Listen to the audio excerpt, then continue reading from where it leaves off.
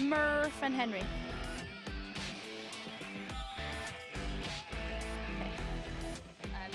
But yeah, so like it didn't really have an impact even though I thought it was fantastic. Started reading the book. How much more do you think for the book?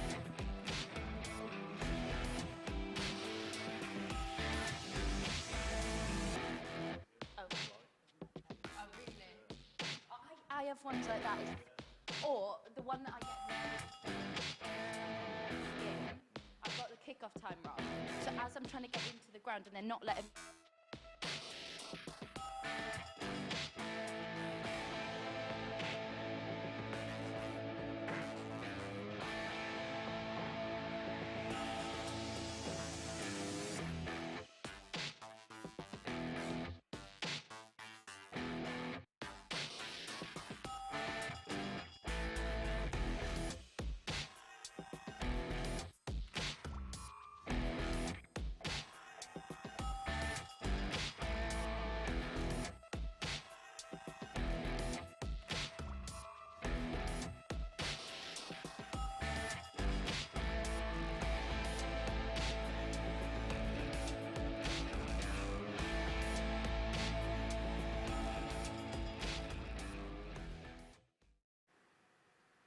Good morning and welcome back to the MODUS Super Series. We've been away for, what, 7 hours? I'm sure you missed us. It is, of course, the conclusion of Group C this morning. Lads, we're going to reflect on what we saw last night a little bit first. Richie Howson really delivered, didn't he? Especially in the finishing phase. Yeah, he's having the year of his darting life, and it's when he started on the seniors tour. It all started at that Seniors World Championship just 10 minutes down the road from where he lives at the Circus Tavern in February, and he's just kicked on from there, and I think we might see him really threaten on Saturday night if he carries on playing the way he did last night. Brilliant stuff from him. The first match set the tone, didn't it? A 1-2-1 and a 1-6-1, both on the bullseye. Brilliant stuff. Indeed, and then a 1-4-6 to go along with that as well. Of the other players in the field, who would you say has been a surprise package, either good or bad? Because I think we expected more from Wes Newton, didn't we? It's fair to say. I think probably take out Richie, we expected a little bit more from maybe with the exception of Paul, because we didn't really know what his form guide was going into it. But Richie's probably set the standard for the week. Elsewhere, I just think it's too hard to read because, I mean, Wes Newton, perfect example, struggled for the first 3 matches and then around the 100 for his last one. It was one of those nights where us sat in the commentary box found it really hard to analyse because you just didn't quite know what to expect. Yeah, indeed. And we move on to Group C this morning. It is the conclusion, and it's our very own Chris Mason who is leading the way at the moment. Do you expect him to continue from where he left off yesterday? Yeah, because all week he has continued, hasn't he, playing at that standard between about 89 and 91. It's consistency from Chris Mason. That is what he's brought to it. We've had a couple of lower performances and that one really standout display when he averaged more than 103. There's nothing to say that he won't just carry on. And if he plays like that all day, he'll win at least 2 matches, and that's going to be enough to get him through. And before we get on to your serious predictions for today, I heard the guys in the production room talking about their favourite Barrie. So I'm just going to throw that at both of you as well. I think I know who's yours is going to be. A little Scottish man that's better than Zidane, Barrie Bannon. Excellent. And yours? I don't want to say Bayer from EastEnders, but I'm going to do it anyway. I just expected that from you, Henry, to be honest. I really did. On to the serious section then. Who's going through from Group C? Oh, so Chris Mason and flip a coin in the air. I don't know, like, I really want to stick with what I said yesterday and say Alan Norris, but he's got such a difficult task today. He's capable of going and winning 4 or 5 matches, but you know, based on what we saw yesterday, I just can't really see it. I'm going to say Gary Robson. You say Gary Robson, you say? I'm going to say Barrie Bates. We're all about the Barries. Right then, we get underway at 9:30 a.m. this morning. Not long to wait. Come and join us on Sporty Stuff TV. I'm saying Chris Mason.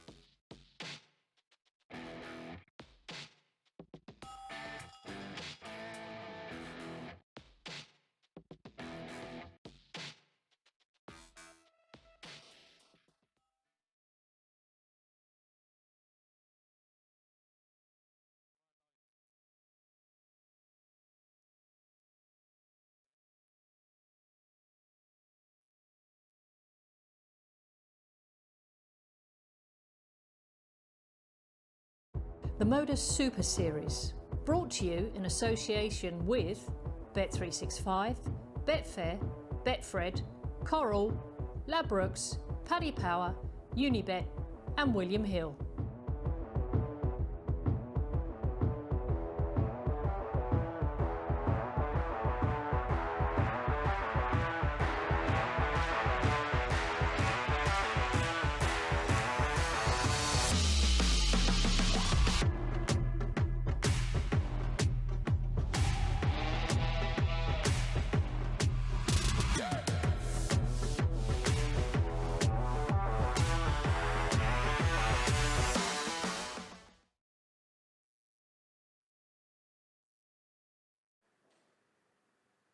Good morning and welcome back to the MODUS Super Series. This morning, Group C reaches its conclusion, and at the moment, it's Chris Mason who is leading the way, having won all 5 of his matches yesterday. But before we get into that, let's have a little reminder of what happened when Group B got underway last night. Here's Henry Deacon to run you through the highlights.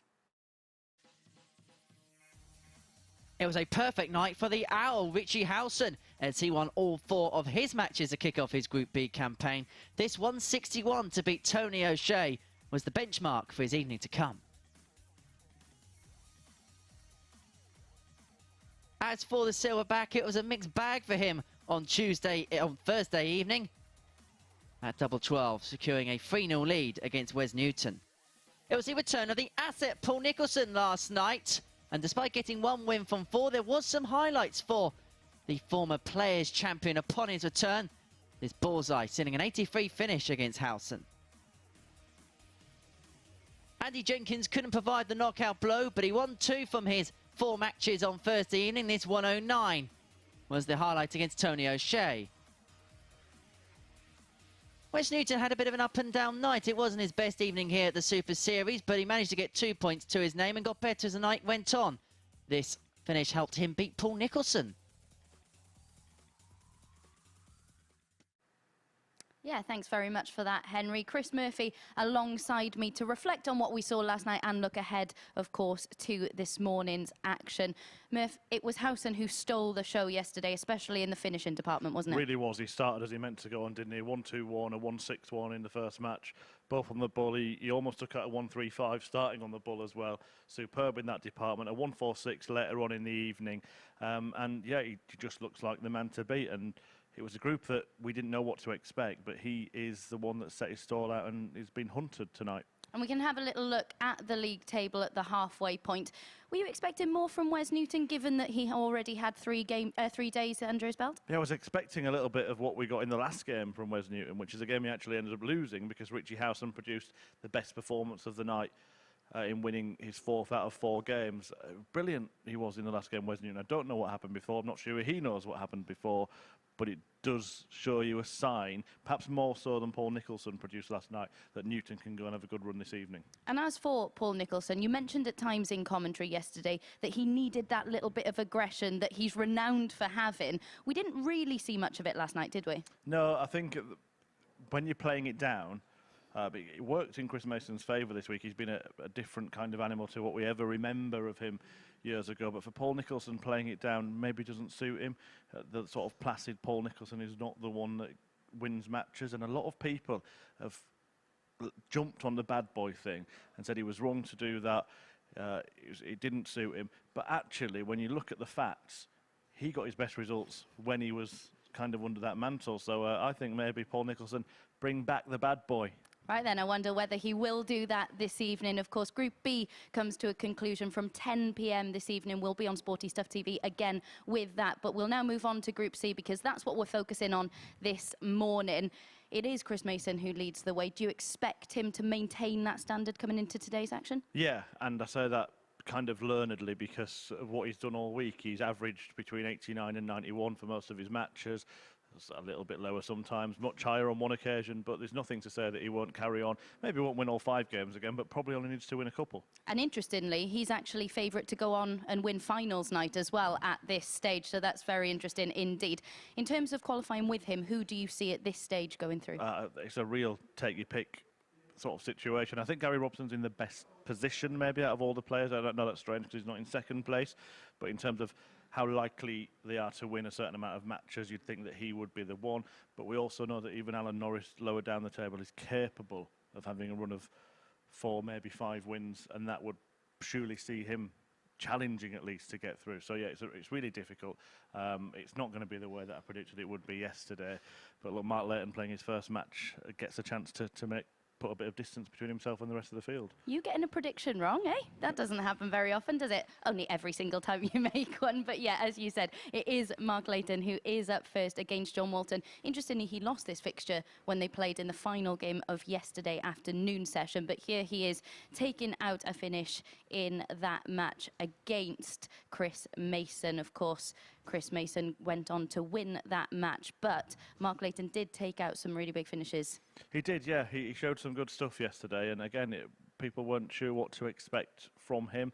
But John Walton getting that win at the end of the day ended a big losing streak for him, and suddenly, if he can make it back-to-back against Mark, he's not out of contention either. So it's going to be a really interesting first hour or so today to see where the land lies. Yeah, indeed, especially as Mark Layton started the day piling in the 180s, but then they dried up as the day went on. So let's get into the first match of the day then and hand over to Henry Deacon in the commentary box.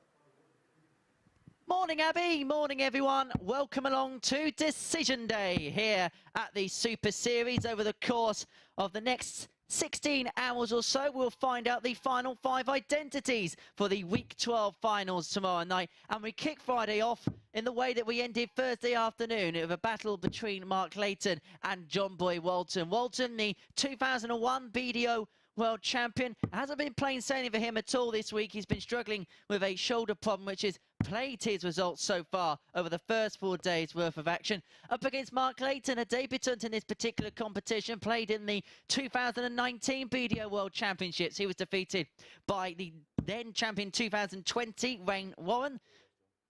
Layton had the opportunity to go outright second with victory in this fixture yesterday. It turned out to be John Boy's only win of Thursday here at the Super Series. But what is Friday going to bring? We're about to find out. Marco Meyer, our referee, gets us 44. underway. It's John Walton with the darts, and it's Chris Murphy alongside myself, Henry Deacon, in the commentary box.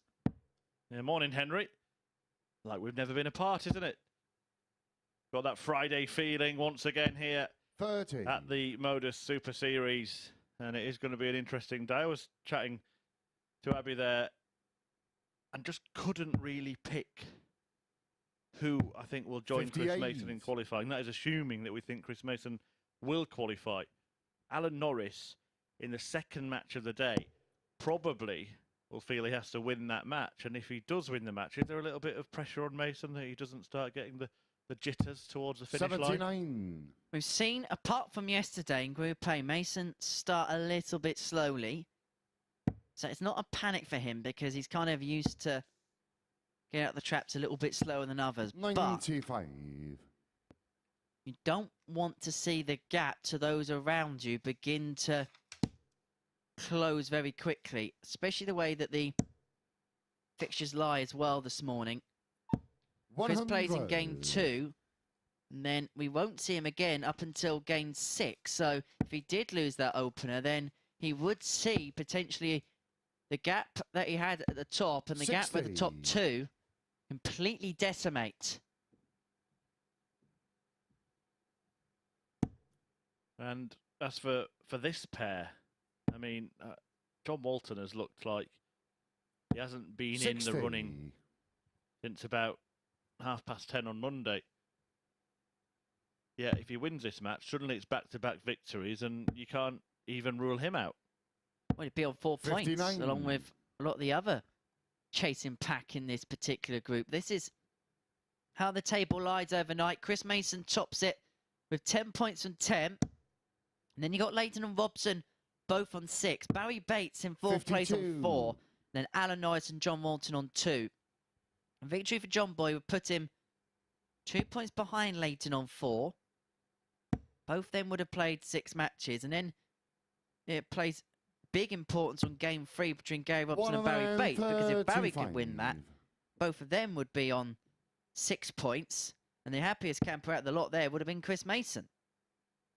Yeah, not only do we expect Chris Mason to qualify, but we expect him to have a big say in who goes through with him. All of the other players are hoping that he runs away with it and wins every match, 94. apart John, from you the one require against them. 50. 50 for Walton. Early signs for Mark Layton aren't good here. He started off yesterday well. He won 10. 3 of his matches. Mark, you require better 86. return than maybe was expected, but it looks like the slide may have spilled over into the early part of today, and that is a disastrous dart from the Welshman that allows Walton 38. back John, you require 40. to go out within 24 darts. Double 10. 30. And that Mark, goes you inside. require So Leighton 48. returns for 48 for a potential 23 dart break to start off Friday here at the Super Series. Double 16.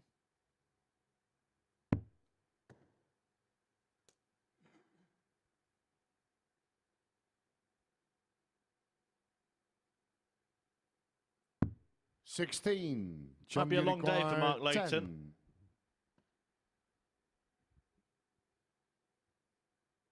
Double 5 for Walton. Needs to switch to the double 5. No score. Well, this Mark, you require 32. does not augur well for this pair. I can confirm there are doubles on the board somewhere. Yeah, that's game short in the first There's round. where the doubles Mark are. Layton. And they managed to find it in the end. And Mark Layton breaks the throw to win the opening leg. Second leg, it's Both players who Mark want to throw put that first. Game on. particular set of darts to the back of their mind. Yeah, well, they played each other in the last match of yesterday, and let's make no bones about it. It was a real grueling contest, wasn't it, that almost made 100. the afternoon session spill into the evening. And you just wonder if the pair of them are aware of how tough 41. that game was. And they might be so determined to make sure that they give a good account of themselves the next time they're on stage. It's against each other, and instead they're getting a bit of darting deja vu. A case of trying too hard. 100. Yeah, just ended the last day with a bit of a nightmare and start today 66. without really waking up from it. Well, interestingly, as we go back to looking at the group, Chris Mason's been made a 1-6 favourite to win it. He's actually the favourite to win the week outright. 100. Those are the performance levels that he's put in over the last 4 days. That is the belief that a lot of people have in him. Mark Layton actually came into this as 55. the second favourite, joint second favourite alongside Gary Robson, perhaps to win the group. Perhaps not a surprise when they're both locked on the same number of points. And it's interesting because we were chatting on the stage at about 9:20 on our preview show, which you can 97. watch every single session on the MODUS Super Series YouTube channel. And we all said Chris Mason's going through, but me, you and Abby all had different names as to who the other identity was going to be. 46. Well, Mark, I didn't you even have a require name 104. at that point, and I'm not sure that I could pick one now. And what was interesting is nobody went for Mark Layton, despite the fact he's in second place. 56. I think Barrie Bates played well at times without maybe getting the points he should have got on the board. And I think because of that, he could be a dangerous contender today. Do you know what? I'm gonna stick my neck out now, 95. here and now. I'm gonna Mark, stick you with Alan require Norris. I 48. still think he can do it. Double 16. Double his lead. Yeah, that's game short. That's a a bit second better. leg. Mark Layton. From Mark Layton, a 17 darter to Third leg edge is ahead. John the throw first. John Game Walton on. way back on 198 points when Leighton went out there. This is a worrying start for the Yorkshireman, who I think we can safely say, if he does lose this match, 140. we probably will be seeing for the last time today. Well, we'll see him 4 more times today. Today will be the last time we'll see him this week, Henry. Don't be facetious. 100.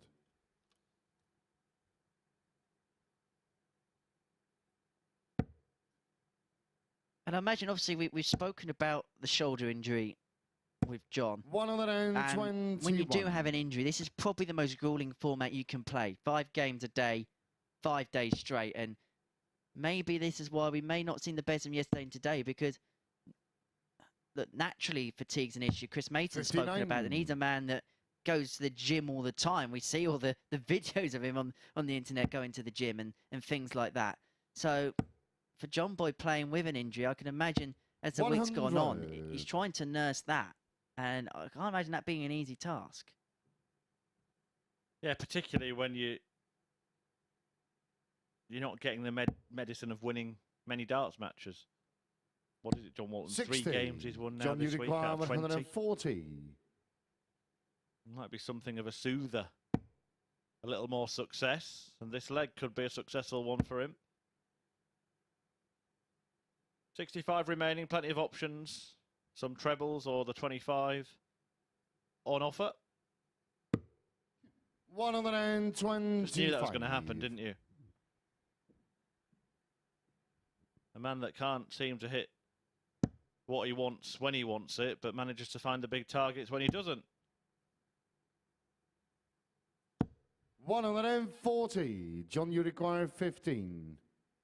To get his first leg of the day on the board and to banish the demons of the opening leg where he missed 8 darts at double 4 he wants. Yeah, Double that's game 4 he short in the gets. third leg. And John Walton gets his first leg of the day on the board in 15. Forward leg is marked But it's Leighton with the darts in the fourth to open up a 3-1 advantage.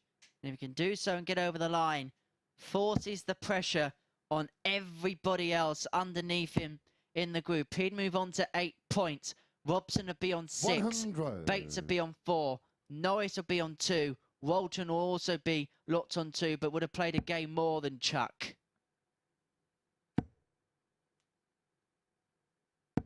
I told you that winning was good medicine, and John Walton, having won that previous leg, suddenly feels as fit as a fiddle. That's his first maximum since Wednesday afternoon. Didn't get one yesterday. 100. Now, could it be the ultimate London bus tactic that we wait forever for a John Boy Max, that another one would follow up, or was that wishful thinking? Yeah, steady on, Henry. 22. Well, it was a very brief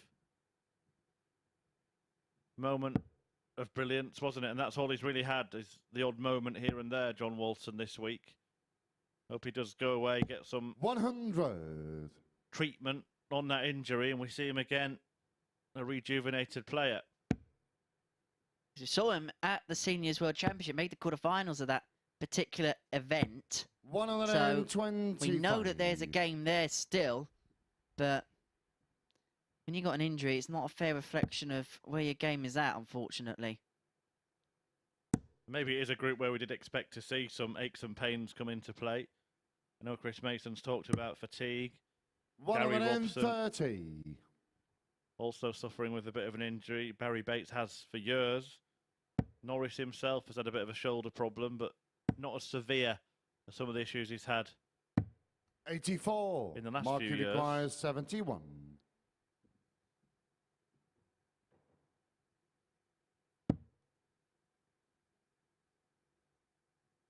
They'll all be able to head to the over 50s aerobics class after the day, won't they? And get the joints 32. moving again. John, you require 90. Will John Walton be joining Mark Layton on 2 legs? 90 points away. Another single would leave the bull. Wanted the bull. Or got the 56. ball rather when he didn't Mark, want you it, and when he require did want it, 39. couldn't get near it. Always the way. So for Leighton, a 3-1 lead beckons if he can get this 39. 2 16s. That's a nice guide, I think, for him. Yeah, It was the that's game short in perfect the guide fourth for leg. him. Mark And he Leighton. has a 3-1 lead against John Walton. Now, it's a slightly better Fifth game leg than is John the yesterday, throw but first. Game on. both players will know that they're going to have to up their levels from here for the remainder of the day especially Leighton, if he wants to harbour ambitions of 85. qualifying his way through Group C. Probably only needs the same day that he had yesterday. And remember, one of his defeats yesterday was against John Walton, so it's already, in a way, set up to be a better day. Because he's beating one of the opponents that he lost to in the last session. And if Leighton does get over the line in this one, by winning one more leg, then you think it's over for Walton, and the next match 60 becomes must-win for Alan Norris against Chris Mason. So already, on this final day of Group C action, we are starting to see the story develop. Did Matt Edgar take his red pen with him? 100. I might hide it next time he's here. The red pen of doom. 85.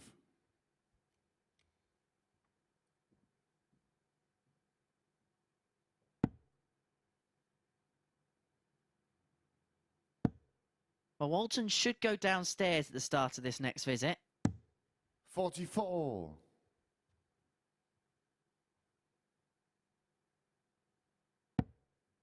But this is what we said early on, or you and Matt said early on this week. There's still an old school thought in terms of how they go about the checkers. I know he's got the treble 17 there. But perhaps players who are playing more on the circuit these days would go downstairs as opposed to Walton, who I suppose has been trained over the years just to go for the 20 because it's a target you aim at all the time. Yeah, I do think though it depends on the position in the leg sometimes. Yeah, these old school players do tend not to think about it too much, but you know, sometimes we can obsess over counting. And when a player's on something like 271 and their opponent can't get to a finish, there's no harm in just going for the treble 20. Mark, So on that occasion, 79. we thought that Leighton certainly could get to a finish, and boy did he get to one with a stunning 177 visit. This is for the match.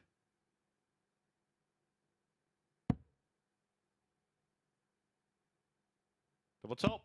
Game. Nicely shot, done. And, the match, and it is a Mark marker Layton. laid down by Leighton. A 4-1 success for the Welshman over John Boy Walton, who's looking to the heavens and thinking, oh boy, it is going to be a long day for me here, knowing that it's very, very unlikely now that he can get out of trouble. At the bottom of the table, 6 points between him and second place Mark Layton with 4 games left to play apiece.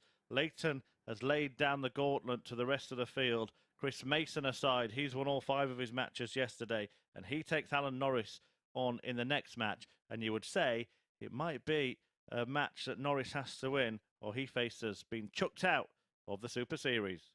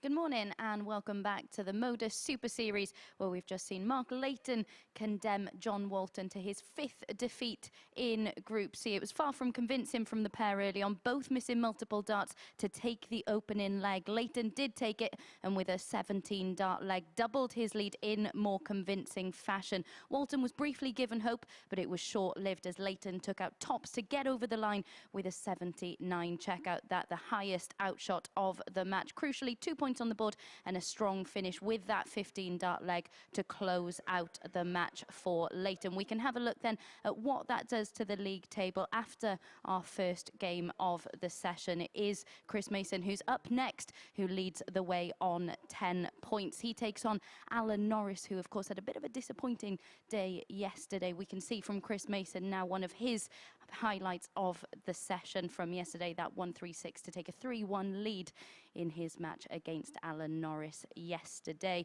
Mace favourite to go all the way, both in this group and to win finals night at this stage. He was a 4-2 winner, of course, when these two met yesterday. A superb 1-3-6 that we've just seen there. Will that form continue through into today? Of course, he was very consistent in Group A, just not getting over the line. We saw him win a number of close contests yesterday, which is something that was missing from his game in the first 3 days. Let's find out then how this one unfolds in the company of our commentary team. Thank you very much, Abby. Chris was the ace player yesterday, winning all 5 of his matches, and he is on the cusp of qualification through to tomorrow night's final. Many people thought before the start of play yesterday Alan Norris could join him in the contention for the finale tomorrow evening. The red carpet occasion here, the live lounge in Portsmouth. He still could do so, but he's going to need a big push today to do so. 1 win from his 5 matches yesterday. He kind of needs a reverse of his fortunes from Thursday to stand a chance of qualifying, you feel? Yeah, he's certainly capable of it, though, Alan Norris. Out of all the players in this group, I think he's First leg, actually it's Chris to throw the most first. likely to Game go on. on that kind of run. But defeat here to Chris Mason would make it very difficult, and victory for Chris Mason would probably be enough to put Mason at finals night 93. himself. You think 12 would be enough to get him through? Maybe 14 being enough to win the group? Because I just get the sense this is a group where everyone's just going to 135. cancel each other out.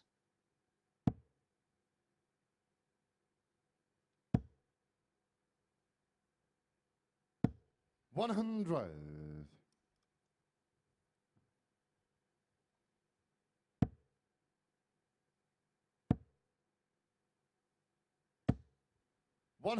When they met yesterday, it was a 4-2 success for Mason. Norris's only victory had come in the previous match to that against the bottom of the table, John Walton. 20. But those first 2 matches were where the damage was really done for me, for Alan Norris, losing them both 4-3 against Gary Robson and Mark Layton. 2 games that he really would have feel he could have won, and what a different day 99. he may have had. Well, it was a case of 4 threes, wasn't it? 3 of his 5 defeats coming via a last leg shootout. And if he won that first one yesterday, 57. then he lost Alan, you in the require opening game against Mark 167. Layton, which perhaps he should have when we look back on it. His day could have been so much different as he has 6 on 167 to get the opening leg of the day. 97. Mason's record in opening fixtures so far this week is played 4, lost 3, won 1, with that one being yesterday. 55. Alan, you require 70.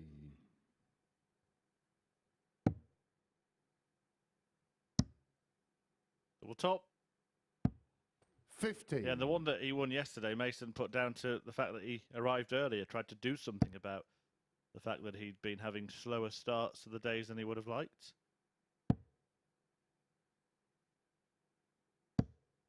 76. Alan, you require 20. Double 10 for Norris to kick off his day with a breaker throw.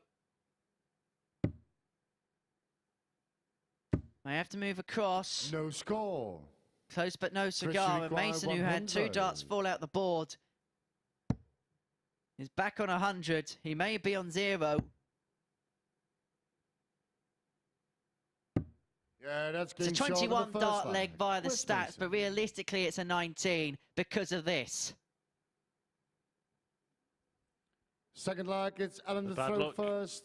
Game on. Not stopping Chris Mason. Taking the leg, 100 out. And it's been a case of missed doubles, hasn't it? 60. So far in this group for Alan Norris. He was just 25% successful on the outer ring yesterday. He's already missed 180. 5 darts at double in this match.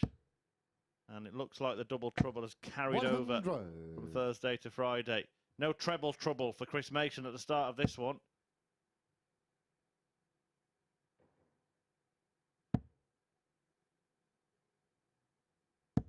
$81.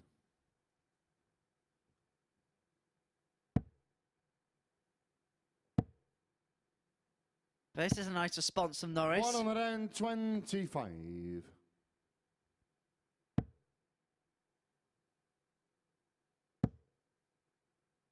I think he's one of those players as well that I think will benefit from the seniors tour, Alan Norris. 100. I think just the opportunity to go back, play competitively, but in an environment that's not quite like the Pro Tour, where you can play competitively but find that enjoyment out of the game again. I think that will suit him down to the ground. 42. Chris, you require 140.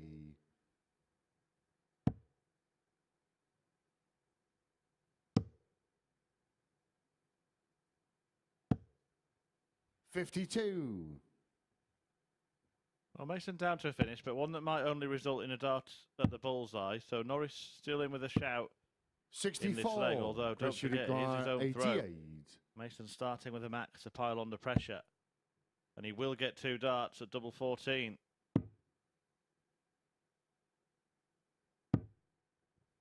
Yeah, Which he finds. Well, he had to go high, didn't he? Chris Because of Mason. the burst dart obscuring the lower part of that double.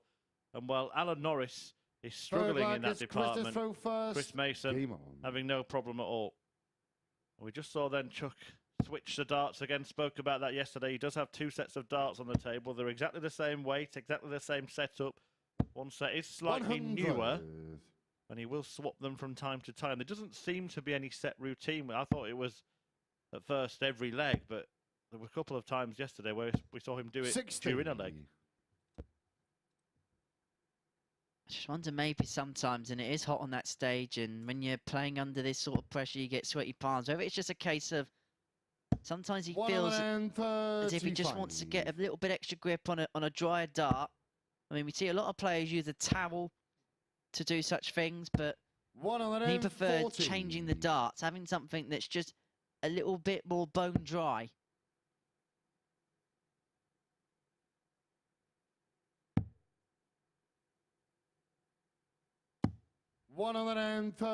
Peter Wright does something similar, but with a different set.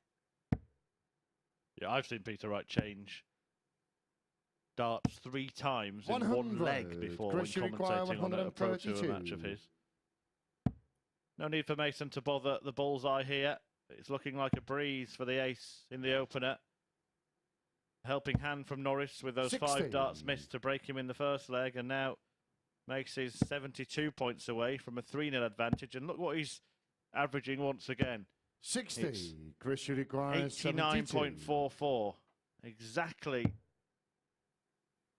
the area in which he's been all week long. Double top for 3-0. 52. And you require 141. I think the look on his face said it all there. He was disgusted with that final dart, but he's going to return for double 10 to open 70. up a 3-0 lead. And following those 5 missed darts from Alan Norris in the first leg, it has been all about Mace the ace ever since. Double 5. 10. But Norris will return to half the arrears. I thought you were going to burst into song there, Henry. It's all about that mace, about that mace. Big treble. Yeah, that's But the big double is hit by Alan Norris to half the deficit in this match and cling on to Chris's coattails. Forward leg, it's Alan the throw first. Game on.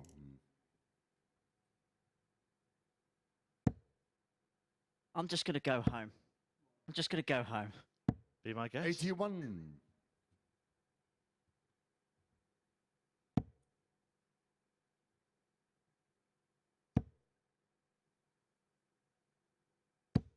You know I'll have that stuck in my head all day long now, don't you? Maybe it's an idea for a new walk-on song for Chris. May need one if he carries on playing like this. I'll be honest, 100. I cannot see Chris Mason walking out to Megan Trainor. He's a modern man. Song's 10 years old. 57. What would your walk-on song be, Murph, if you qualified for finals night? Mine's well established. Mine would be 51. Magic by Pilots.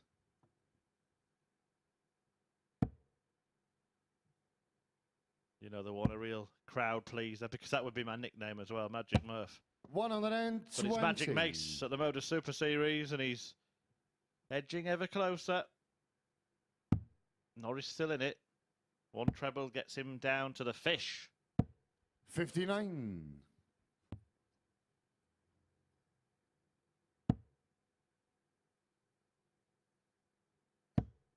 What about you, Henry? Have you got a darting nickname and walk-on song up your sleeve? 92. I'm still undecided. You better give yourself one, otherwise it falls to me to do it, and you don't want that. 100. You're allowed to say that on air. 92.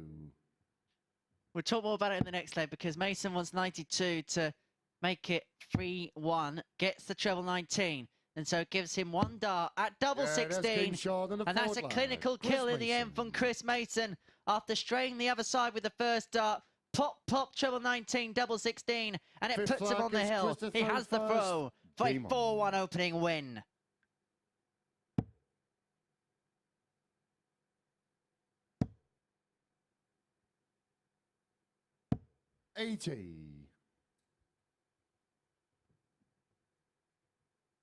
See, I've changed my walk-on, I say change my walk-on song as if I'm some kind of pro, but I've toyed with different types of walk-on songs. I want a walk-on song that tells a story, either about myself or about 57. experiences in my life. I've got one for you, Henry. Go on. How about the Black Eyed Peas? Shut up. 60. Where is the love? Very good. I'm learning, you see. 70. If I was to have a walk-on song, this is, I mean, you know my musical taste and that. It kind of goes against my musical taste. But there's a story behind it. It'd be the 100. Year 3000 by Busted. Right, and it's not my taste of music, incidentally. Just get on with it, come on. Right. The night before the Euros final last year, England v Italy, I was in 54. I was in a bar, and the landlord, for the whole night, played 2 songs. 3 Lions, and that. 93. And I don't know, I just want something that's got a story. So it'd either be that, or I don't want to pick a song that I actually like. Interesting. So I might pick Coldplay, to be fair. 85. Did you ever get down to the crux of? I need to know, why was the landlord playing those 2 songs? Obviously, 3 Lions because of the football, but why the year 3000? Do you know? 58. Chris, you require 155. I don't know. I don't think I want to know. Anyway, Chris Mason for the match wants 155. Yeah, I thought it was going to be the year 3000 when we got to the end of that story, but how much longer in the story of this match? 65. Alan Norris might have to take out the 130. In fact, 130.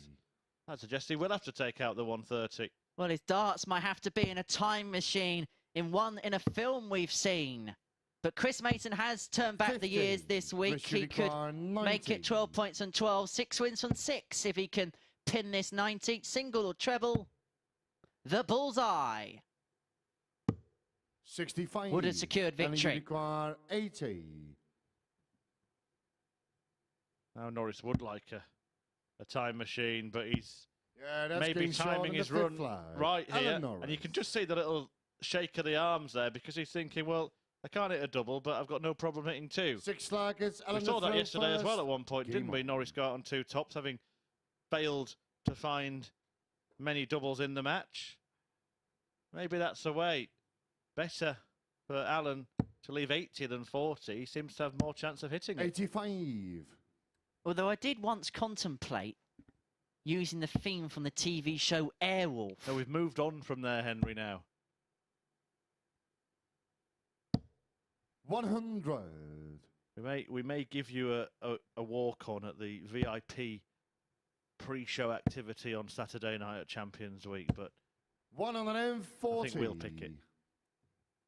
By the way, if you want to be there next Saturday, Champions Week finals night, or even tomorrow, and see probably Chris Mason in action, why not head to dartshop.tv and book your ticket free of charge for a Saturday night in front of the darts. Experiencing darts in a different way here at the Live Lounge.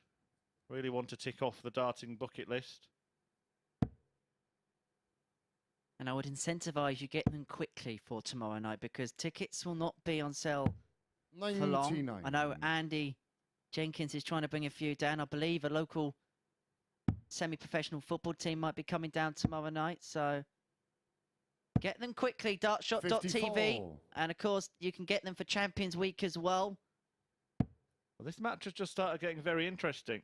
Alan Norris is in position here to strike back and force a last leg shooter. Now, he's been on the wrong end of 3-4-3 defeats already this week, but Chris Mason has not been the best in close battles either. 137. So that set-up shot from Norris 170. might force Mason to action. He's not going to take out the 170. Norris returns for tops. The target he hit twice 130. to win the previous leg. And you require 40. But Mason has forced the issue at Norris. But Norris makes no mistake. And so once again, in a game involving Alan Chuck Norris this week, we go all the way to the 7th and deciding leg. It is Mason who has the darts.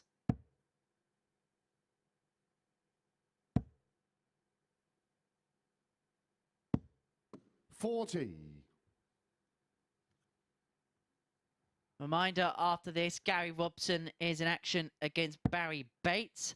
They're the last 2 players we get to see today in Group C. They'll go toe-to-toe following the conclusion of this deciding leg between Mason and Norris. Mason kicking off with a 40. Chuck replies with a ton.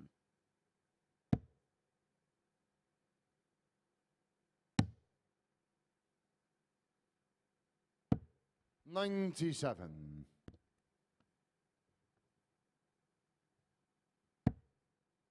Huge leg. Definitely for Norris, potentially for both players. Chris Mason wants to get the job done as quickly as possible today. Doesn't want to be hanging around and needing results late. 98. That's the midday hour.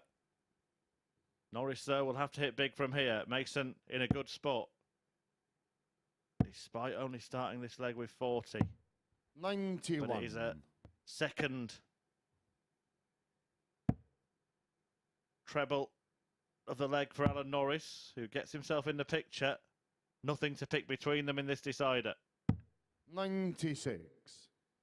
But that treble could be absolutely huge for Mason. It leaves him on the big fish.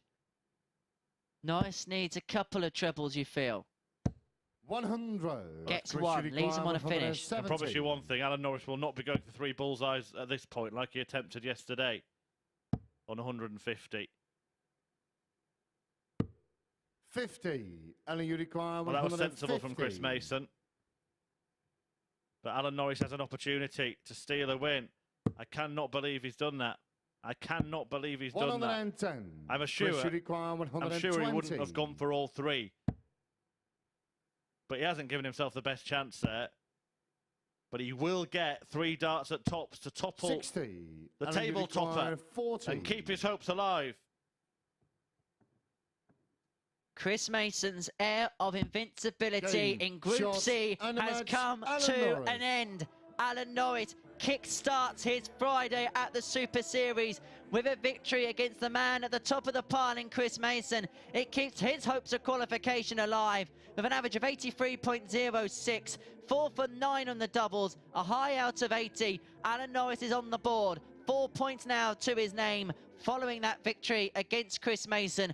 We're going to take a short break. Upon our return, we're going to see the two players we haven't seen yet here in Group C on Friday. They're Gary Robson, they're Barrie Bates, and they're coming up next.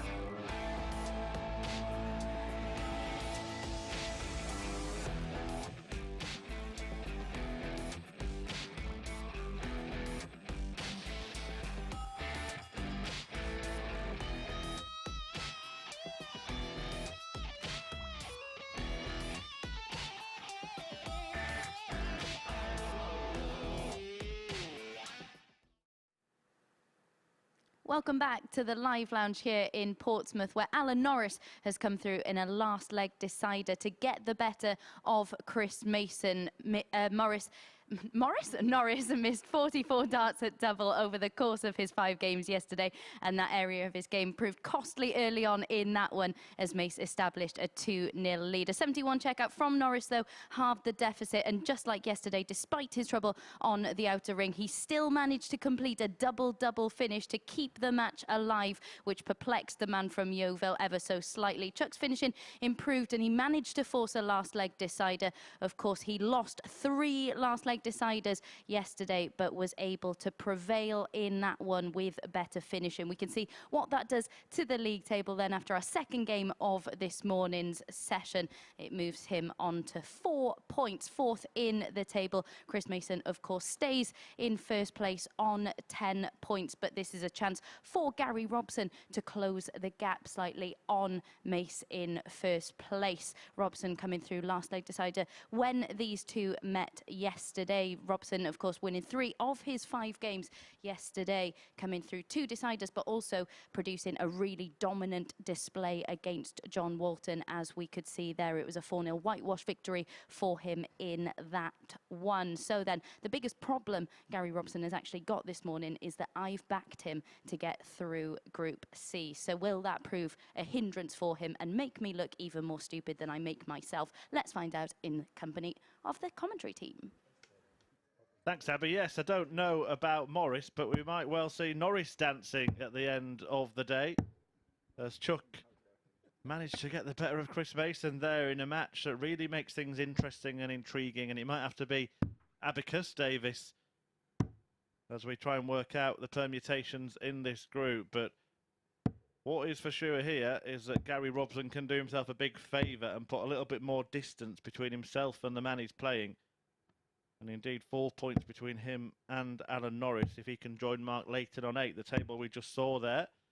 But Barrie Bates could join Robson on 6 points. Now, I've stuck my neck out and gone for Norris, which looks like an inspired choice right now. First lag, it's Gary to throw first. Abby, Game on. as you just mentioned, backed Gary, and you're going for Barrie. So one of us is going to be smug at the end of the day, I think, unless, of course, Mark Layton holds on to second spot. Indeed. Well, these are a crucial couple of games coming up here for Barrie Bates. Here, of course, against Gary Robson, the man who occupies third. And then after that, in his next game, in a couple of matches' time, he takes on Mark Layton.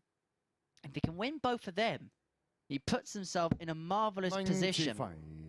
And let's not discredit Alan Norris, the first man to beat Chris Mason, puts himself on 4 points. He takes on John Walton in the game after this.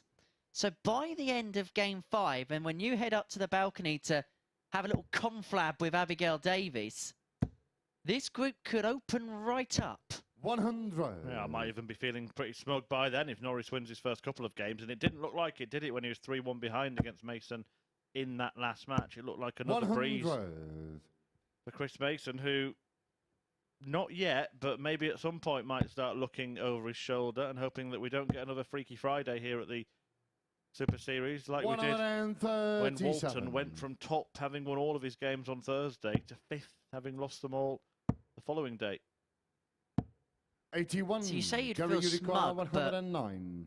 But if Alan Norris went through, and assuming Chris Mason would finish top as a consequence, my prediction would be bang on for the top 2. 77. This much is true.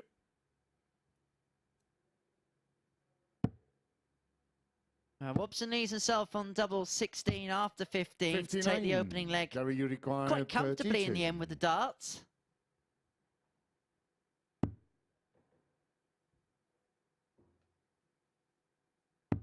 Yeah, that's game short. Now, do quite nicely for the man from the northeast to get his day underway. 17 dart holder throw. Second lag, it's Barrie to throw first. Game on. Well, Barrie Bates looking to bounce back.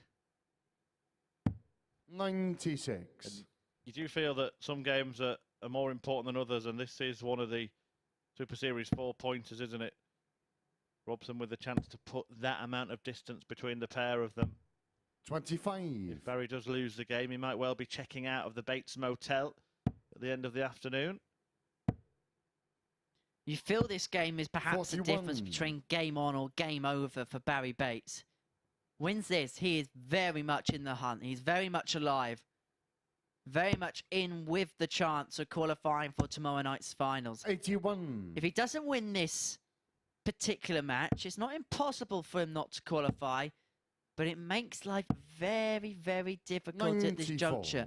And especially now that this particular group is bunching up together. They are clustering behind Chris 60. Mason.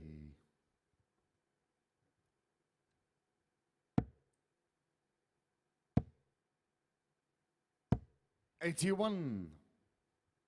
Mason's next match is against Robson, and you made the point earlier, Henry, that there is plenty of arrows to be thrown before the ace gets back on the hockey in game 6. 41. Different things could be. I mean, it's possible that Robson and Leighton could 81. be level on points with Mason after that game, if Robson can beat Bates and then beat Mason himself. Well, Robson and Leighton playing game 9 Barrie, you require 108. of our day. That's the end of the third round of fixtures. If everything continued to type, that could be our biggest game of the day in the afternoon session. Then there'd be a couple more for each of the players after that. 58. Barrie, you require 48. There's 48 to level up for Barrie Bates. Tops. Double 10. 28. And so Gary, Robson you require returns, 136. but he needs a big un. Yeah, we saw Chris Mason take this out yesterday. 60-60, double 8. But Robson is wayward. 38. And Gary, Champagne you require 20. continues his quest to land a double. No score. Someday Gary, you will require find one. 98. But will it be in this leg? Treble 18 leaves double 12. 86. Barrie, you require 20. Yeah, that's game short. And Barrie Bates gets their sixth time of asking. Levelers up here at one apiece in this battle between the North East and Wales. Third leg, it's Gary to throw first. Game on.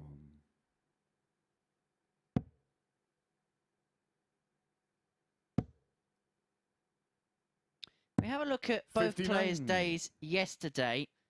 Not too far apart.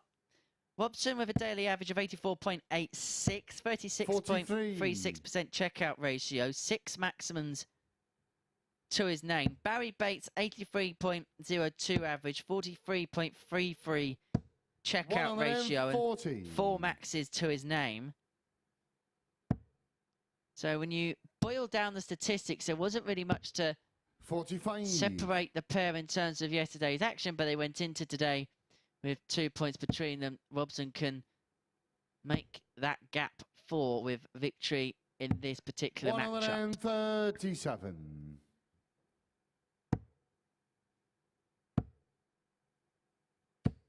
$125. There's a good solid leg on throw from Gary Robson. Hey, look at the bull here. 97. Switching instead.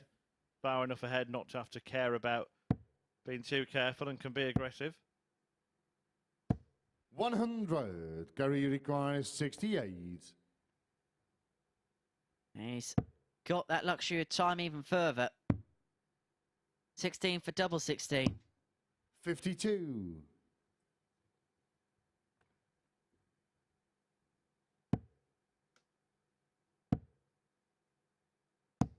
92. Gary, you require puts a bit 16. of pressure on this double 8 for Robson. Yeah, that's game short Not on the that third leg. Gary That was going to make much difference. 2 out of 6 on the doubles for Robbo. Levels is up. Sorry, gets himself in front at 2-1. Fourth leg, it's Barrie to throw first. Game on. Let's have a look at some stats, shall we, Murph? 97. They're not an awful lot to get excited about. Not sure why the graphics boys have put those up, really. Let's get rid of them. 97. Got to give them something to do, haven't we?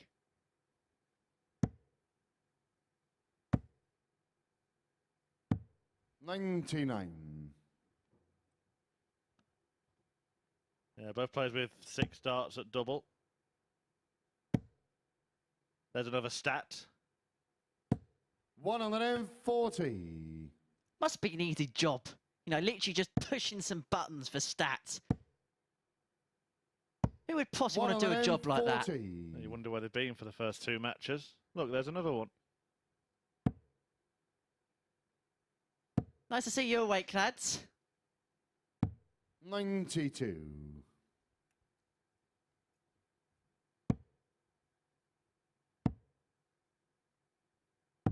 95. Barrie Bates adding to his with a nice treble to leave it a definite dart at double. I say that because even if he messes up 60. here, he should get at least one Barrie at the bull requires with 70. a wayward one. He'd be hoping for much more than that, though. He'll be getting 2 at tops. That becomes 1 at 10s. 60. Gary, you Bates require fails to find it. 112.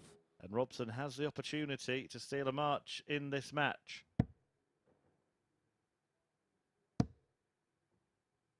But Bates will return for double 5. 2 76. levelers up at Barrie, 2 you apiece. require 10.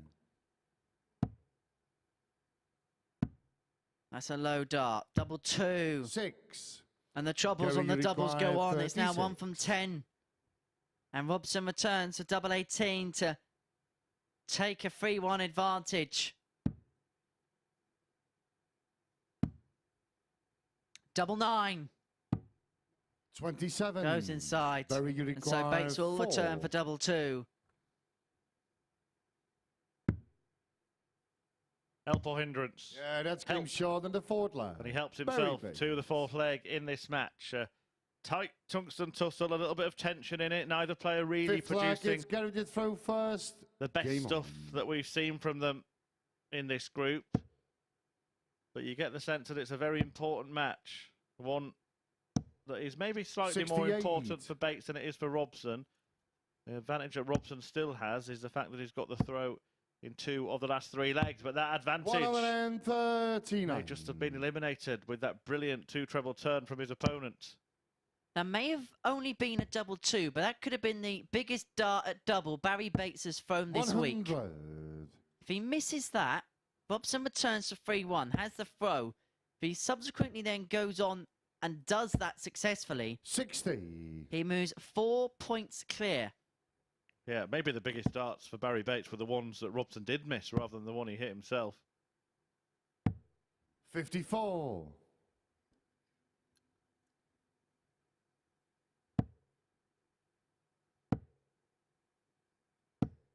96.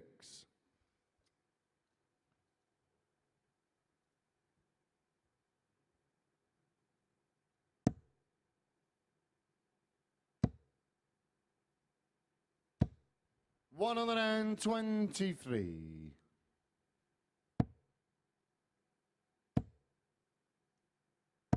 60. Gary, you require After a decent start to the 156. leg from Barrie Bates, Robson is probably back in the box seat. Both players on big combination finishes. The 156 won't go. The Barrie, you 146 require might have to. 146. Well, we saw a crucial 146 in last night's session, pinned by Richie Housen. It changed the tungsten tide against Andy Jenkins, 60. but it will Gary, not be a requires tide turner here for 74. Barrie Bates as Gary Robson returns for 74 for 3-2. And so 2 at double 16. Now 1 left. Now 58. none left. And now Barrie, you Bates require returns. 86.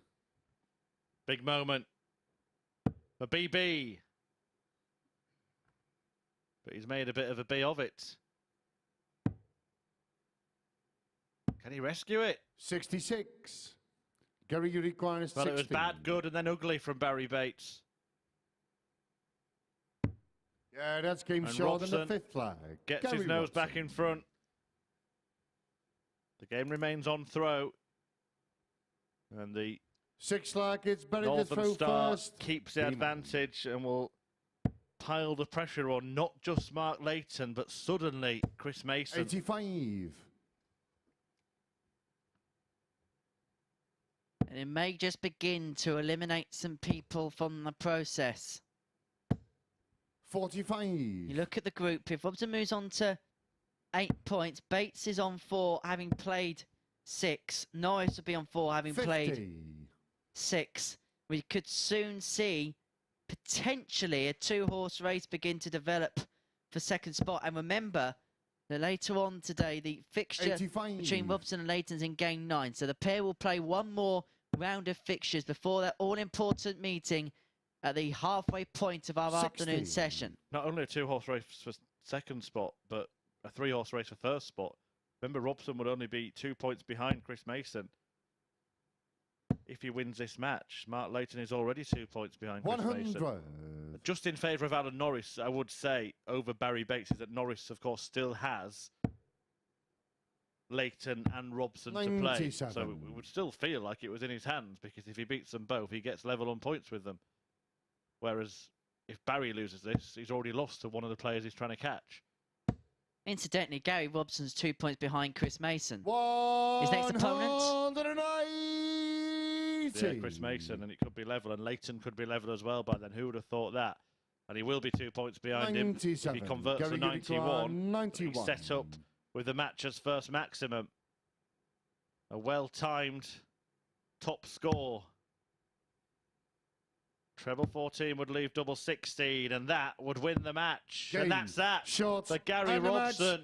who gets the better of Barrie Bates and puts some distance between them and closes the gap on the top of the table. He is now just 2 points behind Chris Mason, the man he faces next, and level with Leighton in second.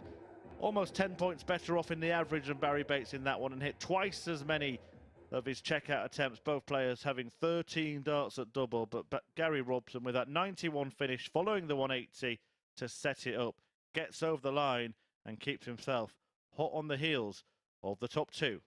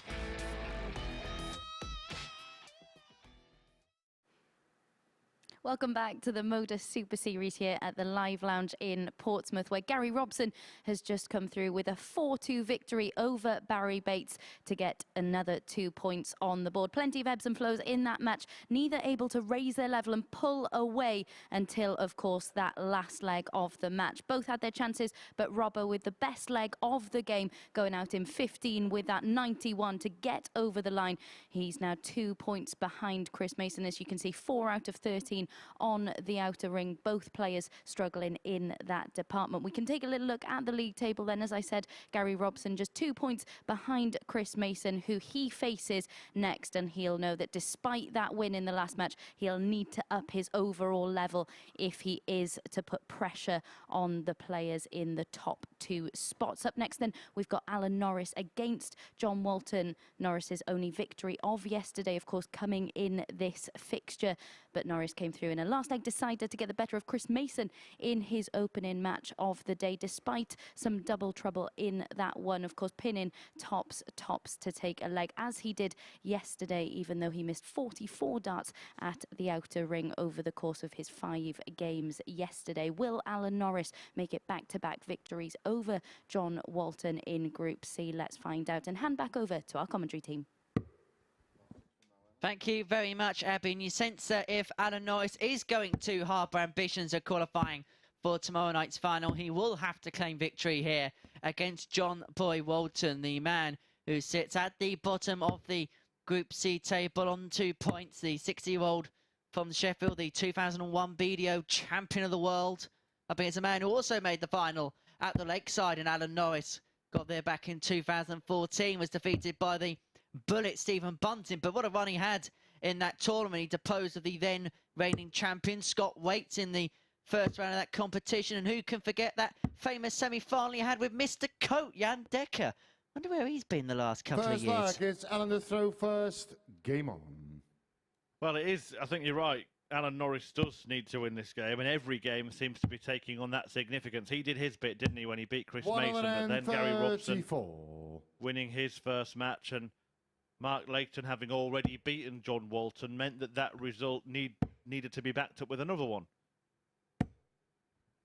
140. Mason got over the line in that last leg decided we may well be counting out both of these players, but Norris is still in with a shout, and a victory here would move him on to 6 points. In fourth place, 2 behind Robson and Leighton. Next match is Leighton against Barrie Bates, so an opportunity for the Welshman, Leighton, to go level at the top of the table. Who would have thought that? In fact, his leg difference, if he wins, would at least be equal with Chris Mason as well. Of course, Mason would have a game in hand. That game, though, would be against Gary Robson. So all is not settled in this group. In fact, it could get very, very interesting indeed. Far from calm waters here at the Super Series. 60. Alan, you require Storm 90. is brewing at the top of Group C, and Alan Norris wants to join that crusade. Do you know what? On 161, Walton on 161, I thought Alan Norris might have been better advised just to throw another 25 there and get a dart at tops. 50. He went the 15 route where he would have finished on the ball. But how many times does a player take out 161? And how many times does a player playing like John Walton has been this week take out 161? 99. Alan, you require Everything's 40. relative, isn't it? Here's Norris on tops. Yeah, that's To game take the short in the opening first leg. leg. And I get Alan the point Norris. you're making as well in terms of we say more often Second than not leg is John the when a throw player's on a first. finish, Game even a on. 161, yes, go for the outshot. But if you sense that your opponent doesn't feel up for it, play the percentages, if anything. 100. I think a player where John Walton is at the minute who will be feeling deflated is something that you can kind of get in your mind about, get in your mind with. 140. Just looking back at Alan Norris's last match against Chris Mason as well. You know, he couldn't hit a double, could he? But 3-1 down in that match against Chris Mason. He had that tops finish. He hit tops again to make it 3-3. He hit tops again to win the match 4-3. And he's now hit tops to win this match. So he's 5 out of 5 on double top. Well, in a way, 5 out of 4 because one of them was a double-double finish. But he's hit double top the last 5 times he's gone for it to win legs. 140. After missing all those darts at double yesterday and at the start of that match against Mason. That's the reason why Alan Norris is only on 4 points in the group, because this phase of the game has been great. Absolutely brilliant. But it was the doubles that caused him all sorts of problems. And to be fair, John Walton at the minute is providing his best level of the week. 121. Well, if Norris can take this out, he won't. But I was going to say if he took it out, he would have been averaging more than 120 after the first couple of legs in John, this you game. require 156. 156 for Walton. Again, it's a low dart.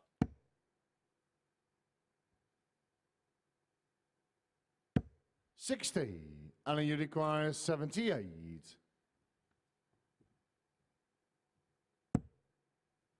Great dart.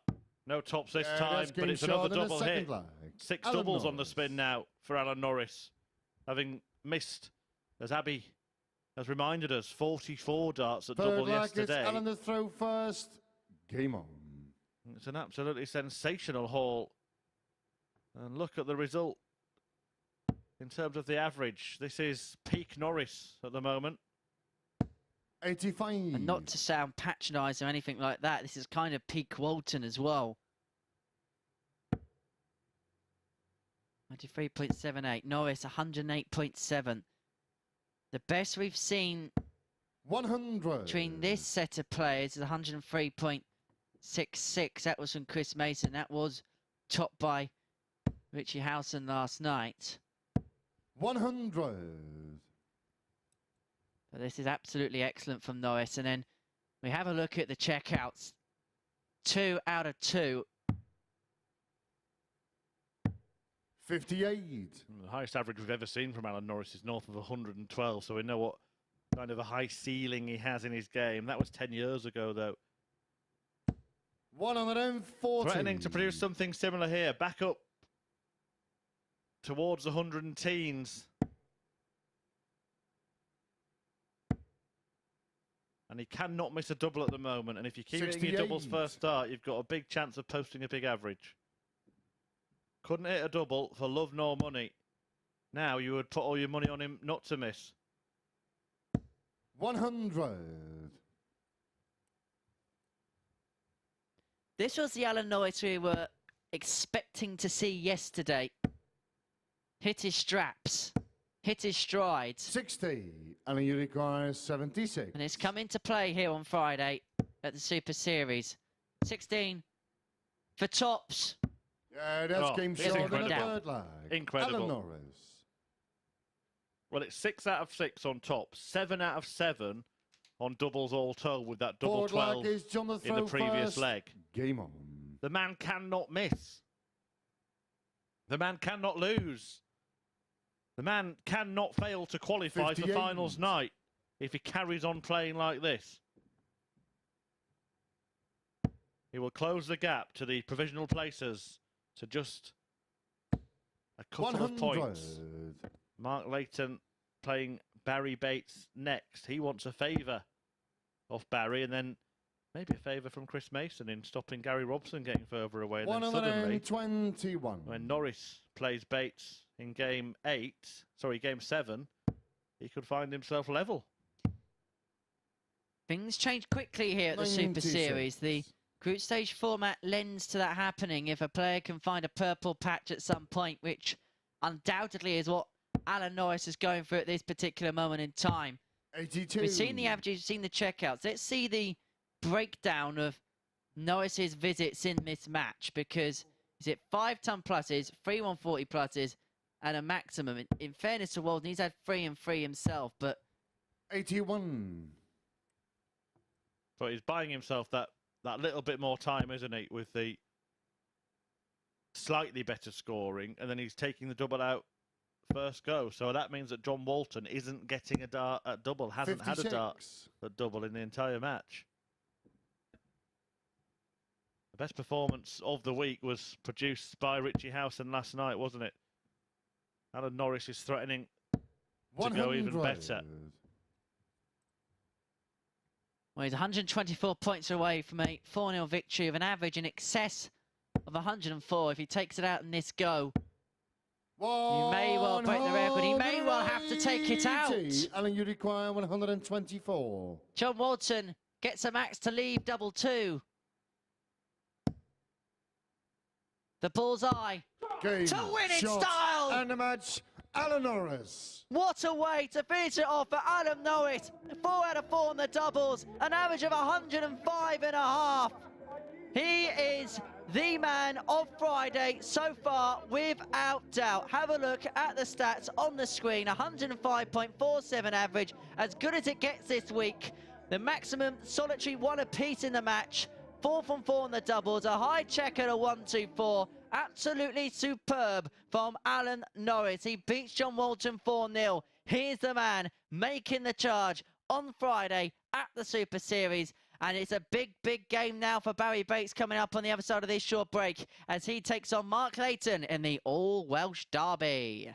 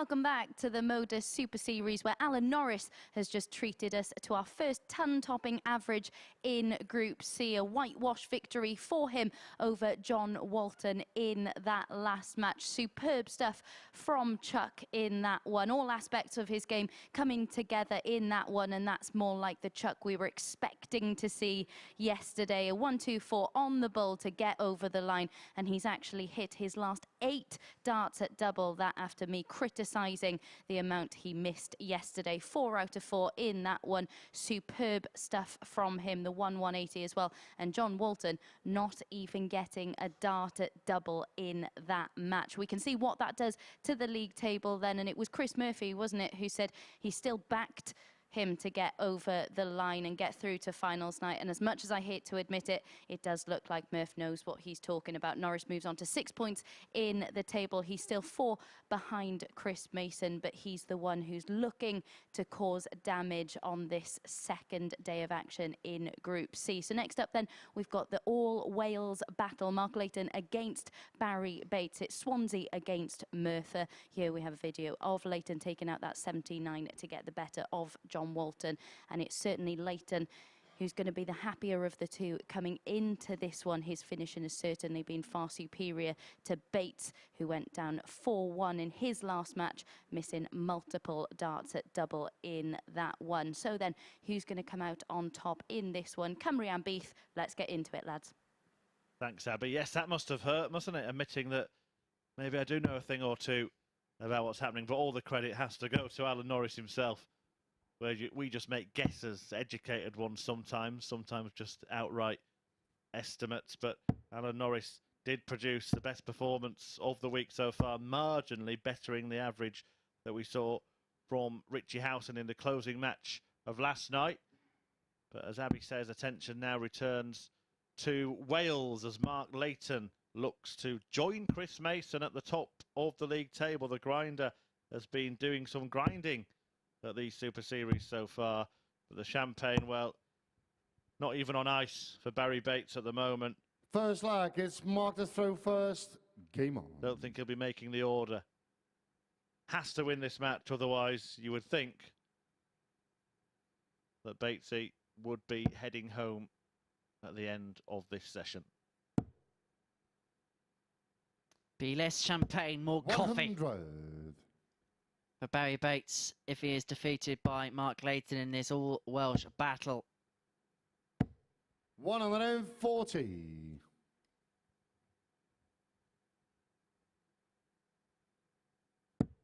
Now, in the meeting between this pair yesterday, Mark Layton ran out a 4-1 victor. Quite a convincing winner, actually, in the end, an average of 84.5. 140. But one thing that game didn't have, which you nearly had straight away in the first leg, was a maximum. A decent start from Bates against the throw. A brace of 140s. 95. Wasn't really at it, was he, in that first match against Gary Robson? 44. And that was a damaging one for him. It's a couple of the players that he's trying to catch that he's playing in his first couple of matches. And you would think that a couple of defeats would be just too far a gap to bridge. 26.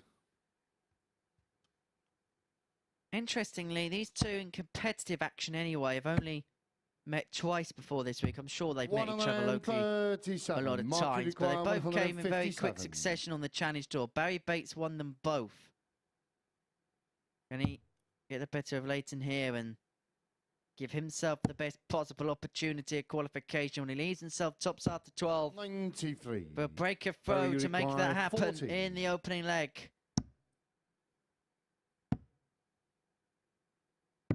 Yeah, that's game short in the first leg. It's another important Barrie match this Bates. for Alan Norris, who has won both of his games today, including beating the table topper Second leg, it's Barrie to throw Chris first. Mason. But Game what on. has also happened so far today is every result that Norris has been involved in has gone for him. He's won the matches, but every 38. result that could have gone against him has gone against him as well so far.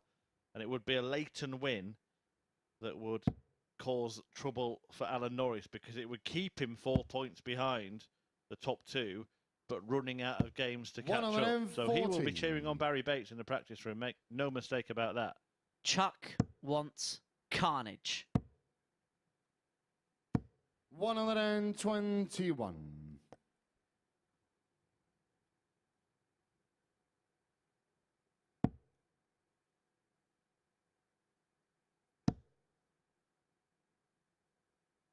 He doesn't want this. 140. Yeah, he probably wants, in the next couple of matches, Barrie Bates to get the better of his Welsh compatriot, and then Chris Mason to defeat Gary Robson and pull a little bit further clear at the top, allowing Norris to actually level them up when he plays Bates himself in Game 7. 60. If they all keep winning above him, then whatever he does is irrelevant, isn't it? Absolutely. 100. Mark, you require 161. Control the controllables, and the only controllables is what you do on that hockey. However, his last two matches of the day will be against Gary Robson and Mark Layton. 95. Barrie, you require 142. Could be in for a grandstand finish, folks. We're not in for a three-figure finish here from Barrie Bates, and that means 44. that Leighton could level. Mark, you require 66. 66, the route for Leighton.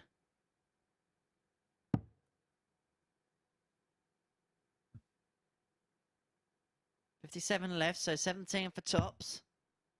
Tops. 46. But that Barrie, dragged you underneath, require and Bates is back for 98.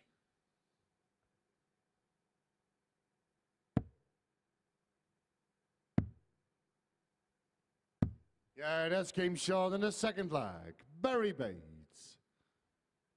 98 taken out by Third Barrie leg, Bates it's on Mark to double throw 19 first. to Game on. double his lead in the match, and he's just maybe showing a little bit of darting defiance here. The former UK Open finalist. Well, Barry's not one of them to throw in the 34. towel, is he? If there's something to fight for, he'll fight for it. Right up until the bitter last. 140. Well, it could be getting bunched up, couldn't it? If we do get that run of results that I mentioned, Bates himself could find himself 96. in the same position as Norris at the end of this match, and then the game between him and Alan Norris becomes one to go tied for second with Mark Layton and Gary Robson. So still plenty to play for. The only man you feel out of the running is John Walton.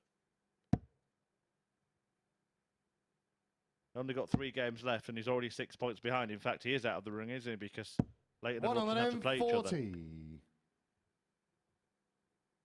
So one of them will definitely get to 10. 26.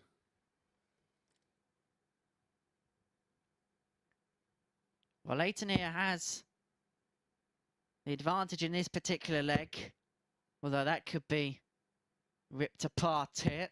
85. Good last start, recovers the visit.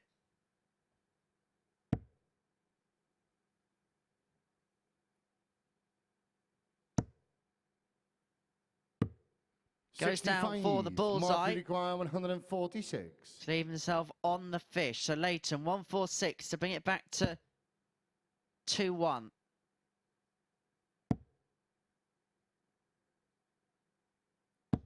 $100. Barrie, you require Where's up 46? 170. Bates wants the fish. Can't manage it. 43. Leighton Mark, get you himself require back into the match. He's 46. only had one double so far in the game. 6 or a 10. And double top. Double 10. 26. And now the opportunity Barrie, for a you require champagne finish 127. as Marco Mayer prepares to call 127 and game. Won't be calling game shot. 87. Mark, you require Bates 20. had the chance to get away. Leighton can halve the deficit in the game.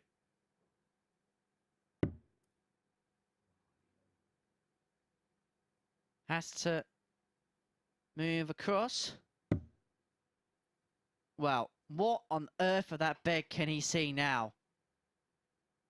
May have to move to a new postcode to see this double. 10. Barrie, you require Now an opportunity 40. for Barrie Bates to stamp his authority on the match. Double top. Too high, way too high, and still too high. 20. And never looked settled in that Mark, you visit, did he? require 10. Didn't get near the double. And so Leighton gets another crack. Now it's just getting a little bit scrappy on the outer ring. Double 2. No score. And we go back to the start. Barrie, you Very, require very messy. 20. Very, very messy. The pair of them are just getting a little twitchy, a little That's game itchy. short in the third But leg. Barrie Bates has scratched that itch.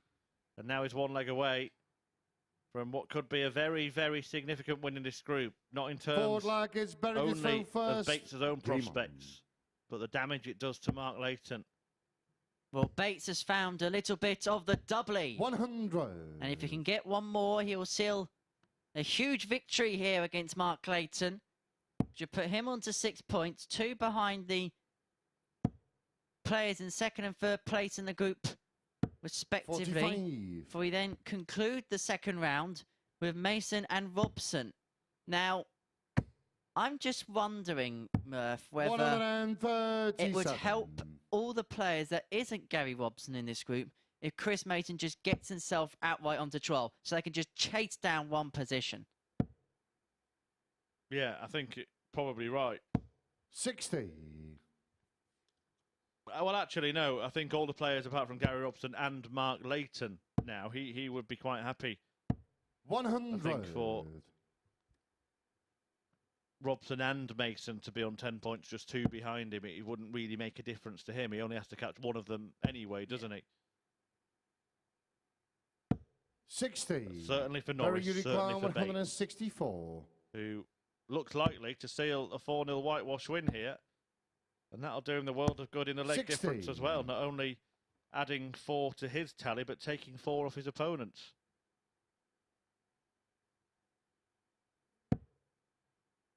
And with Barrie Bates' legs difference for full this game being -5, it bridges that gap 60. emphatically. Barrie, you require 104. For a 4-0 win, he's got 6 from 104. May only need the 3. Double 16. 88. Would have been to win it in style. All that this man can do is pressurise. As at 8 darts at double, Mark Layton in this match has missed them all. 97. Probably won't be Barrie, you adding require 16. to that stat because Bates wants double 8 to seal the deal. Double 4. Double 2. Game. And that's shot, the one and the match. that gets Barrie it won. Bates.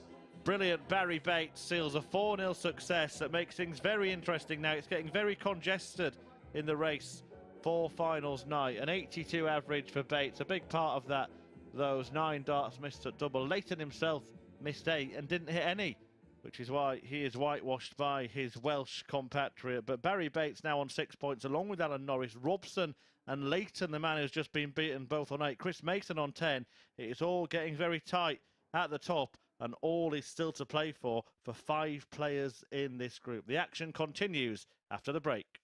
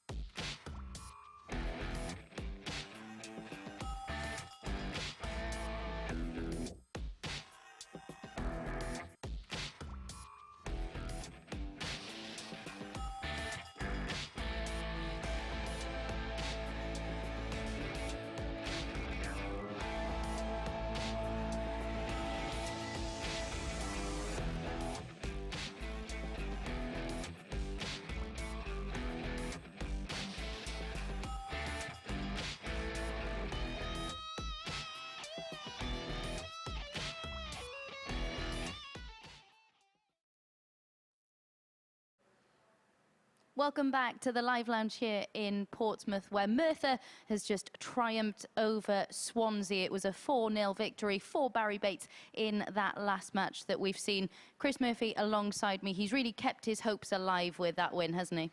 Yeah, and other people's hopes as well, because the defeat for Mark Layton stopped him getting to 10 points and joining Chris Mason on that amount at the top of the table. So not only Barrie Bates doing himself a favour, but the rest of the field as well. Indeed, and a very smug Chris Murphy, I should say, because you did predict Alan Norris would be the biggest mover today. Is it a case of just playing with more freedom for him, do you think? I don't know. I think that, you know, he could have won a couple of tight ones yesterday. They didn't go his way. It's a guess. We don't know how it would have panned out, but I think if he'd have won one of those early matches, he would have had a very different day. Ends up winning a tight one in his first one today. Then you see him really flex his muscles in his next game. And you said it was Murph beating Swansea, didn't you? It might be Murph beating Swansea if I'm right and you're wrong. Very, very good indeed. We can have a look at the table. It is, of course, Chris Mason, who's still sat top. He's up next against Gary Robson. This is a huge match. If Gary Robson is to get the 2 points in this one, do you think this is where Chris Mason starts looking over his shoulder a little? Didn't expect to find ourselves here. Not sure what Chris was expecting. I mean, he stood here very honestly, didn't he? He said anything can happen. He's aware of that. He's seen so many different scenarios play out himself from the commentary box. But I still expect him to get a couple of wins today. So if he doesn't win this match, I think it's important for him not to panic, even if he finds himself for the first time being knocked off top spot over the next few fixtures. Indeed, just like you in the Premier Inn League, right? So then, a fish finger sandwich might be what is required, like this man does mid-game. Let's get into this one then and hand back over to Henry. Oh, don't tempt me with lunchtime options, Abby. Anyway, Gary Robson up against Chris Mason, the 6th game on our tungsten menu here on the opening session of Decision Day here at the Super Series. I don't know what these two are doing for lunch reservations, but Chris Mason's meal last night would have tasted much sweeter than that of Gary Robson's, a man who is still top of the poll, or he could have company with him if he is defeated in this one against Robbo. The victor will head through to tomorrow night's finals night. You can be there, but also you can be here for the finals of Champions Week. First leg, and if you do so, first game on. You can have a bit of double darting delight, because if you come to the first ever Super Series Champions Week, you'll also receive 2 complimentary tickets to the Untouchables event, which takes place 85. at the Portsmouth Guildhall later on this year in the middle of December. So 2 for the price of, well, nothing, basically, in 100. terms of darting fun for you. It's dartshop.tv for more information on that. But here we have a crucial matchup in Game 6 of our day. A win 55. for Gary Robson would put him level on points with Chris Mason, and I don't think we'd be saying that at the start of the day. Yeah, sorry I'm late back, Henry. Just stopped off for that fish finger sandwich. 70. Do you know the story behind that? Didn't you play Dan Dawson in a game and you had a fish finger sandwich halfway through? Yeah, that's correct. That's the story. That's it. Done. Back to the darts. 96. Wasn't a mind game. I was just hungry. Nothing wrong with that. 60. So are we okay just to have sandwiches midway through the game? Yep. Sometimes I wish you would, Henry, to be honest.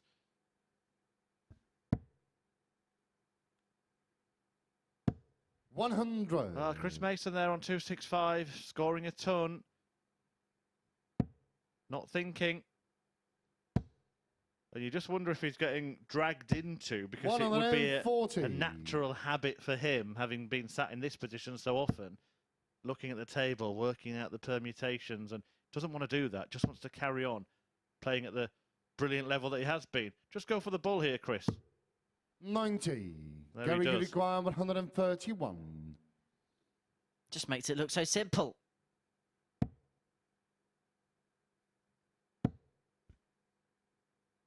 Yeah, that's when 57. a simple game Chris can become requires complicated, when you 75. start thinking about too many factors. Look, keep winning and you'll be through, won't you? 18. Double top. 35. Gary requires 74. And now he has to think, and he has to wish for a Robson miss. Which may not happen. 42 scored, 32 left. 42. And still 32 left, Chris, you and Mason require returns 40. for tops. Really feel the first double hit in this match is a big one. Really important. It's like the first goal in a football match. Yeah, that's game And short it's in the Mason first who leg. gets it. Chris Mason. Not the prettiest of legs, but that will not matter one bit. Mason the first to settle in this crucial contest Second leg, towards it's the Gary top to throw of first. the Group C Game table. on. Remember, if Gary Robson manages to win it, he goes level on points with Chris Mason when all the players have played 7 matches. And Mark Layton will be hot on their 41. heels. If Robson loses it, then he has to start to look over his shoulder as well as in front of him.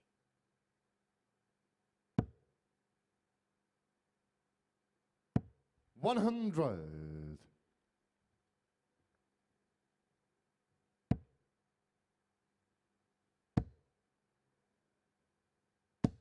$140.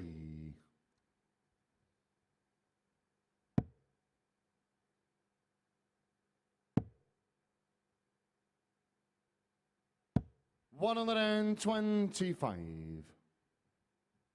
I just quickly cut through the practice room en route to the commentary box here on my way downstairs, Henry, and 59. smiles on the faces of both Alan Norris and Barrie Bates after getting themselves back into contention. And you can understand why. It could have easily been that after a couple of games apiece, they could have been out of it. 123. But no, both in it now. Barrie Bates after 1 win, a handsome one, 4-0 against Mark Layton, and Alan Norris after 2 wins, defeating Chris Mason 50. and John Chris, you Walton. require 153. That he feels better today. It's a nice tonic, isn't it, victory?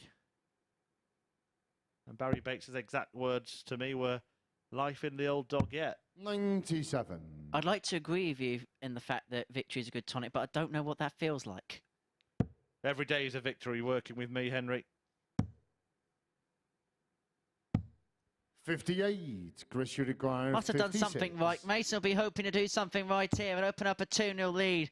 Break a throw if he can get tops. Oh, he strays the other side into the single 5. 24. That's a rare flyer on the doubles Gary, you bed for require Mates. 153. And so Robson returns to 153. And it needs to go. Doesn't go. And we could be seeing perhaps 40. the most crucial darts Chris, at you double in this require group 32. be thrown right here, right now. Double eight, double eight. Why not? And I'm going to slightly disagree with 16. you on that, because I Gary, still you require maintain that the first leg 113. will prove to be the important one in this match. Because you see the difference. Since hitting that double, Mason's raced away through this leg. And Robson isn't going to get a go.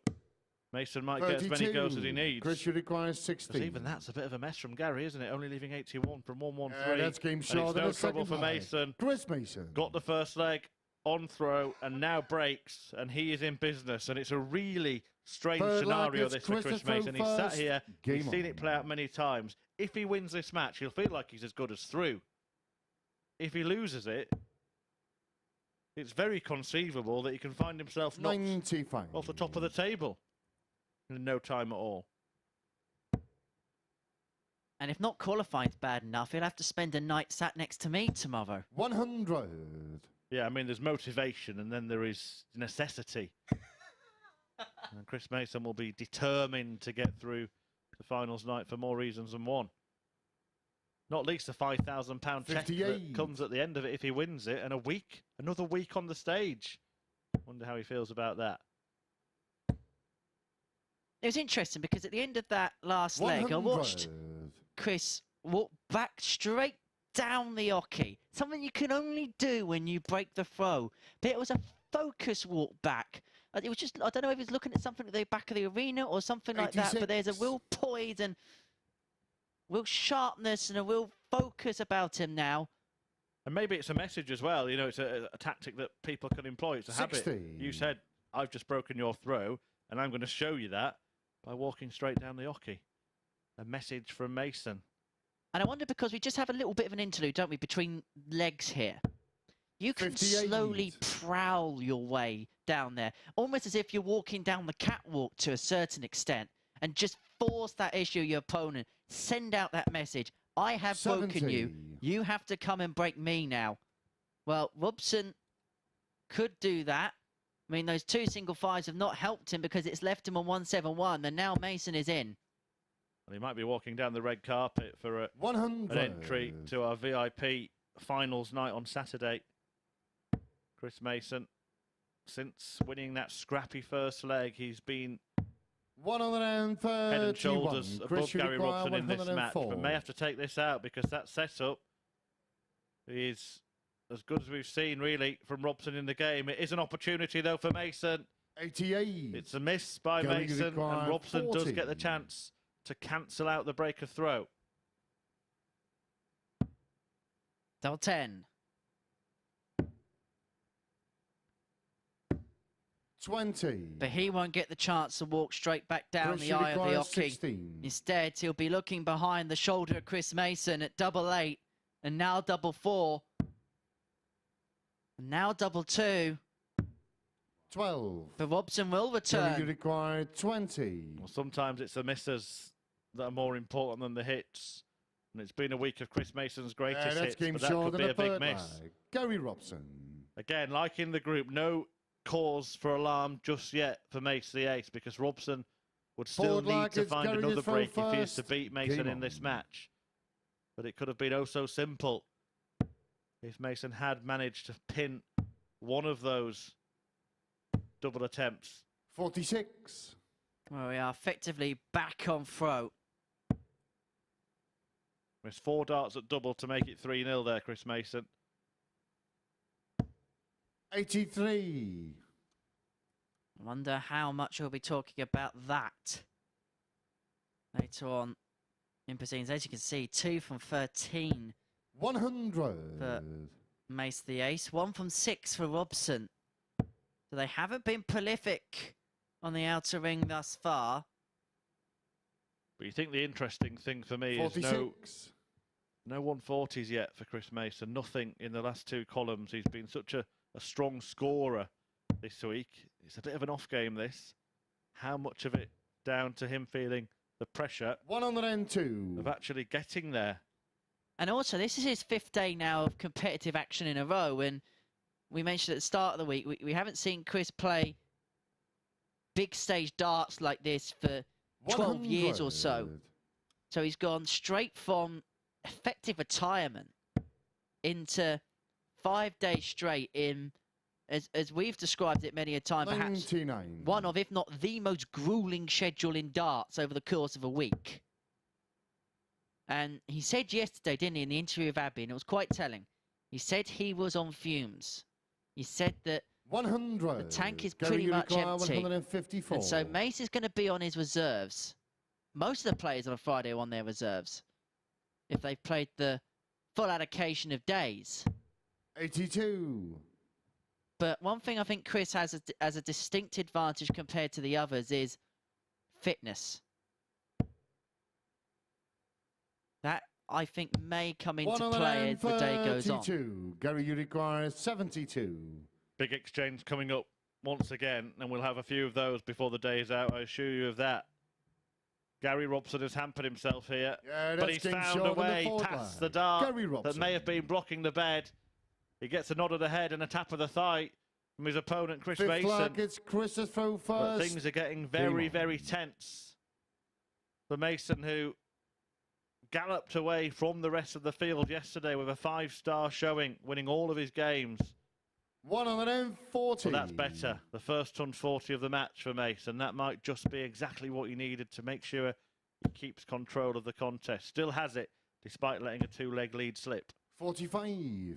More than anything, it just tells Gary Robson, I'm still here and you still got to break me at some point. Well, you need to put in a decent leg. You're being put under a bit of pressure. 140. Back-to-back 140s most definitely helps your cause.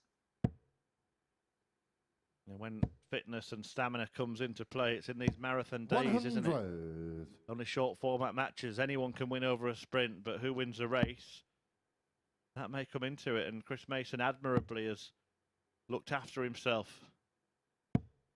45. He is 20 years my senior and in much better shape than I've ever been.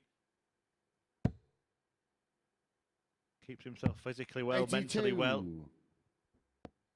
having suffered on the other side of things, and I think you can only sit and watch in awe of what he's produced this week. Admirable.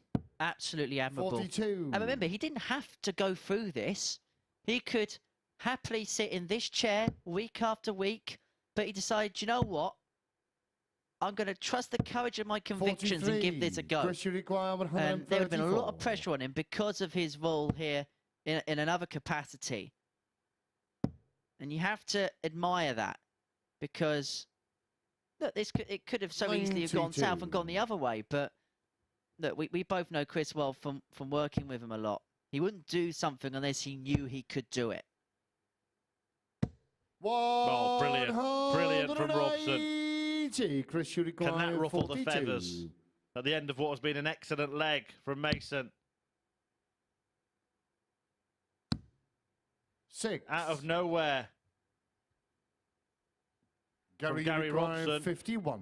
And Mason misses 2 darts at double.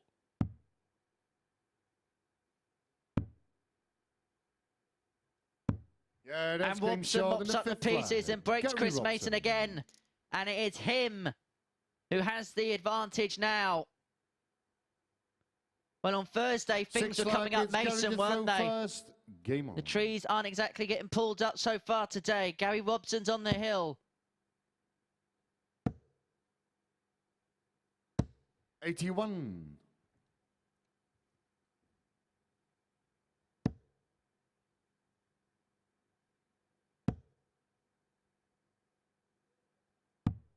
You know, you just look at his stats, Chris Mason, and he struggled in a lot of the closer matches.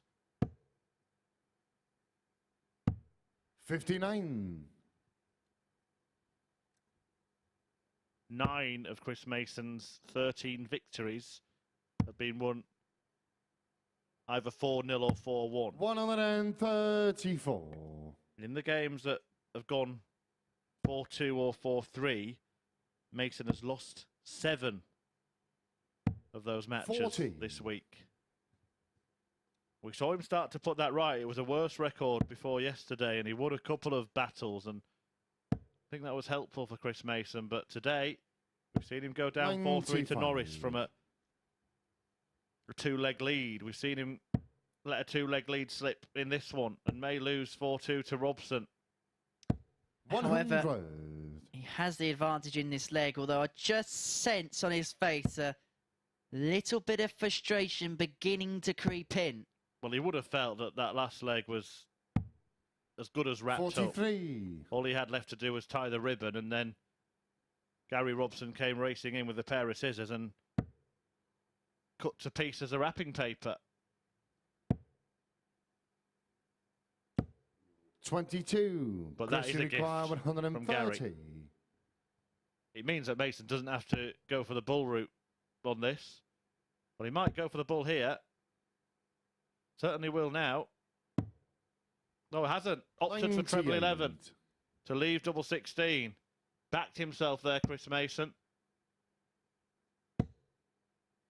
And he hasn't been shy to back himself this week, has he? So 99. double Chris, you 16 require with 32. dart 16 to win leg 6.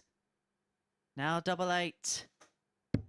Yeah, to that's take game us short the in sixth distance. flag. Chris Mason. And this may well be the biggest leg of the group so far, Chris Murphy. Yeah, a real 7th and pendulum final leg. swinger It's this Chris to match. throw first. And it Game all on. comes down to a single leg to see whether it is Chris Mason who takes another step towards qualifying for finals night tomorrow, 47. or whether Gary Robson joins him on 10 points at the top of the table. Alan Norris, Barrie Bates, and maybe even Mark Layton are all cheering on 60. Mason in the practice room. John Walton couldn't care less. He's out of the running now. But I mean, he's only lost 1 match in the group. It feels like this leg is to stem the tide for Chris 45. Mason, which is a strange thing to say. It's not like he's on some sort of losing streak. But we saw the damage that back-to-back 4-3 defeats did to Alan Norris yesterday. This is how crazy this 55. format is. And not often in Super Series darts do we have one leg that affects the fortunes of 5 players. The whole practice room, I can tell you now, we're next door to it. It's been a hubbub of noise all day. You could hear a pin drop in there. That's the significance of the next couple of minutes, and it's because of significant darts like that. Not really thinking here, Mace. If he does hit another treble, he's got to go downstairs. 139. That leaves him on 170.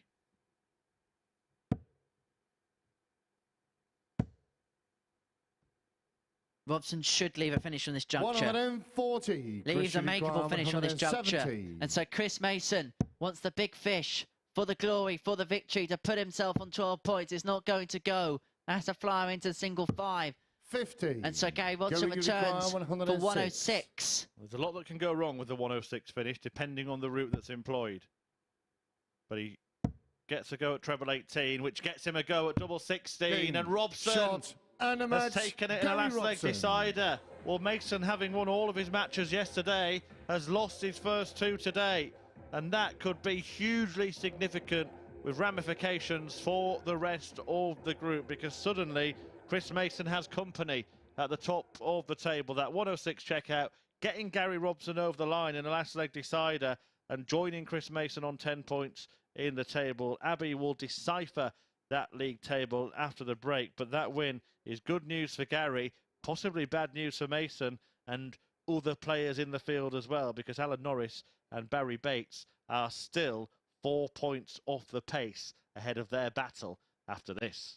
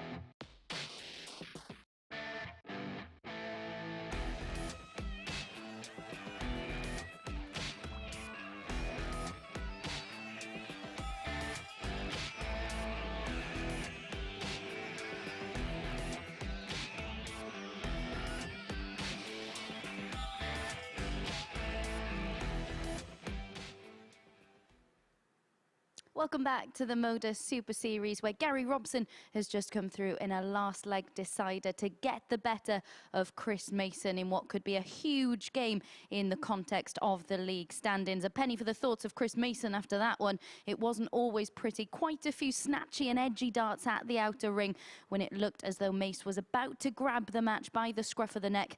It allowed Robson back in a number of missed darts at double. It always looked, though, as if it was the ace who held the cards in that one, but Robbo continued to chip away and move to within one. Mace dug in to force a last leg decider, but it was Robbo who got over the line in the end. Let's take a look at the league table then. Mason's place in that league standing suddenly looks in jeopardy, although he remains top at the moment. Players are eating into that leg difference, and it's looking very congested behind him. With 3 games for the players left to play, the next game feels huge as well. It is, of course, Alan Norris against Barrie Bates. And a reminder as well that Norris has Robson up next after this one as well. So this could be a really, really big match. Alan Norris improving all the time. That last match he put in, the performance of Group C, didn't he? A superb 105.47 average in that one with 100% checkout success in that match. So it's all very congested in the league standings. One of these 2 players could move closer to the top 2. Let's get into it with our commentary team. Thank you very much, Abby. You get the sense that this game is a case of winner stays on in terms of qualifying through Group C. Both of these players on 6 points, and having seen Robson join Mason on double digits in terms of points in the group, you sense the loser's chances of getting to finals night will end with defeat here. Alan Norris has been the player to beat on Friday here at the Super Series. His last outing against John Boy Walton saw him get the highest average of the week so far, 105.47, and a 4-0 success against the 2001 BDO World Champion. Meanwhile, for Barrie Bates so far today, lost 4-2 to Gary Robson in his first match, for then winning that crucial all-Welsh battle against Mark Layton to zip, and he needed to win that quite convincingly because of his deficit in the legs difference column. So it is the Welshman Bates 66. to get us underway. There's a man, Alan Chuck Norris, who's pretty much residing in every single part of Europe, but nowadays is down on the, I think, 60. Somerset coast somewhere, isn't he? Round Yeovil way. Yeah, and in terms of his darting locations, he's pitched his tent in double top in the last couple of matches 93. this morning. Successful on that particular target 6 times in a row ahead of this opening leg against Barrie Bates. So Barrie, don't let him get down to a double. 40. 8 doubles in a row hit by Alan Norris from 3-1 behind against Chris Mason. He went tops, then hit 3 double tops. 84. Across his next couple of games, a double 12, another double top, and a bullseye without missing anything 60. at the end of legs in that spell. If he carries on like that, then you fear for everyone he plays. But it's another result that went against him in the previous 100. match. That victory for Robson against Chris Mason, who himself has now lost 3 times from 2-0 up. He was also 3-1. 93. As I mentioned, against Barrie Norris. That's require 158. only happened 6 times all week, and he's been culpable for half of them. Incredibly, 100. we're talking about Alan Norris, a man in form, but if you actually turned 148. around even 2 of those 4 threes, he'd be joint top of the group. Yeah, absolutely. And again, we mentioned it in the short 48. race that is Barrie Group C, require 2 days of 58. action, 10 matches. Those early games can be significant. It was 3 4-3 defeats on the spin. That's not disaster for Barrie, double 2. 54. But what it did do, it unsettled him a bit, And didn't it? you He had to require step back 100. and restart the whole routine. And if Alan Norris hits, well, even a single 20, he's getting 2 double tops anyway. A treble 20, Barrie Bates has got no chance. He's missed. He's 90. missed. I can't Barrie, believe you it. He require can't believe it. 4. The problem for Alan Norris now is that he's been missing in runs and then hitting in runs. And that might just start That's to game get in the short on mind. the first leg. Barrie Bates. Barrie Bates won't mind because he's taken the first leg. In the madhouse, that is double 1. Second leg, it's Alan the throw He first. must have thought when Game on. Alan hit that dart at treble 20, I'm not coming back. Well, he came back and he took full advantage of the opportunity, leading Alan Norris 1-0. 93. Well, I'm pretty glad I reeled off that double hitting run in the first leg, because come to a crashing halt 100. now.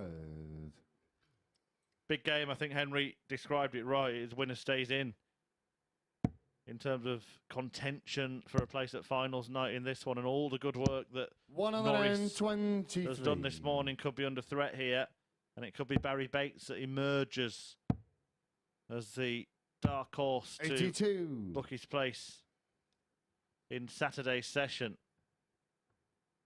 I did say even defeat when I spoke to Abby. Even defeat against Robson should not be a time for Chris Mason to panic. Let's not forget his next match is against John Walton, who is without a hope of qualifying. Brilliant that from Norris to 100. get himself down to a finish after 9. And you require 105. 2 excellent visits, so 1, 2, 3, followed by the 180. 25 first start, tops. Yeah, He's found the doubles bet again, Murph. Well, I'd make it the 3rd time that he's hit tops in the last couple of days. He's actually better at 80 checkouts than he is at 40 checkouts, Alan Norris.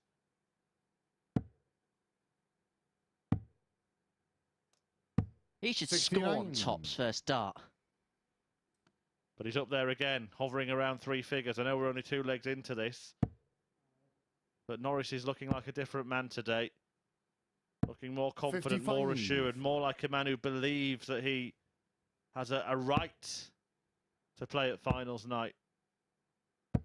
And we both saw Alan this morning before play got underway. Saw him both mornings before play got underway in this group.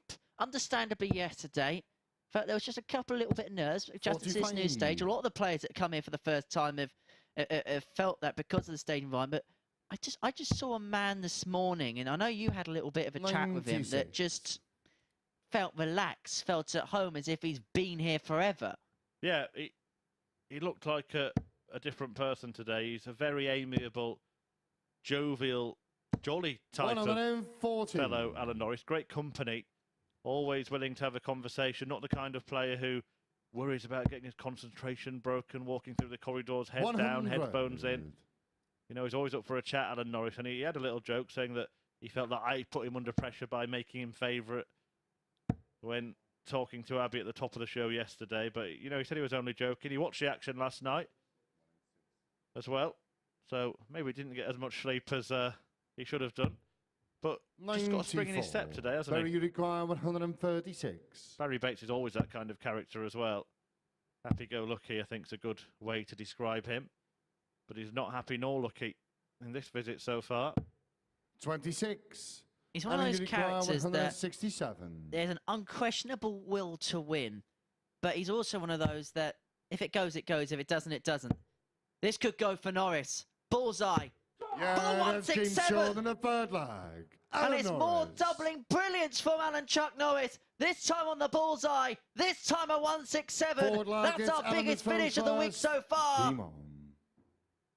It's an exhibition of finishing from Alan Chuck Norris. Well, the missing didn't last long, did it? 123. He'd hit 8 doubles on the spin.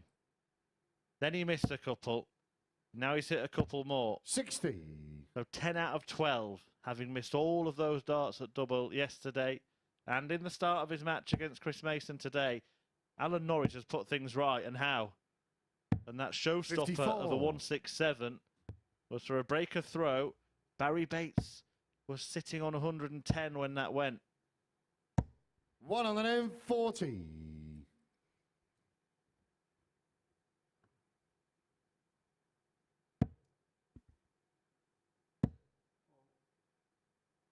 Alan Norris's running average today is 95.5. When you compare that to yesterday, it's 82.69. So that is 44. a 13-point difference in the averages overnight. And that is why he is making the charge here on Friday at the Super Series. There's always a player that on the second day of a Group C or a Group B is the one that progresses their way up the table from that middle pack. Alan Norris could well be that player today. He's being the most imperious player today. How significant does that comeback win against Chris Mason look now in game 2? Considering that Alan Norris lost 3 matches, his first 3 matches in this group in last leg deciders. Getting that win looks huge now. Just look at him now. Completely different man. 41. He's got a swagger about him. 40. And what a turnaround this is from Alan Norris, from 3-1 down early on today against Chris Mason. When his hopes are in the darting doldrums, he now finds himself 3-1 up against Barrie Bates, and if he can win one more, will find himself within 2 points of not just second spot, but top spot as well. And don't forget, every single match has been must-win for Alan Norris today because other results have gone against 60. him. Every time he's done something good for himself, another player, Gary Robson, for example, in fact, Gary Robson both times has gone and put more 96. distance between them, keeping the same gap that he had coming into the day. And Norris has just kept on. This is 57. a really good display once again from Alan Norris. You see the disparity in the averages there, more than 20 points. Playing at that standard that Henry mentioned he's been playing on average for 60. the day. And really, to me, it looks very likely now that Alan Norris against Gary Robson 100. in game 11 could be a winner-takes-all contest. I just wonder whether the element of knockout darts that would have been associated with Alan today may have helped him, that he knows that if he loses, he's probably out at any juncture. I wonder whether that's possibly helped him in his advances up Group C. But if you're wondering if he's up for it, just go back to the 80 checkout, go back to the 167 checkout and listen to the roar 60. from Norris as he chucked it in.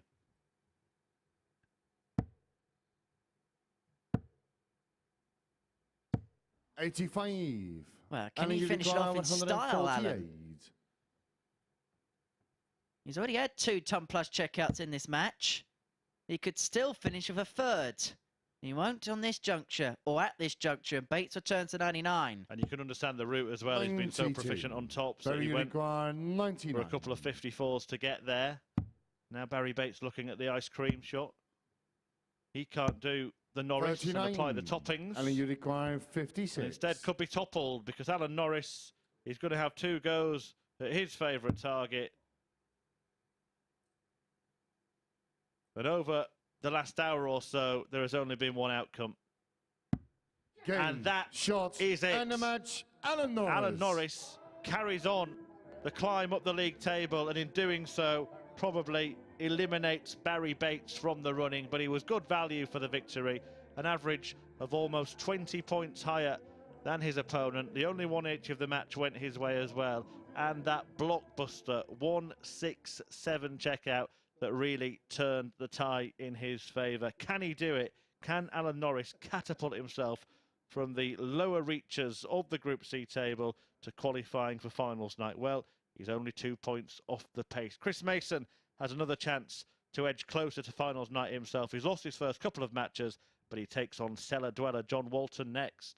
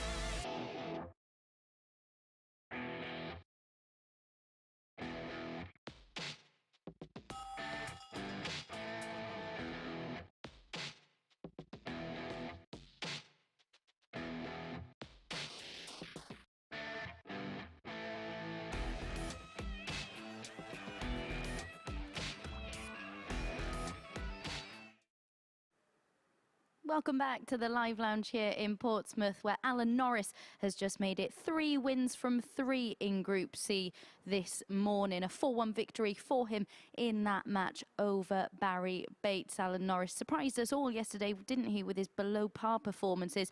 Today he's been focused, he's looked like he has the bit between his teeth, and his performance levels have raised a significant amount. As you can see there, an average just shy of 95 in that one. For the 3rd time in Group C, Norris pinned tops to win a leg. Absolutely remarkable stuff from him to then pin a 167 outshot. That is our highest finish of the week so far. We can see what that does to the league standings then, and as the guys in commentary mentions, that's probably ends Barrie Bates' chances of qualifying for finals night. But Alan Norris up to 3rd in the league standings on 8 points, and he could even end up topping the table in this one. Next up, we've got John Walton against Chris Mason. Mace losing both of his matches so far in last leg deciders. Robbo getting the better of him in his last match. Here we can see him pinning a 106 checkout to get the better of him in that last leg decider. Walton, of course,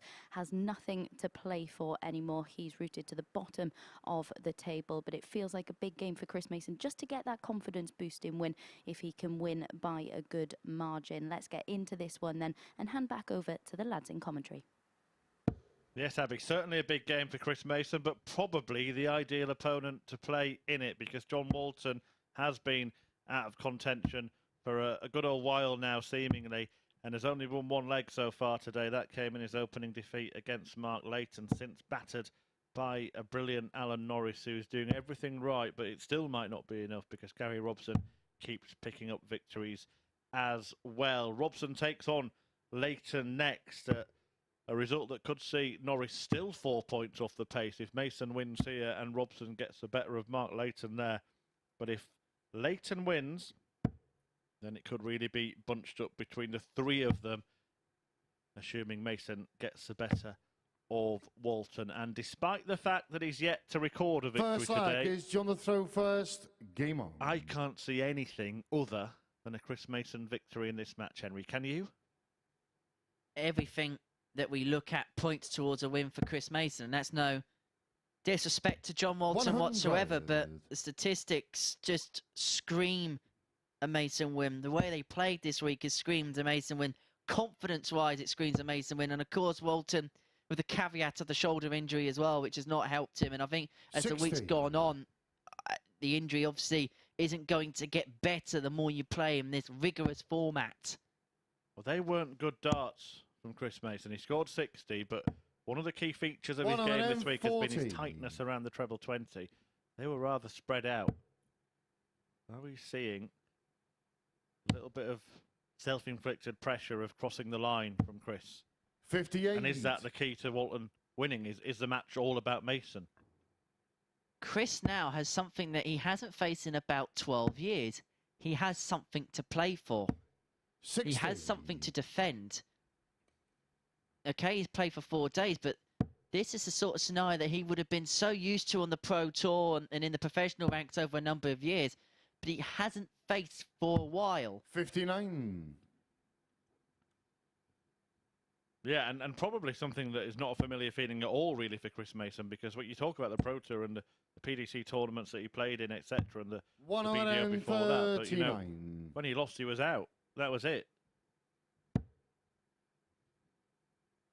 And I think the key word you use is defend, and I think I'm getting the sense that that's what Chris Mason is starting to do. John, you and if you require were sat here, we'd 62. be saying you can't defend in darts, you have to attack. It's all out attack from John Walton at the start of this match. Very strong leg of darts from him. 46. Mason not even in it. You know what we said about a couple of minutes ago? Shall we change that?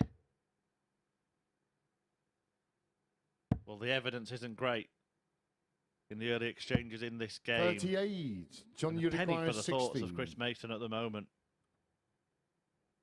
2 8s. Yeah, that's game And short in the Walton first takes leg. the opening John leg, Walton. leads Chris Mason by a leg to 0 here. Hold a throw in the opener Second leg is Chris a throw for first. John Boy. Game on. And the eyes in the practice room will just suddenly peer towards the TV monitor they have in the corner of the room. 93. Yeah, well, we may have been writing off John Walton wrongly at the start of this match, because we were talking about whether or not Gary Robson beats Mark Layton in the next one in terms of Alan Norris 81. trying to get into the top 2. He could get a favour from John Walton here. He's also 2 points behind Mason, not just Robson. 96. We're both big football fans, Murph. How many times do we see teams at the top of the league lose to the team at the bottom of the league? Because the team at the bottom's got absolutely no pressure. They've got no weight of 55. expectation to beat the team at the top. All the pressure's lumbered on the one at the summit. Yeah, it's one of those, isn't it? If they played the match 140. 99 times, Chris Mason might win it something like 95. The same as if Man City played... Who is bottom of the Premier League these days? Got to get the analogy right. Nottingham Forest. 135. Yeah, you would expect it, but from time to time, can upset the odds. And usually when the top team isn't at full strength. Now in darts, slightly different, because 32. you're not changing personnel, but what Chris Mason might have done is change mentality. Do you reckon Erling Haaland's good at darts? Well, I've got no idea, Henry. 76. There are a few decent Chris, darts you playing require footballers, actually. James 140. Madison is one that appeared on the PDC Home Tour special. Well, this will be an excellent finish from Chris Mason. 120. John, you require Just wide of the post, 154. but Walton on a big one himself. To break a throw. And that would have been an inspired finish from John Boy. Mason then back on double 10 after 15. Much better second 5. leg Chris, you compared to require the first. 20. Up for double 5. Now, he may decide to No bust this, score. does decide John, to you bust it with require Walton all the way back on 149. 149.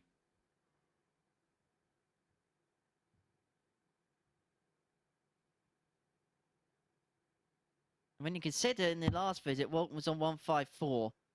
He should have left it much, much handier than this. And so Mason will get 82. more at double Chris, you 10 to level require us up. 20. Needs to settle here, Chris Mason. That's a way off. A way off. That's No pretty much a score. carbon copy John, visit. you require 67. Yeah, it's a real wobble here against Walton from Chris Mason. Can he dig himself out of the hole? Or is Walton going to whack him on the head with the shovel here? 27. Chris, you require 20. I'm rarely biased in the commentary box, but I really want to see this go in.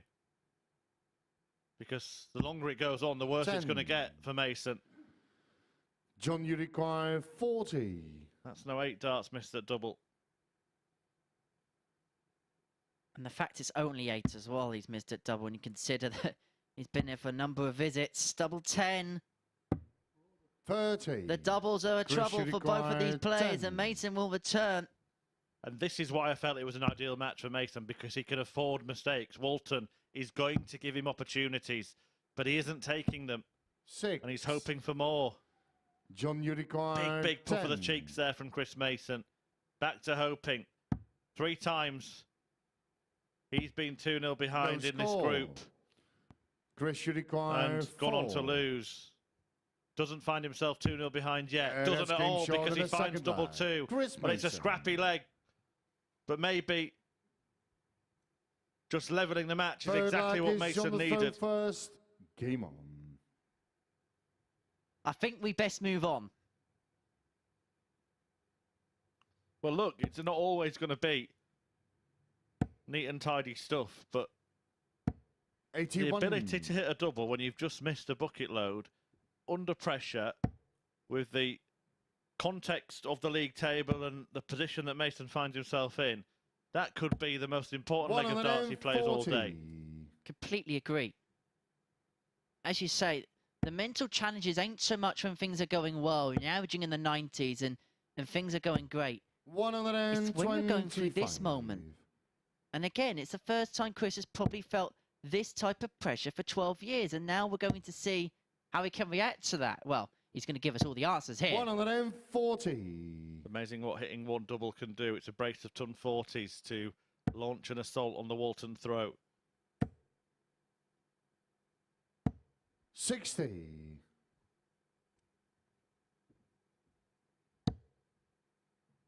Just getting tighter around that treble, isn't he?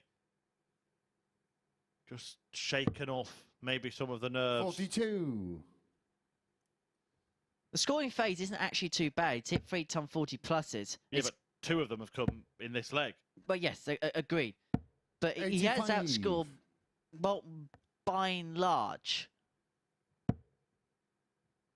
Yeah, it was the first leg he wasn't scoring, and then the second leg he struggled on the doubles. So hopefully for him in the third leg, it all comes 99. together. John, you require 150.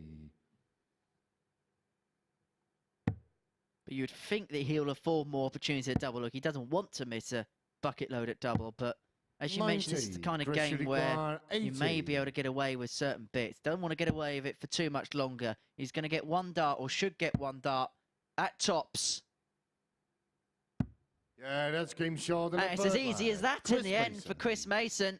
Struggled with the doubles in the last leg. Gets it first time of asking in this. Forward Breaks the leg is throw of Chris's John throw Walton. first. Leads Game 2-1. on. And maybe the tungsten tide is a turning, as Chris rightly said. It was a scrappy leg, the second leg, but it could be an oh-so-pivotal one. 57. Yeah, some say, look, the previous leg has no bearing on the next one, but I am going to peddle the narrative here that had Chris Mason lost that previous leg and still not hit a dart of double, we wouldn't have seen him go out in 15 darts in the one that followed. It's easier to put things at the back of your mind when you've won the leg. Well, it would have been a relief, wouldn't it? And 140. relief gets rid of stress, gets rid of tension. When he pinned that double 2, it wouldn't have been ecstasy from Chris Mason or real, pleasure or pride in what he'd achieved. It would have been simply relief that that leg was over and he got away with it. But now he might get away from John Walton and start once again to get away from the field. 92. He'll put 4 points. This is how big it is. He'll put 4 points between himself and Alan Norris, and they'll only have 2 games left to play. Granted, 95. he's already played Norris, and Mark Layton would have 3 games left to play still, but that's against Gary Robson, and he has a chance to beat Leighton himself later on. So victory here, 96. still probably good enough to put Mason through. And he's just been teetering on that tightrope all day, hasn't he? Yeah, you'd say he's on de facto qualification point. 100. Chris, you require 116. 116 to put himself one away from what could be a crucial victory. 96 left. So looking for that treble to leave double 18 until Walton will return 88. for 1, John, 2, 1. And what a time this would be for a ton plus out for John Boy. It's on. Bullseye. Yeah, that's game That's short. going to hurt Chris Mason. He laid up, he had the opportunity. He was expecting to throw 5th flag is on the at throw double first. 14, but a Game brilliant on. bullseye break. So 1-2-1 check out for Walton, and he's back in business.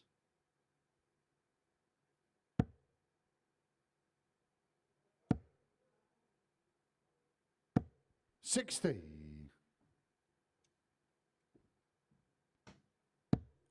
So 2-2. And once again, Mace has to do it the hard way.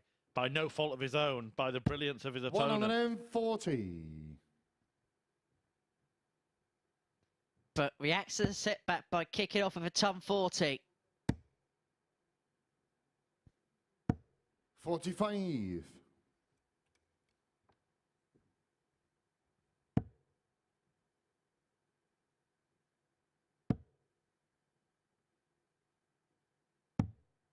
$32.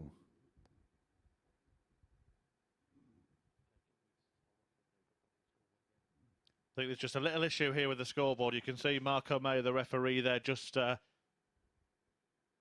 telling the players that there's a little bit of an issue. It's frozen and it will be thawed out as we try to get things sorted out here. Chris Mason, well, this is probably the worst time for him for something like this to happen, Henry. Now, I'm going to ask you a question, because at the start of the day, it was unthinkable that Mason might not make it to finals night. Do you think now that he's starting to think that that might be a real possibility?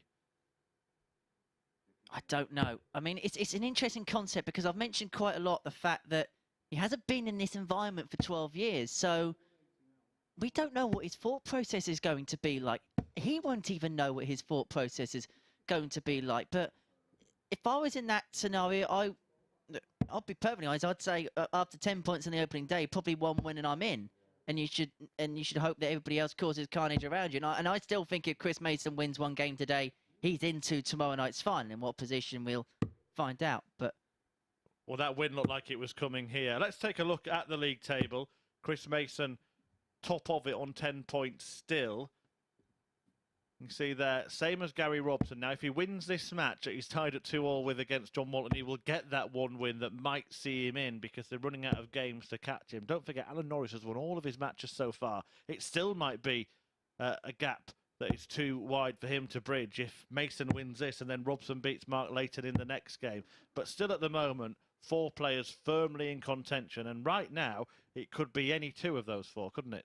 indeed it could. And also, don't stop the spoiler alert as well, because Barrie Bates could more than ruin the group for someone as well. Bates is more than capable of causing a little upset or two somewhere along the line. And that's the interesting narrative that we have as this Group C comes towards a close. Yeah, and as could John Walton, who might be doing it right here. He's just taken out a brilliant 1-2-1 finish on the bullseye when Mason was waiting on double 14 to lead the match 3-1. So there are a couple of players in there. They're not just here from this point to make up the numbers. They want to amass as many points as possible. I do believe now, Henry, that we are going to get this game back underway, and it is a crucial few legs coming up.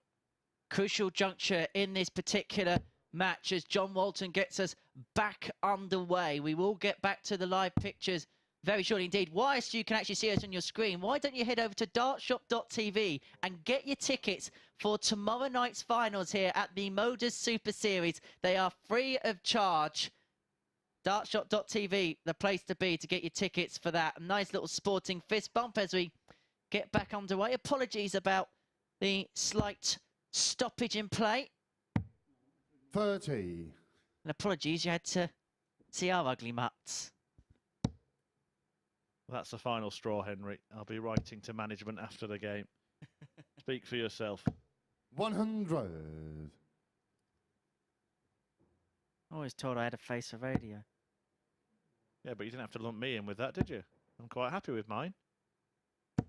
85. Well, how happy is Chris Mason right now? And the faces that he was pulling yesterday were smiles, and they've been turned upside down into frowns today. But look at this. It was worth the wait, wasn't it? And it's worth its weight in gold. Because it puts him on the cusp of a breaker throw that will see him go 3-2 in front. 58. It was as if there wasn't a break at all. Ironically, for the break, tops. Yeah, that's game And you know short in what? the After fifth everything that flag. Chris happened midway Mason. through that leg, to come out of it and win it in 14 speaks oodles about the class that Chris Mason Sixth flag has. is Chris to throw first. Game on.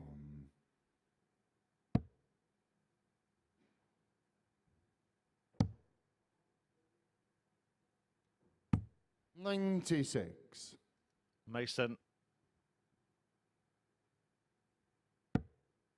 1 away. Potentially 1 away from getting through the group. We were saying at the start of the day we thought 12 points would be 41. enough. Still not certain it will be. But 12 points and a healthy leg difference might be. And Mason, if he wins this by 2 legs, will put himself 5 99. legs clear of Gary Robson in second place. And of course, that is a margin that can't be bridged in just 1 match. So that's significant too. 45. And you get the sense that when you look at Gary Robson's remaining fixtures, he's got Mark Leighton to come, he's got Alan Norris to come, and then John Walton to come in the last game. especially 2 out of the 3, you'd expect to go quite close as well. Well, let's see where his head is, because a few times earlier in this match, he's not thought about the counting. He doesn't have to think about it, to be honest, because Walton isn't anywhere near. Still shaking his head. That's where it is. 44. Just opens doors, doesn't he, Chris Mason? Very polite fellow. Come on in, John. Go and have a sit down next to the fire and have a cup of tea. Chris Mason will be hoping to open the door to the practice room very shortly, and on the back of a 4-2 victory. 100. That ton sees him within 3 darts of doing so, and to put him on a dozen points in the group, to put him on the hill of qualification. It's Walton who needs to think here. Should go for the bull. 51. Well, that was the intention. Chris Look at the Uruguay, reaction from John 118. Walton there. Like a terrier baring its teeth. A wayward one, but because Walton isn't on a finish, 44. still Mason knows he's going to get the opportunity. It will be 1 dart at double minimum, barring a darting disaster. And today has been a bit of a darting disaster for Chris Mason. Can he finally get some relief and get that winning feeling? It's only going to be the bullseye, you know. 13. Bull to win. 49. Strays the other side into the 25, and so the wait goes on. Walton wants 82 to take us the distance. Double 16. Strays into the single 8. 58. So Chris Mason will return for 25 to seal his first victory of the day. Double 8 he wants.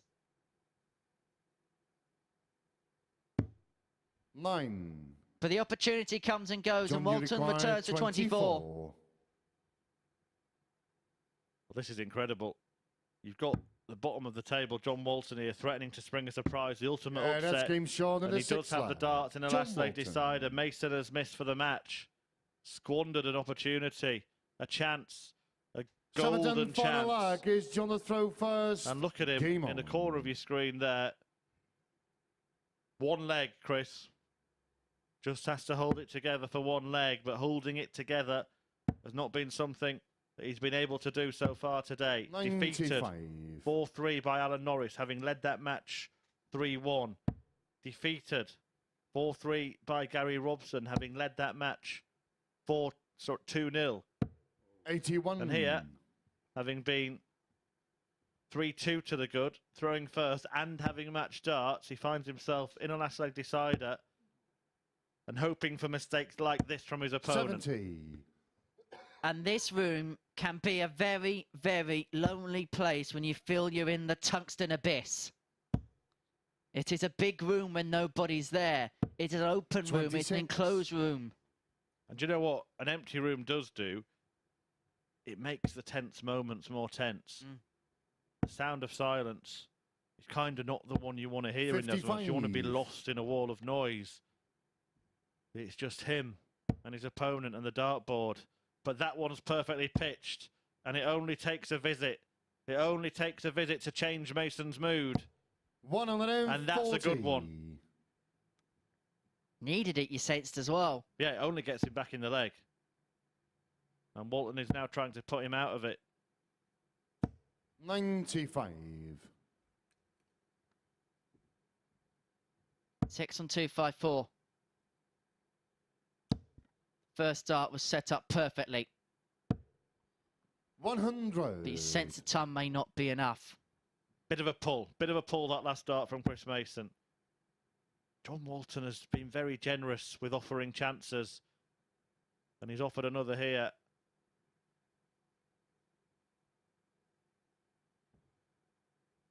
Most generous Yorkshireman I've ever met. 26. Chris, you require 154. 154 for the win. Triple 18. Would have left himself a dart at tops. So Walton wants 160 65. to severely dent Mason's hopes of qualification, to severely open up this group. And the last start there from Chris Mason means that he might not get anything better than a dart at the bullseye, even if Walton doesn't take this out, which he won't because he keeps finding the fives. A bunch of fives from Walton towards the end of the leg. He's offering opportunities to Chris Mason, but this 89 is huge. And he's not even going to get a go at the bull. Then he's gone for the bull, John, which you require 115. is probably not the right route in that spot. He's hoping Walton doesn't weigh in with a ton-topping checkout, and he comes back with 3 clear at tops. The tension almost unbearable for Chris Mason here. But he is going to return for tops. It could save his darting blushes. Chris require 40.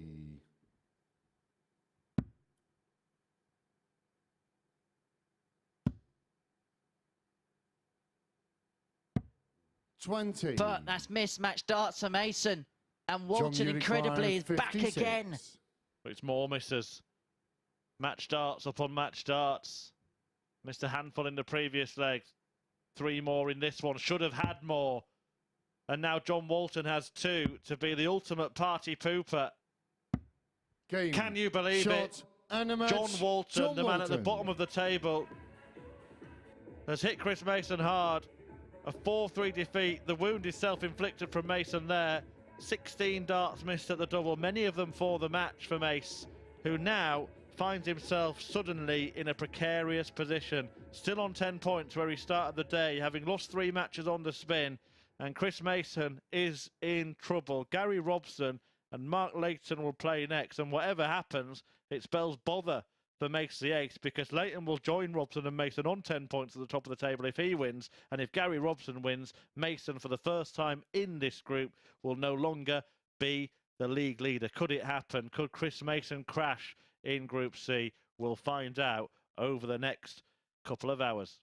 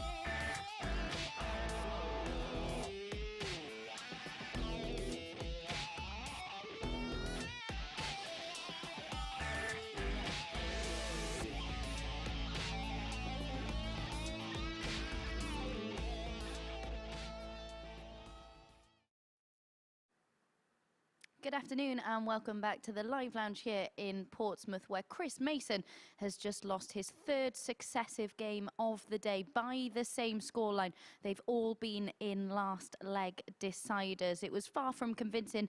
Mace really going through it out there this morning. It was incredibly tense. Mason coming through close and scrappy legs in the opening stages of that match. until a 1-2 win on a 1-2-1 on the bull from Walton. In the decider then, Mace missed match darts and Walton proved that he may be out but will play a big part in determining who goes through from this group. We can take a look at the league table then. Mace, as he was at the start of the day, still on 10 points. He's still top for the time being, but it looks like that will change at some point. Barrie Robson has the opportunity to move top of the table in this next match. At this point, it does feel like any slip up from the top 4 players will prove incredibly costly. So quite a bit of pressure on Barrie Robson in this next match. Leighton, of course, they're going down 4-0 in his match to Barrie Bates earlier on. Robson won his opening 2 matches of the day. It feels like this will be a really big one, though, because his next match comes up against Norris, where you feel one of those 2 will put themselves in prime position to qualify through to finals night. So then, can Barrie Robson keep the pressure on and move to the top of the table with victory here? Let's find out and hand back over to the commentary team. So can Barrie go top, or can Leighton level with Robson and Mason on 10 points? And we thought there might be one place to play, at the start of the day. We didn't think at this juncture there'd be a couple. But Chris Mason has put himself in peril by losing his first 3 matches, particularly that unexpected defeat at the hands of bottom of the table, John Walton. And now this becomes a huge game, and one, in fact, where suddenly, if you were saying that the last one would have seen Chris Mason as good as through, you have to say a win here would probably do the job for Barrie Robson. I never thought I would say this. Norris probably wants Barrie Robson to win this particular match. Would you rather have someone outright on 12 and then chase Mason on 10 and Leighton on 8? Or would you want 3 on 10 and you 2 behind? Interesting dynamic. Well, Norris plays both Leighton and Robson, so I think he couldn't care less, to be honest. Because he can do damage to either of those players. And if Robson loses the game, then a win against him gets him above him. 60. And a win against Leighton gets him above him. So I actually think that Norris really doesn't care at this point. He's backing himself to have a clean sweep. And if he does that, then we've kept saying it, 12 points should be enough. And it's looking 60. to be right, but I don't think any of us, including Chris Mason and the other 5 players in the field, thought that Mason might not get there. I mean, we said earlier on for Norris, it's a case of survival every single game he plays. So he just has to win and then just see what happens alongside him. As you say, I don't think you mentioned he may not care less who wins, but he will definitely keep an interested eye on this result. 77. He is in action against Barrie Robson, as you mentioned, in game 11. John Walton takes on Barrie Bates in the game after this one. That is probably the only dead rubber we're going to see today. Yeah, I genuinely think, actually, that the better result for him... 100. I maintain that he won't care at all because he plays both players. I think the better result for him is actually Mark Leighton to win. Because if it's Robson and Mason, then despite the slide that Mason's on, 60. it's still out of Norris's hands then, because Mason's playing a different 2 opponents. If he goes on and wins his game, even if Norris beats Robson, if he wins his other match, Barrie Robson, then he's going to be through at the expense of Norris. So 45. yeah, it's really interesting what he's thinking backstage right now. But the person who I would most like to know what they're thinking is Chris Mason. And squandered opportunities. I actually want to go back to that decision to go bull double 16 when he had 2 darts left on 82 towards the end of the match, because for me that was the wrong call and one that Mason would have criticised if he was sitting here. 96. Barrie, you require 121. But doesn't it just show how easy it is when you're in the seats that we occupy compared to what it's like when the lights are on, when you're in the heat of battle? Well, Barrie Robson there, interestingly, 140. decided not to opt for the bullseye on 1-2-1. Is that going to be a decision he may learn to regret? Gets away with that, I think. Interesting play. 100. Very interesting Gary, you play. require 40. Yeah, percentage play from Gary Robson. And I think it's a play that he was more likely to make in That's leg game 1 short than in leg the first 7 of the leg. match. Gary Robson. But he lands double top to Second. take the opener. Speaking of 7, that's the amount of darts that Mason missed for Second the leg match is against Mark John to throw Walton. first. Game on.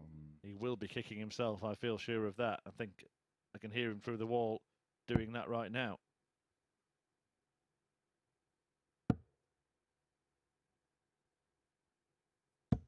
$140. Who did you have from the off in this one, Murph?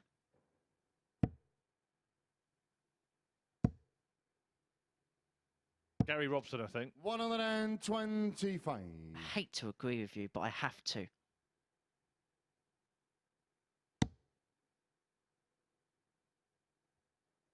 I feel Leighton won a lot of scraps yesterday, and I just 60. feel the quality in this group has gone up somewhat on Friday. As a consequence of it, the pieces he was able to pick up upon yesterday are not there as much today. 180. Yeah, and do you know what? I think he probably, his point tally has outperformed his performances so far. Mark Layton. The 180 from Gary Robson 41. helps him bid to break here.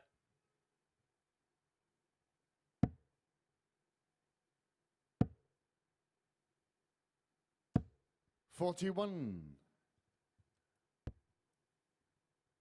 Only 41 to follow it, though. Leighton, if he can stay straight, well, that is put paid to that already. Couldn't stay there. 95. Gary, you require 155. Should have gone for the middle bit. May live to regret it. 139. Leaves himself double 8 after 12, Robbo, for a 2-0 lead in next to no time at all. Averaging shade under 95.5 here. Really good performance for the 45. Tuxton Gary, Tyneside. you require 16. Double 8 for a 13 dart leg. Difficult. 8. Fails to find Mark, it. you require 120. Can Leighton climb the ladder? 2060, any order?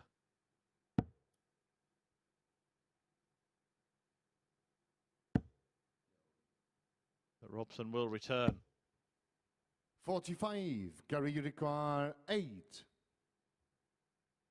Double 4 for the break. 2 2s.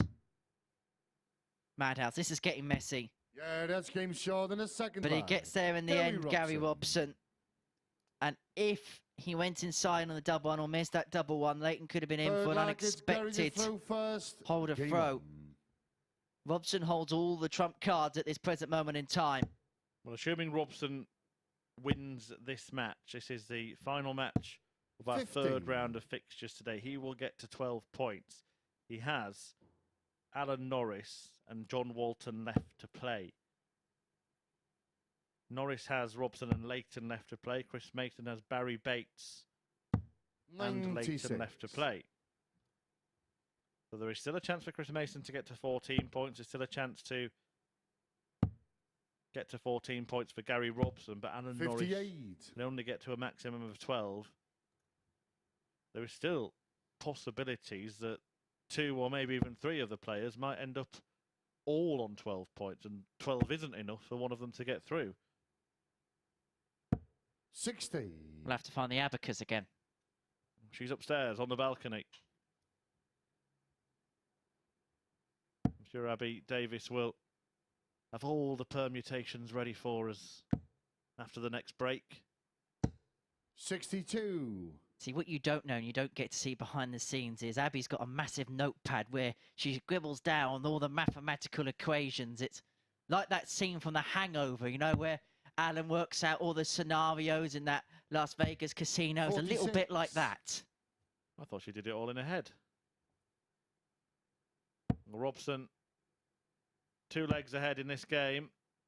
Leighton on 299. Should come down with his first dart. Probably won't.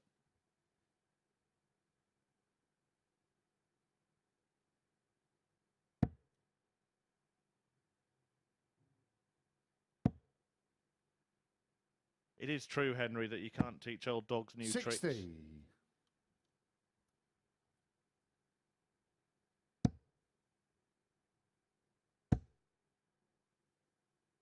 Darts is so much, isn't it, about muscle memory. So if all your muscle memory knows is just going for the treble 20 bed with every single scoring visit, it's hard to retrain it.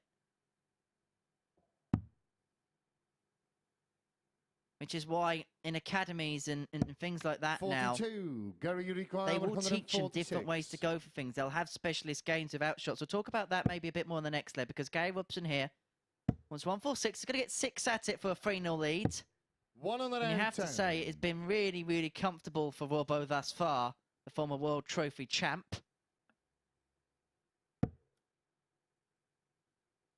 Double 18 for 3-0. Robson, the man that is making the move in this group.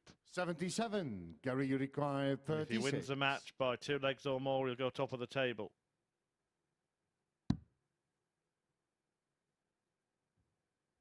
I think he was thinking about splitting just for a moment there, but he'll try and bounce it in off that barrel. 32. But it's a better miss than had he found the single 9. Yeah, a disaster. And Leighton again finds himself on Shanghai. He wants a big one, a little one, and then the top.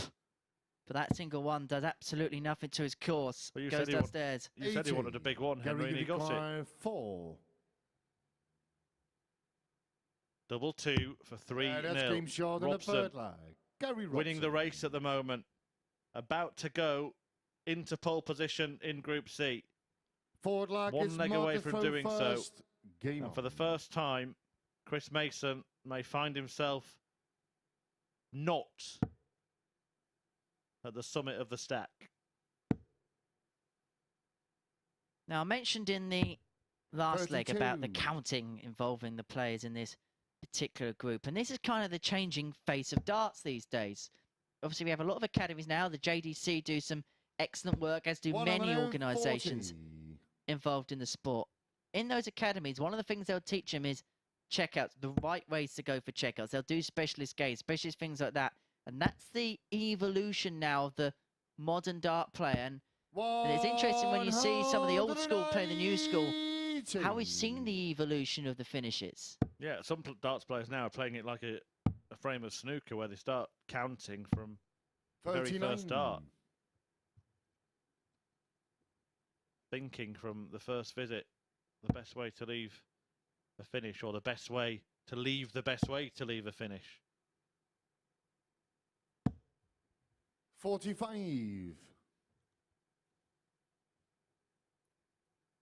The Dutch players are very much an example of that, aren't they? In terms of, right from the very first visit, they'll work their way towards a finish, or route towards a finish that visit before quite quickly. Well, you want to be leaving 0s, 1s, 4s and 7s, don't you? So you're not getting down to 160 something after 9 or 12 darts where you can't go out. 85. Talking about leaving bogeys, that's exactly what Mark Layton's done there. Well, there's nothing he could have done 140. with the last start there, having strayed into the 5s. A misfire rather than a miscount on this occasion. Good going on 279. He should have gone down first. I'm being hypercritical. 59. Gary, you require 139. Scrap that. 99. Mark, you require 100. Well, this is to say, innit? Can Mark lay a ton? No, he can't, and I think maybe with the live the first start, it should have been tops. Gary, you require 40. He hits tops, but if Robson hits tops, then it's a 4-0 win, and he goes top. Game. And the Tyneside is top of the pile. Robson. Gary Robson gets the better of Mark Layton by 4 legs to 0. And the Tungsten Tide is a turning in Group C. We have a brand new leader and that leader is Gary Robson, courtesy of that 4-0 success against the Welshman Mark Layton. 4 from 13 on the doubles. Mark Layton didn't even get a dart at double in that particular matchup. He's going to have to sharpen up if he's going to keep his hopes of progression alive. A 4-0 victory then for Gary Robson puts him top of the group. We're going to take a short break. Upon our return, we're going to see two players who can't make it through, but they're battling to finish as high up the table as possible. It's John Walton up against Barrie Bates.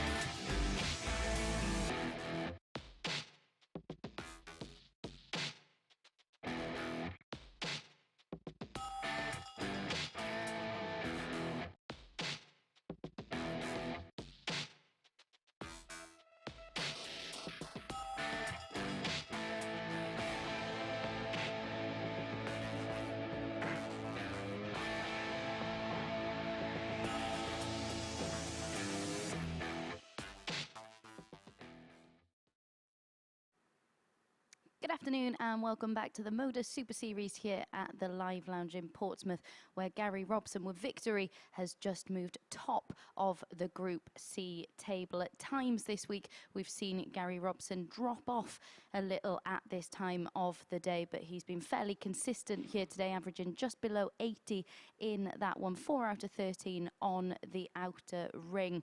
180 apiece in that one, but as you can see, Mark Leighton not getting a dart at double in that match. That makes things very interesting going into the next round of games, because that sets up Robson's match against Alan Norris very nicely indeed. They meet in match 11 after this match that's coming up next, and you feel that Chris Mason, who could still end the day on 14 points, he may well want Robson to win that match against Norris to enhance his chances of going through. That would mean a win for him over Mark Leighton in his next match would probably see him go through with Robson. So next up then, it's a bit of a dead rubber. It's John Walton against Barrie Bates. Neither of these players can now make it through to finals night. John Walton, though, we've just seen his 1-2-1 in his victory over Chris Mason in his last match. Both of these players could still play a part in who does go through to finals night. Let's get into this one then and hand back over to our commentary team. Well, if it hadn't been for Cotton Eye Joe, Mason may have been through a long time ago, but he has caused some carnage at the top of the group. These two will play the role of spoilers as the group heads towards a conclusion, but they face off against each other to try and get some crucial points to try and finish their campaign as high up the table as they possibly can. Bates on 6 points, having won 3 games from 8. Walton having won 2 games from 8. So the cellar dwellers, to steal a phrase from you, I'll give you the copyright a little bit later on. Not the first, Henry, it's not the first. Go toe to toe here for some spoils. Yeah, and look, Barrie Bates, if he wins his last two matches, First he can lag get himself is John the throw up first. as high as 10 Game points. on. Now, Gary Robson could beat Alan Norris, keep him on 8. Chris Mason could conceivably lose to Mark Layton and Barrie Bates, and then it'd go down to leg difference between Mason and the two Welshmen. So 26. there is still a very slim slither of an opportunity for Barrie Bates. For that to have any chance of coming to pass, he has to win this match 100. 4-0 for me. 4-0 or 4-1 maybe, but yeah, it does have the feeling of a race that's been run for the pair of them, but it doesn't mean that they won't be competitive. Just ask John Walton, who 81. beat then top of the table Chris Mason in that standout result of the day. You need some kind of numbers that not even the Chancellor could muster up at this 59. present moment in time. Could have a mini turnaround. A U-turn in the group. Well, 40. Alan Norris has been by far the best performer. He's averaging 12 points more than anybody else in the field today. That is some standard setting from Chuck Norris, who still might 45. not manage to make it to the top. Mason still has it in his own hands. If he can beat Bates and Leighton, 123. then it's simple as that. Norris can't catch him.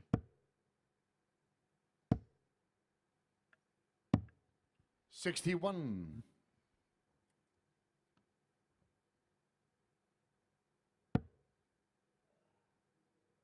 What do you think Barrie Bates may have taken from the experience of the last couple of days? 60.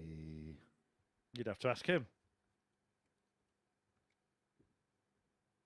Well, I think the thing that he said to me when he beat Mark Layton 4-0 earlier today, 100. life in the old dog yet, it's that constant affirmation that they can still play the game.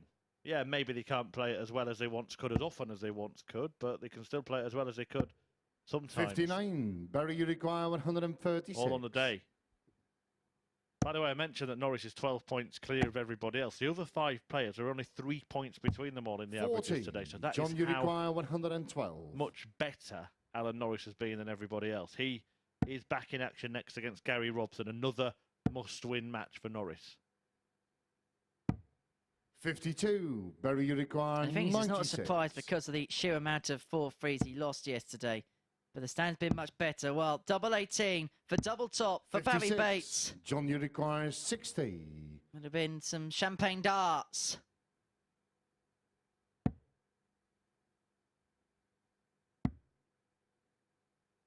Double 10. 50. Barrie, you require 40.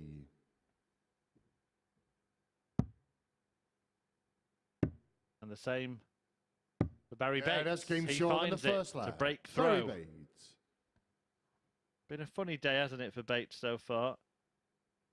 Second 4-2 lag, it's defeats at the Barrie to hands throw of first. Game on. race rivals Gary Robson and 4-1 at the hands of Alan Norris, but then a thumping 60. victory of his own. Nothing really too close. He's either been streets ahead or streets behind in his games. No in-betweens. 140. And of course, we return tonight for Group B. That's 10 p.m. with us here on Sporty Stuff TV. Richie Houghton leads the way, having won each of his 4 matches yesterday, and how impressive he was in doing so as well. 105 average in that last game against Wes Newton, which feels like about 20 minutes ago, I must be honest. But an interesting end to that group, because you would say still all 5 players are in play for qualification through to the finals. 100.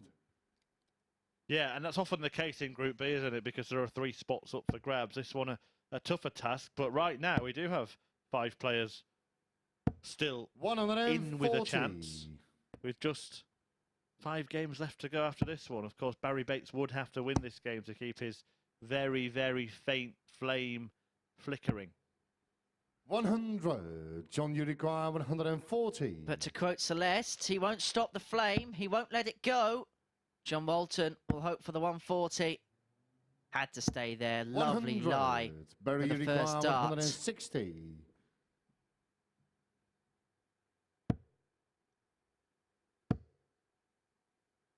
Well, one thing that John Walton did do was 100. give chances to Chris John, you Mason. require 40. Gave chances to Barrie Bates in leg one.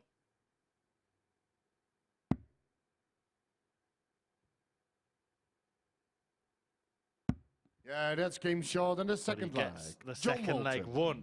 A break back for Walton, and with every leg, Barrie Bates' chances of pulling off Third leg is John the an throw incredible first. tungsten Game turnaround on. start to fade. I mentioned it yesterday, and I want to mention it again today about John Walton. We know he's got the shoulder 100. injury, which is hampering his game.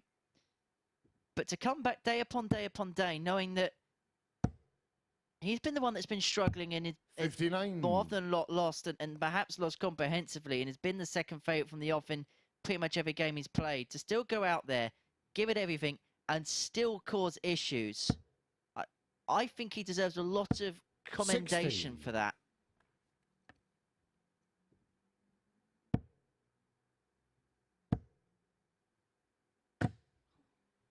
Wow.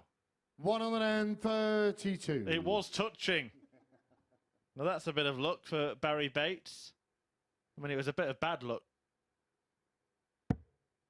The bounce out, but it managed to land somewhere, the point touching the 12 segment. 140. Well, we saw a similar scenario involving Gary Robson, didn't we, yesterday? But on that occasion, the point didn't touch. Have you ever seen the Johnny 96. Clayton 174, where he went for a 180, and the dart bounced out and then landed in the treble 18? That was something special. It was the first visit of a 41. leg as well. It could have been the luckiest 9-dart finish we'd ever seen.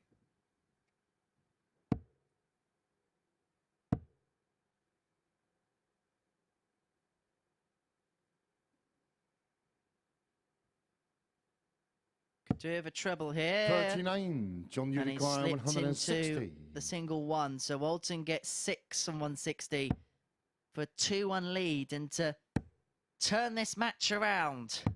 40. Walton could still lift himself off the foot of the table. A victory here against Barrie Bates would see him level on 6 points with Champagne, and then he takes on Gary Robson in his last match, hoping 137. to get above John, Barrie. you require 120. Treble. Left the double.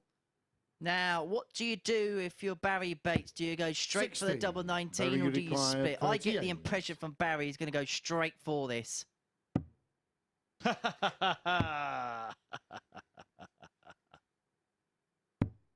that's Oh, game I short love in the you, third Barrie leg. Bates. Barrie Bates. I absolutely love you. 2-1 to Barrie Bates. Was always going to split. Fourth leg is Barrie to throw first. Game on.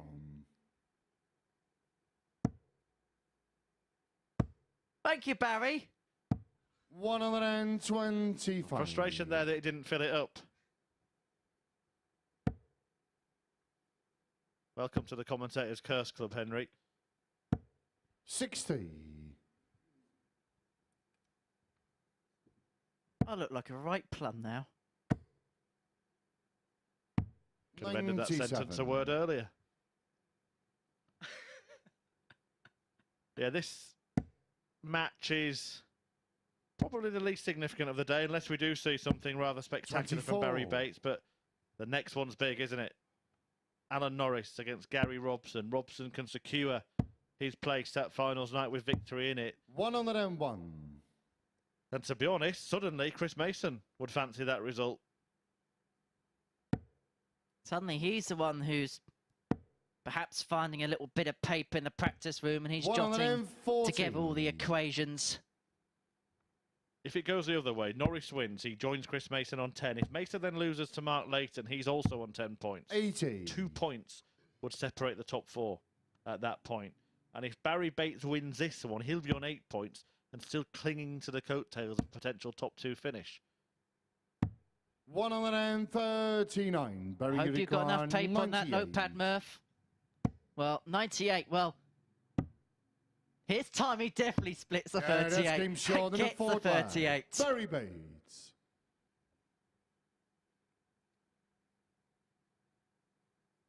Well, that's Fifth hilarious. flag is John the That throw is first. absolutely hilarious, Game the fact on. that he did it that way that time. I would have loved it if he went straight for the double 19. 43. Can't believe he didn't predict the split. Well, Bates is almost there. Now, that 40. scenario of results that I just read out wouldn't be favourable to Barrie Bates, of course, because Layton and Norris playing the last match, or if they're already both on 10 points, then one of them would definitely get to 12, which 83. would mean Bates would be scrubbed out of the running. He would prefer Gary Robson to race away to keep his hopes alive. 140. But big match coming next. Norris, well, big two matches coming next. Norris against Robson, Mason against Leighton. I think now is about 60. time to go and make your sandwich, folks, and cup of tea and feet up, ready for 40 minutes or so of real darting drama. 100. Fish fingers in the sandwich, Murph? It's Friday, isn't it? Well, fish and chip Friday. Chris Mason may well have a chip on his shoulder right 60. now. Having let slip many opportunities today, to having let slip the lead in the group.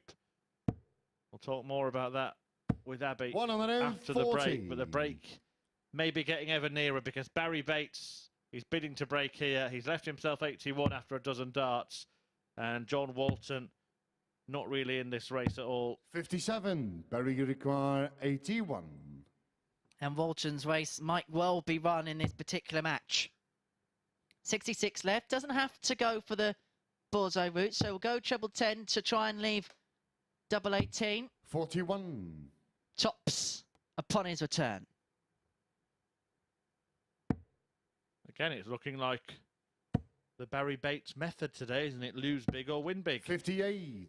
Barrie, you require Double top. 40. For the Welshman to get the win over Walton. 20. Not there John, yet. you require 140. Well, this would be some divine inspiration for John Boy Walton, but the 140 won't go, and so Bates will return for the double 10. 100.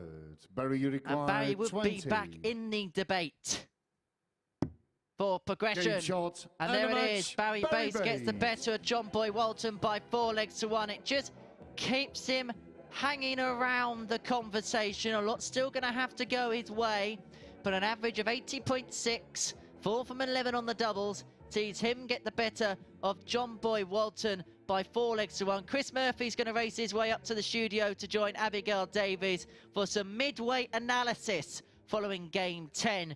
We kick off game 11 after the break as well, where we're going to see a pivotal matchup which could decide Alan Norris's fate as he takes on Gary Robson, who could qualify pretty much of a win.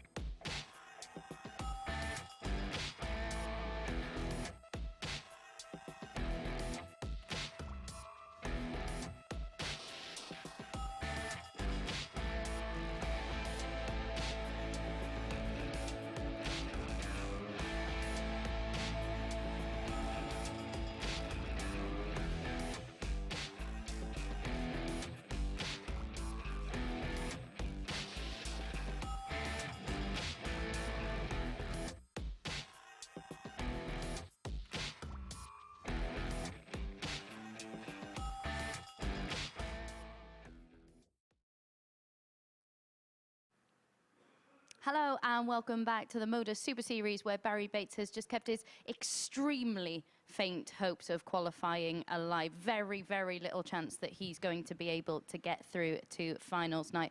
But a 4-1 win for him, 4 out of 11 on the doubles. Murph, we are going to touch on this match slightly, but it's the table where we really need to focus on, isn't it? Barrie Bates, not really much hope, especially given his leg difference. Yeah, but you know, the wins he's been getting have been handsome ones. I said he needed 4-0 or 4-1 to keep his hopes alive. He got 4-1, probably needs a big win and other big defeats. But, you know, today of all days, Freaky Friday, it could happen. It could indeed. We can have a look at the league table then. And it has been Alan Norris. His standard has been absolutely sublime. As you mentioned in commentary, he's 10 points ahead of everyone else. Yeah, and more than that, I think. And all of the other players separated by about 3 points. So he has been head and shoulders above the rest. And it's been the fact that he's been finishing so well. This run of double hitting has been nothing short of sensational from Alan Norris. Seems very adept, doesn't he, at tops finishes. But he can everything, even the bullseye. Fantastic. Indeed, and it is Alan Norris against Garry Robson up next. A huge game in the context of the league standings. I think Mace will want Garry Robson to win this one, won't he? Because then it'll mean a win against Mark Layton for him, and it's those two that will go through. Who would have thought at any point today Chris Mason would be relying on other results? But yeah, it has got to that point for him. Really interesting. But, you know, would you back against Norris winning at the moment? Very difficult to do that. And the one thing that's been happening all day that's made it difficult for Alan Norris is Garry Robson has kept winning and kept meaning that his wins have kind of been a little bit meaningless. So now he's got the chance to stop that run of Robson and do the business himself. Indeed, it can. And things are looking ominous for Barrie Bates, because even if Alan Norris wins this one, that'll rule him out. Garry Robson wins it, and you look at the leg difference, and it's unlikely that he's going to be able to do anything in his last match. So then, let's get into this one. It is a huge one. It's Alan Norris against Garry Robson. Thank you very much, Abby. Alan Norris has been expendable here in the second day of action in Group C at the Super Series, but he will not want to be missing in action here in this crucial clash against Garry Robson.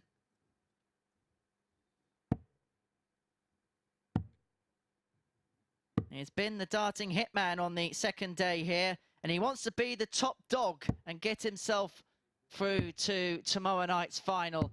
He takes on Garry Robson, who could be top dog if he can win this particular matchup. He'll put himself onto 14 points with victory here against the man from Somerset. Norris of the darts then in leg one of this crucial game 11. Two massive matches to come. So do stay tuned to us here as we approach the lunchtime hour here at the MODUS Super Series on Sporty Stuff TV. Don't forget, you can also get in contact with us across our social media feeds. It's at MSS Darts on Facebook, Twitter and Instagram. And don't forget to subscribe to our YouTube channel as well, where we've got plenty of bonus content on the side of all the live action. I'm happy to say that joining me for all the live action for the rest of the day is Chris Murphy. Yeah, serious slinging time now, isn't it? The next couple of matches will be definitive in the race for finals night. Spoken about the slender chances of Barrie Bates, but you're looking at these two games and you think that we will know much more about who the runners and riders really are. What we do know is that a victory for Garry Robson 41 will be enough to put him through.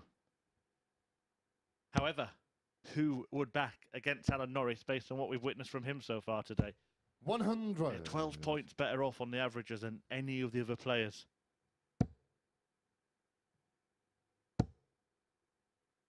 Been the player of the day. 99. Alan, you require 148. But is it a charge too little too late? Tops for 148. 108. And he's been nigh on perfect on that double so far today. Yeah, it's two players who have won all of their games so far today, and Robson has really been a nuisance for Norris, because every time Norris has won, he seems to have won in the next match. Alan, you require 40. And made every single match must win for Alan Norris. This one against the first lag. Robson, no Alan different. Norris. And he just bats away that 180 like he didn't even hear the call from Marco Meyer. takes out Second tops leg, it's Gary to throw first. and leads the match Game 1-0. on. Then after this, another pivotal battle between Chris Mason and Mark Layton. Now, if Norris won this game, 140. Leighton won the next, Robson would be on 12, Mason, Norris and Leighton would be on 10. Robson still would be in a bit of a sticky wicket, although he has John Walton in his final matchup. Yeah, just to add to that, that particular scenario would rule Barrie Bates out, of course, because Norris and Leighton play each other in the last game, so one of them would definitely get to 12. For Bates to stay in the running, Robson has to win this match.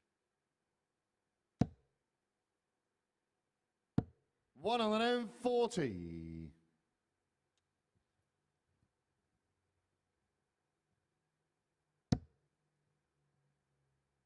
Tell you what, this is the best stuff Gary Robson's played all week so far in this match. 125. And maybe he knows what's ahead of him potentially.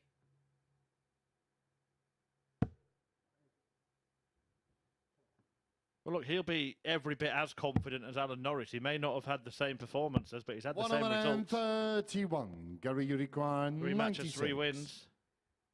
Treble 20. Oh, treble 19. Double 19. 77. Don't give Alan Norris you a require shot 130. at anything today. Try and leave him in the 200s because anything has been possible with him so far today. Well, as good as his finishing's been, he couldn't have converted the 130 after hitting the treble 5 with the first dance. So 19. Robson returns for 19. Gary, you require Be 19. 3 double 8 to level us up. 3. But Norris returns for tops of And you 2-0. require 40. And he has been absolutely exceptional that's game on this short in the particular second target. And Alan Norris is on the march once again. He's just been a different class. This is the Alan Norris I was expecting to see yesterday, but he's certainly Third brought leg, his it's A game Alan to throw today. first. Game on.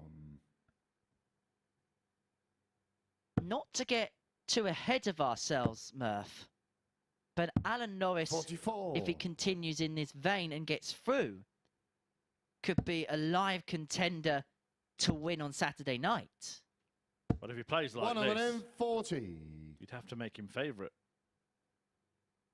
Not through yet, far from it. But if he wins this one 99. by 3 legs, he'll be into second place. And for the first time, Mason will be out of the top 2 ahead of his game with Mark Layton. 45. And on a day where every game has seemingly been win to get through for Chris Mason, it would suddenly become 85. win to stay in. How the psyche can change, how this format can change.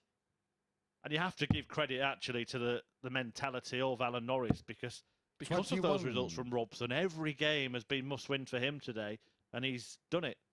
And now he's doing it against the man that he's been trying to catch.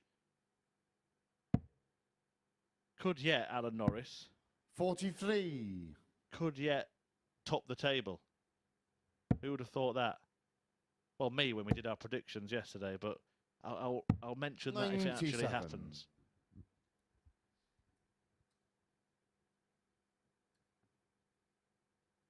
I think you'll probably stick that piece of paper on the wall, won't you? And be like some kind of trophy. 85. I'm running out of space for correct predictions. And I fancy Alan Norris for the 145. You have to, don't you? You have to fancy him for everything. 97. And you require 145.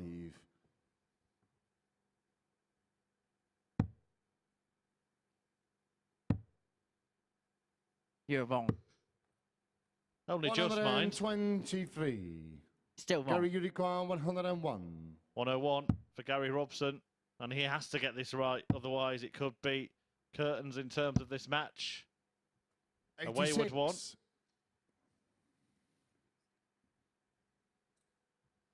And you require I 22. think the score was 66 there from Gary Robson. The score graphic is correct. 22 the target for Alan Norris, the Taylor Swift.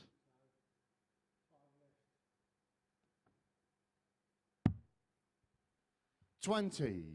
Gary, Wow. you require 35. He's had to leave himself double one. I just wonder whether the decision was to bust a score. Interesting play. Yeah, that's Rendered game short in the irrelevant. third leg. And Gary Robson breaks, brings it back to 2-1. Forward leg, it's Gary to throw first. Game on.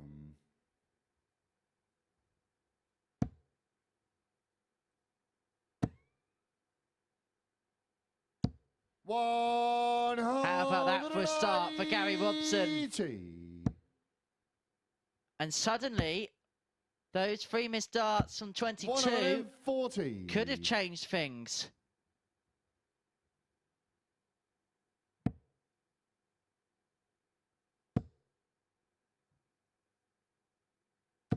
$60.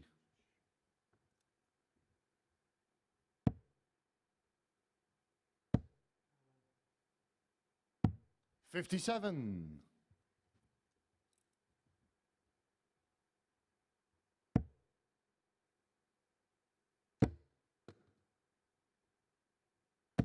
120.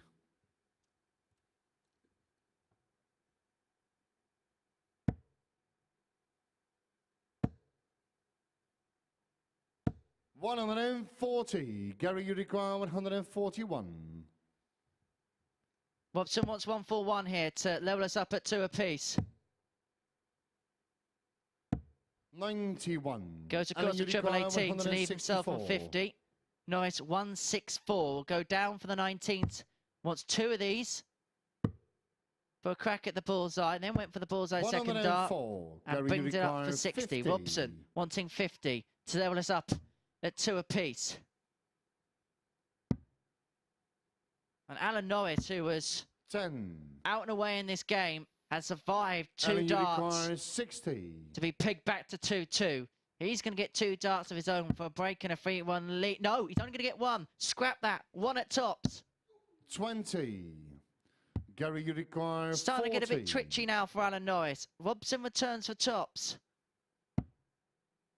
And the doubles, which have been so good for Alan Norris so far today, 30. have been a plague, but Alan, it you may not require come back 40. to haunt him if he can convert tops at the second time of trying. He's hit it so often, but it's when you hit Yeah, that is that's game important, short and in the that is a fourth big, leg. big Alan dart for Alan Norris. Norris in the race to reach Saturday's session here at the Super Series. And don't Fifth forget, you flag can be is there as Alan well. to throw Tickets available first. for free Game on. via dartshop.tv. We are based in Portsmouth, our live lounge. Come and experience darts in a different way, the intimate setting of a 57. VIP night at the Super Series. Dartshop.tv, the place to book your free tickets. And if you want to book free tickets for next Saturday, the Champions Week finals night, there'll be a little treat as well, because 65. complimentary tickets have been dished out for the Untouchables exhibition, featuring some of the world's biggest stars in Portsmouth towards Christmas. 85. Having been there a couple of times, it is one of the good darting nights out of the year. So it's a no-brainer. Double bubble worth of darting fun, and it's all for free. 100. Cannot say fairer than that. Alan Norris moving closer to the top of the tree in this one, having been rooted 99. towards the bottom before play today.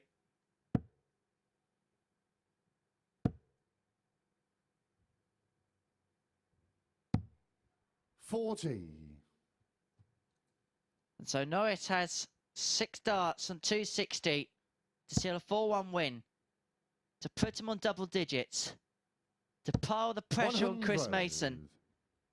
And suddenly we go all the way back to that first matchup that they had in game 2 between Mason and Norris, and how that could have completely changed the 59. complexion of the Alan, group. you require 160. He's going to get another 6 and 160 Norris. He's going to have the luxury of time to seal the deal, to get the job done, and Gary Robson will be loitering still on 40. progression point. He's not there yet.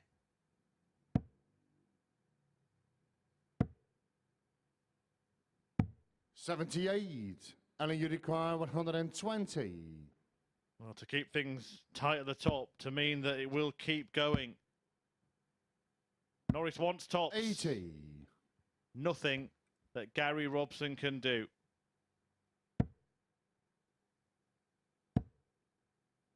So he could have won this match. 49. Had he done it, he would have And you qualified, but the require brakes are 14. on. Robson. And the shackles have been off Norris all day. Absolutely a sensational, storming sweep through the field. Double 5. 35. Fails to find it. The Gary, game you is not require over yet. 110.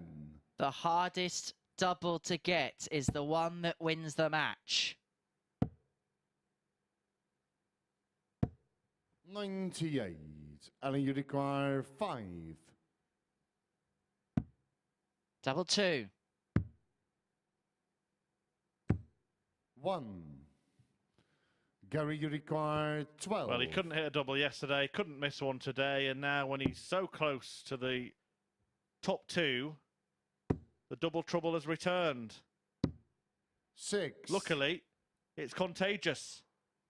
Alan, you require 4. This to breach the top 2 for the first time.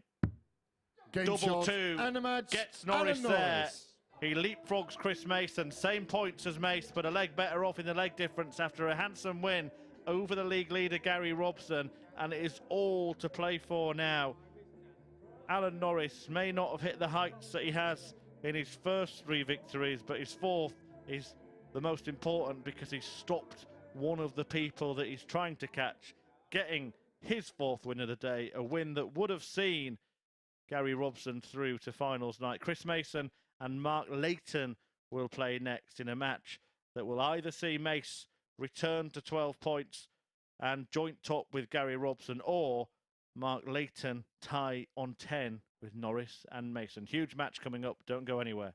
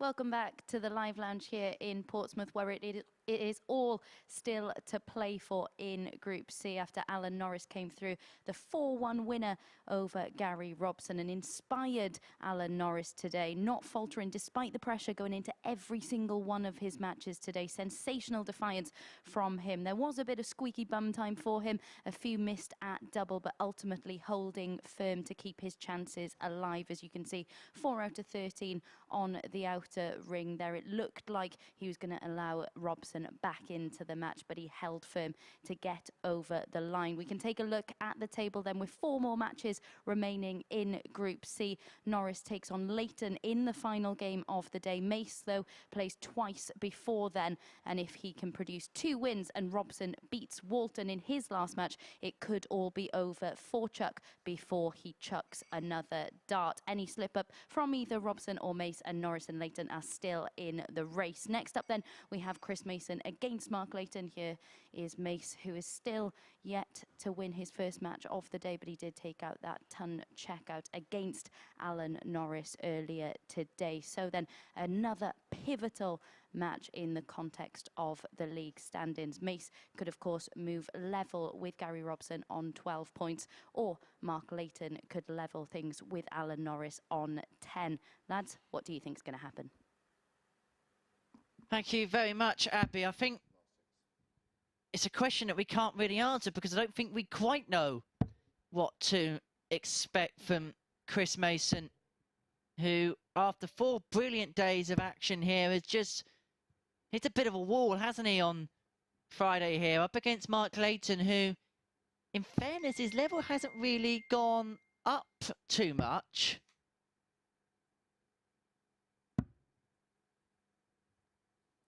But it hasn't really changed from yesterday, and because the level in general has gone up as a consequence, that's probably why he's had a bit of a struggle. Yeah, it was a great point that Abby made there at the start of this match. Despite all of those victories today, the superior standard produced by Alan Norris, that if Mason can put things right and beat both Barrie Bates and Mark Layton here, the Welsh duo, and Robson gets the better of John Walton, then Alan Norris will be out, despite winning all his matches, before he throws and toes the hockey in his last match. That is incredible to think that could happen. Crazy to think that could happen. But Chris Mason has not looked comfortable today. Has not looked confident today. 100. Has let slip winning positions today, and has missed match darts, potentially qualification darts today.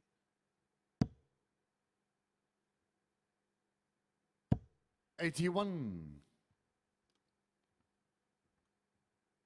Really is coming to the crunch in Group C. The next couple of matches could all but determine the destiny of the players getting through, or they could bunch things up even more and make 38. things even more tense. Gary Robson is a win away, we know that much. He faces John Walton next. 93. We were saying 12 points would be enough to go through. It might be that players do go through on 12 points, but one misses out on that haul. 45.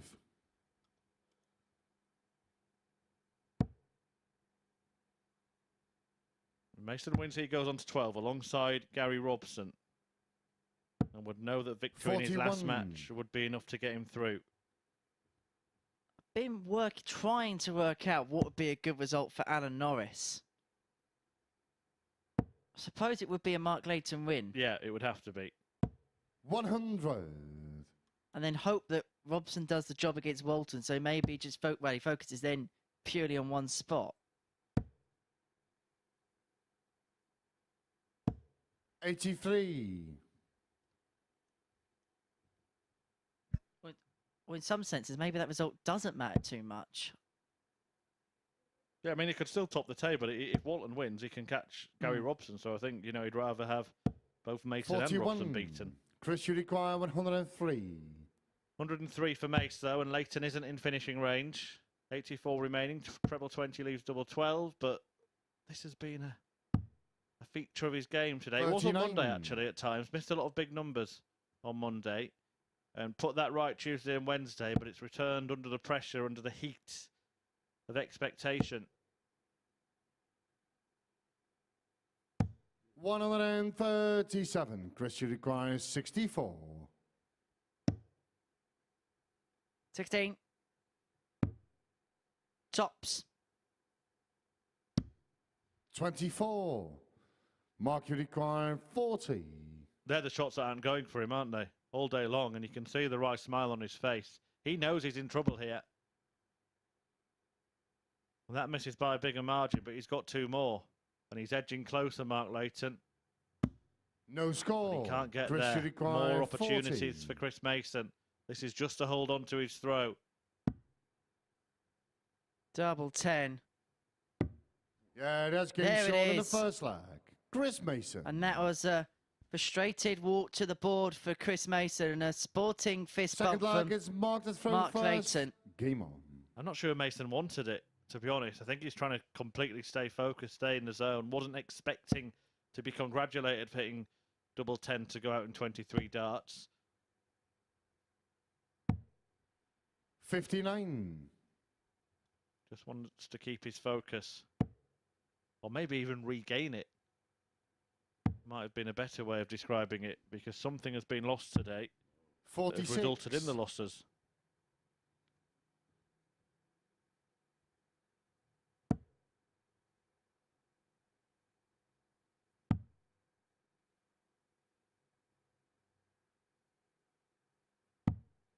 $42. We did see Leighton seem to tail off, didn't we, towards the back end of yesterday. The last match he played was a turgid affair, wasn't it, against John Walton? 93.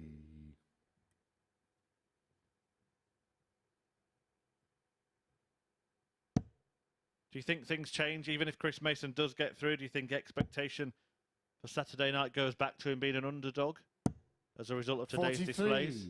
I think he'd prefer that tag. Most definitely. Remember, he went into today as the bookmaker's favourite to win the week, let alone win the group. He was 1-6 to win the group this morning. But I think 58. he'd prefer the underdog tag. He mentioned in the interview yesterday he's a commentator, not a player. And I think he'd like to keep that tag because it keeps him an underdog, and it just means that anything he does is a bonus. 13.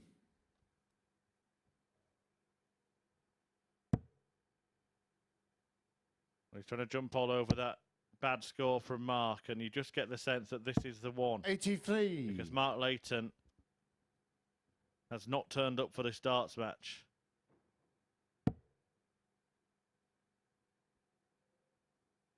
Almost feels bizarre that he got 3 darts at double in that first leg. 60. Visits in this leg for Mark Layton. Tell a story. 59, 60. 42, 43, 13 and 60. And he has actually hit a big treble. Incredibly. Yeah, that was a recovery on the treble 19 after 2 single ones. Chris, you require 161. It's been one of them games. Chris Mason will not. I don't think he'll care if he wins this game. I honestly don't think he'll care about the 42. circumstances or anything. I know that he'll put pressure on performance, but do you know what? In this scenario, he just won't care. He'll just want to get 2 points, just to get himself on 12, and that must feel like a. It must feel like a climb up to Everest now for him to get to 12. 100. Chris, you require 119. 119 to go halfway towards it. Treble 20 for tops. And it would be ironic that in this game where the 59. scoring Mark, power you hasn't been require there, someone takes out a big 136. ton topper to finish.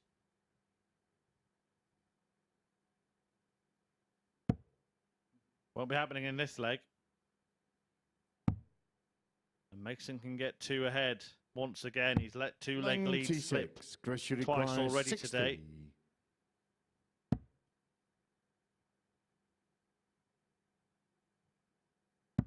Yeah, that's game Well, short. once again, he's out in 23, but you're right, Henry. He won't care how long it takes as long as he gets there in the end.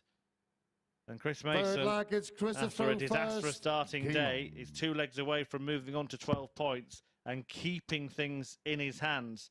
And we have the almost inconceivable possibility 96. now that Alan Norris will win all 5 matches today, average more than 10 points higher than all his opponents, and still not make it through. Madness. 56. One of the things we did say yesterday was, because this is a shorter race, not like Group A where you have 15 games, 3 days time to feel into it, the first day is just as important as the second. And Norris's damage may have been done in 80. those 3-4-3 defeats that he suffered at the start of the day. Exactly that. And he had opportunities. He had match darts in 2 of those games, I believe. 140. That's our first 140 of the match. Yeah, the scoring hasn't been great. Only 100 plus visit from Chris Mason, although he might be about to double his tally and does. But the one thing that can give him a little bit of confidence is a much, much better check-out effectiveness than he's had in his previous matches today. He's missed bucket loads of darts at doubles. 60.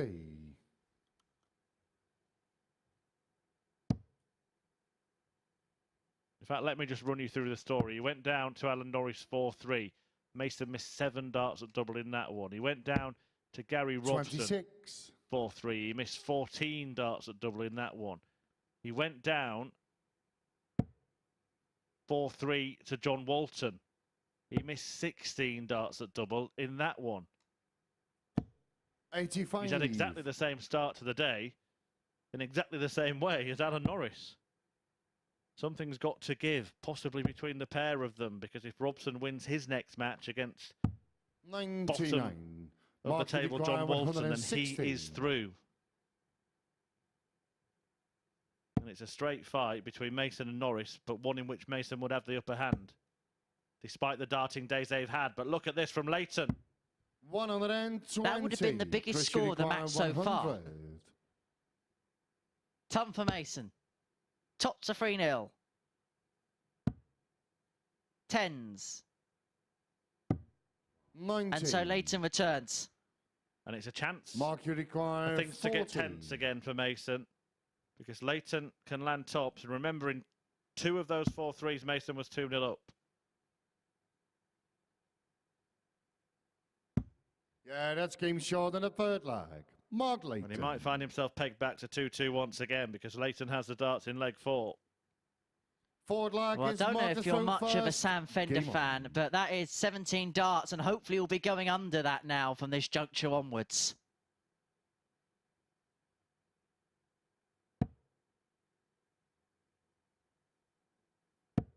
Richie, they were far too scared to hit the doubles, but maybe they'll hit in a heartbeat now. 61.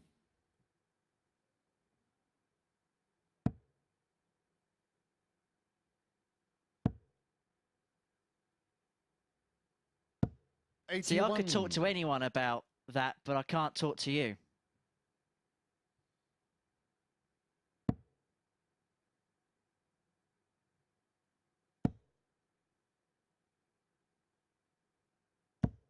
$60. And I thought that was one of my bear references of the day. Thanks, Murph.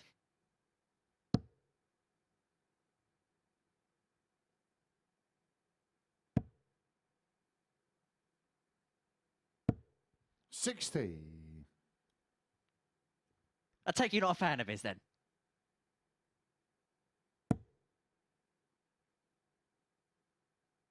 Back to the darts.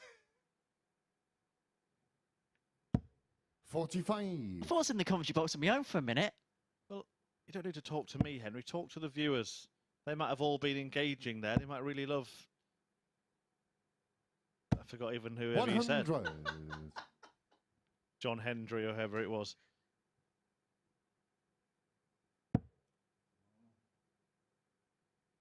Never a dull moment working with you.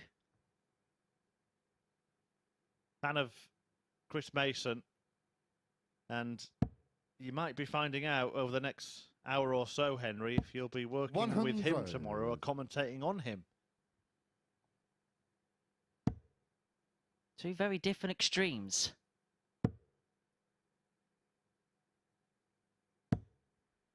25. Well, the thing is, his scrappiest performance this week could be the one that gets him through to the finals. I do know which one he would prefer. Of course, he wants to be on the stage, but I get the sense that he'd enjoy commentating more, Chris Mason. 90. I mean, he'd be able to cast a very expert eye on this week's proceedings. However, Chris Mason wants to be very much a player tomorrow night. 105. Mark, you require Yeah, great darts there 145. from Mason, leaving a slightly more favourable finish had he stayed on the 20s. And it's a finish he's taken out already a couple of times this week. But will he get a go at it? Treble 15. Evades Mark Layton. 105. So 60, Chris, you 20, require bullseye, 130. or 60, 60, double five. Double five. 125. That would have been Mark, you inspired. require 40. Leighton's back for tops. This is for 2-2, and I fancy this to go. Well, the tops doesn't go, Yeah, but that's the Kim tens Shaw does, in the fourth line. and it's all Mark square. Layton. For the third time today, Mason Fifth lets slip a flag is 2-0 lead. Christopher first. Game on. The fourth time today, he's let slip a 2-leg lead.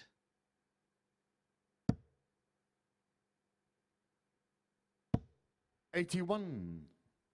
Well, the evidence of today, you wouldn't let Chris Mason take your dog for a walk, would you? Can't hold on to a lead.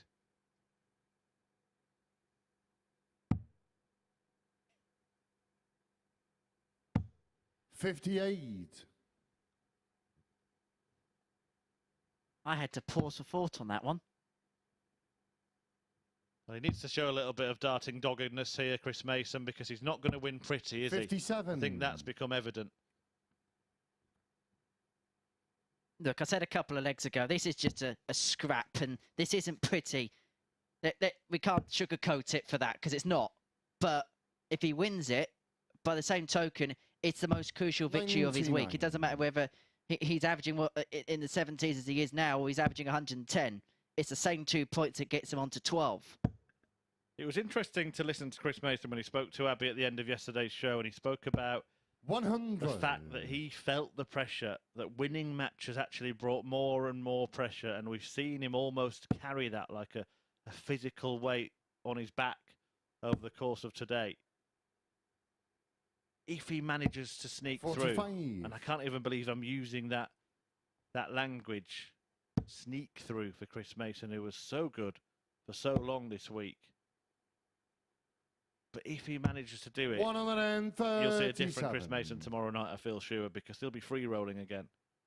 He'll have a bit of rest. He won't be back here in the morning.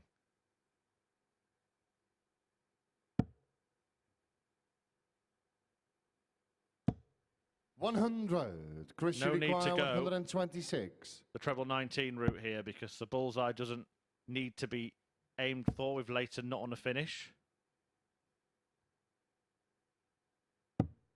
90.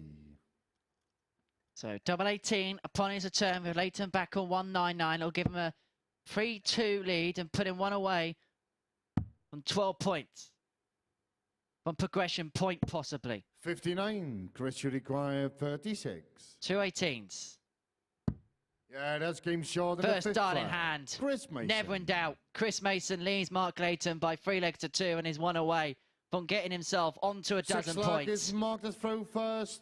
Game on. Hands back on the steering wheel.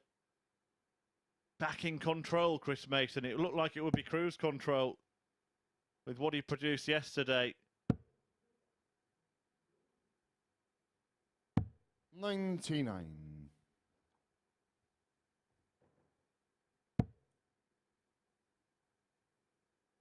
Three games to go after this. Gary Robson can put himself through if he beats John 85. Walton in the next one. If Mason wins this, he can do the same with victory against Barrie Bates. And then quite remarkably, Mark Leighton against Alan Norris becomes a dead rubber, and Norris could win all 5 of his matches and not make it through to finals night. 60. I think we're going to get the situation where one player wins all 5 matches on one day and doesn't make it through, because it looks like it's going to be between Mason and Norris, doesn't it? 41. Well, Norris could do a reverse Walters. I mean, you have to give credit for Gary Robson in getting those wins. Every time we saw Norris win, he just kept himself ahead. And if the only defeat is to Norris, then it won't be 45. a fatal blow. But Chris Mason behind in this leg. He has the darts in the last one, but I don't imagine he fancies going to another last leg decider, having lost 3 already today. 140. That may have put him in command under the leg, knowing the way that this game has gone.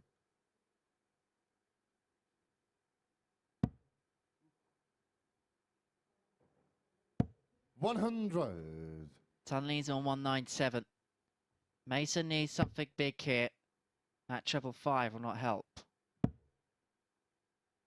That will help. 95. He's himself on 140. Will get a crack at it, but what can Leighton leave? Going to leave something handy.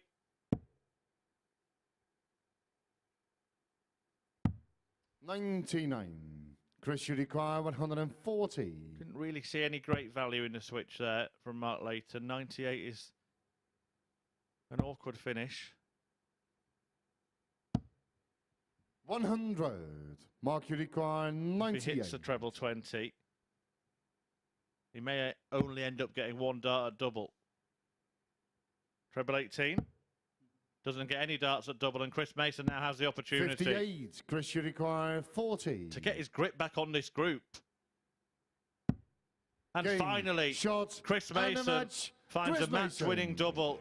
Well, that will be a relief. It was scrappy, but it was effective. Not happy with the display, not happy with the day, Chris Mason, but he is back at the peak of the pile. Top of the table on 12 points, tied with Gary Robson, and his darting destiny at the MODUS Super Series is still in his own hands. The same applies to Robson. If he beats Walton next, he goes through. If Mason then beats Barrie Bates, so does he. And it's hard luck chuck for Alan Norris, who even if he beats Mark Leighton in the last match, completing a clean sweep, wouldn't be able to make it. Let's see how it unfolds. It's all coming up in the next hour.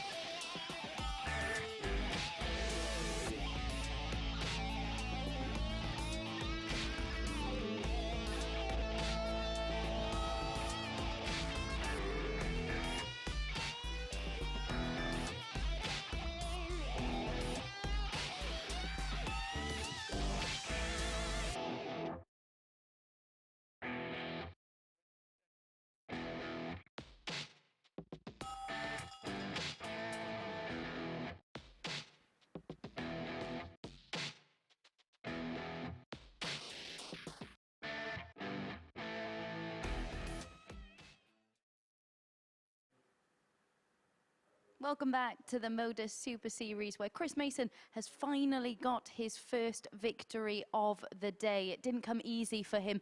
Very little has come easy for Chris Mason, in fact, today. He really had to dig deep and grind out that win over Mark Layton. His finishing much better in that one, despite far too many trebleless visits in the match. Nothing spectacular in that game, but the win, of course, meaning that he is now back in prime position to qualify for finals night. We can have a little look at the table then, going into our final round of games. Just 3 more matches coming your way, and Chris Mason back at the top of the table because of his superior leg difference, and of course that victory meaning it is more likely that despite the day Norris has had, Chuck may not make it through to Saturday night. Mace could end Norris's chances when he takes on Barrie Bates shortly. But coming up next for you, we've got Gary Robson against John Walton. A win for Gary in this match will secure his place in finals night. There he is, taking out a 91 in his win over Barrie Bates. Of course, Gary has won 3 of the 4 meetings with John Walton this week, and he's actually, in those 3 victories, lost just a single leg in those matches. How he could do with a similar result here to ease through to finals night. Let's find out if that will be the case then, and hand back over to our commentary team. Thank you, Abby. Gary needs one final rally if he is to progress through to finals night tomorrow evening here at the Live Lounge in Portsmouth. He's up against John Boy Walton, who could do a lot of people a lot of favours if he can get the better of the 55-year-old Gary Robson, the 2005 World Trophy champion, up against the 2001 champion of the world in the BDO system in John Boy Walton.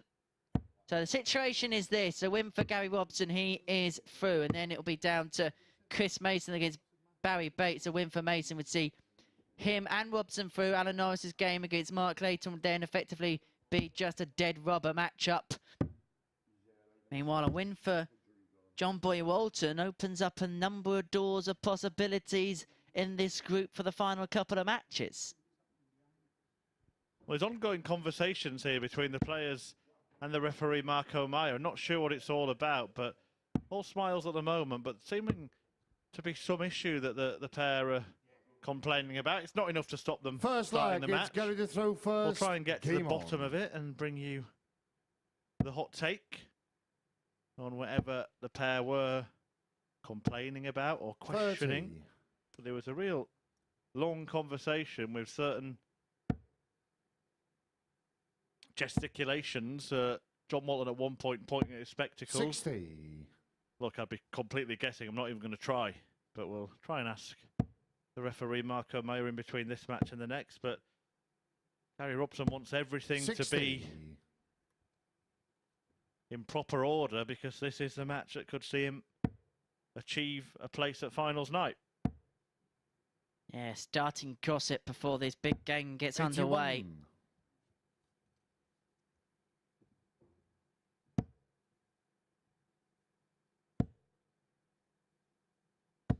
$140. Well, he's gradually getting better here, Gary Robson, in instalments. 30 followed by 60, followed by 140. 84. Should go downstairs here, Gary Robson. 99. Explain why. 19th first, and then work your way back up the board. 100.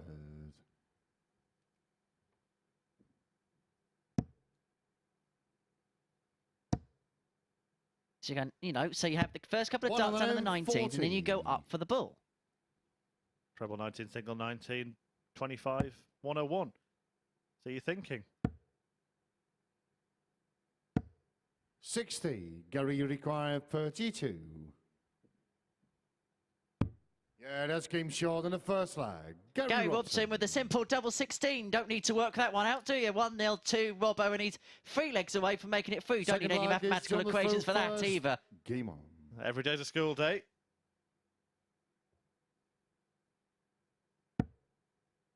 Dressed like it's a school day.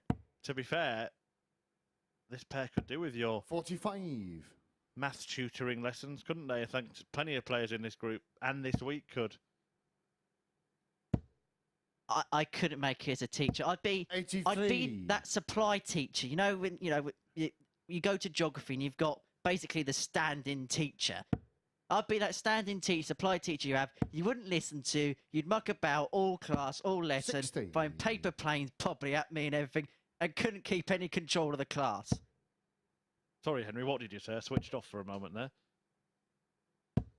45. Gary Robson needs to stay switched on, and we've seen the threat that John Walton can have because he got embroiled in a match with Chris Mason and came out on top in it, didn't he, earlier on? He's already pooped one party. 180. Is he about to spoil another?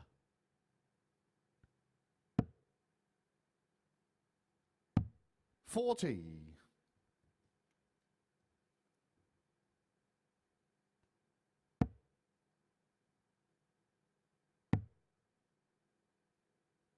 Well, it could be the 96. party spoiler here, leaving 120 after 12 in the second leg. Averaging 5 points higher than Robson as well. I know we're in the second leg of the match, 60. but still a crucial metric to look at. 120. Yeah, particularly for him, who hasn't had many higher averages than his opponents.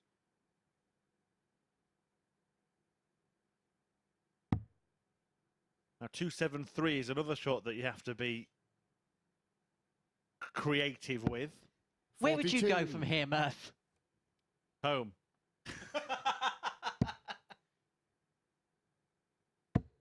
To be fair, you don't usually get to that part of the leg, do you? 60. John, you require 78. 301 maybe.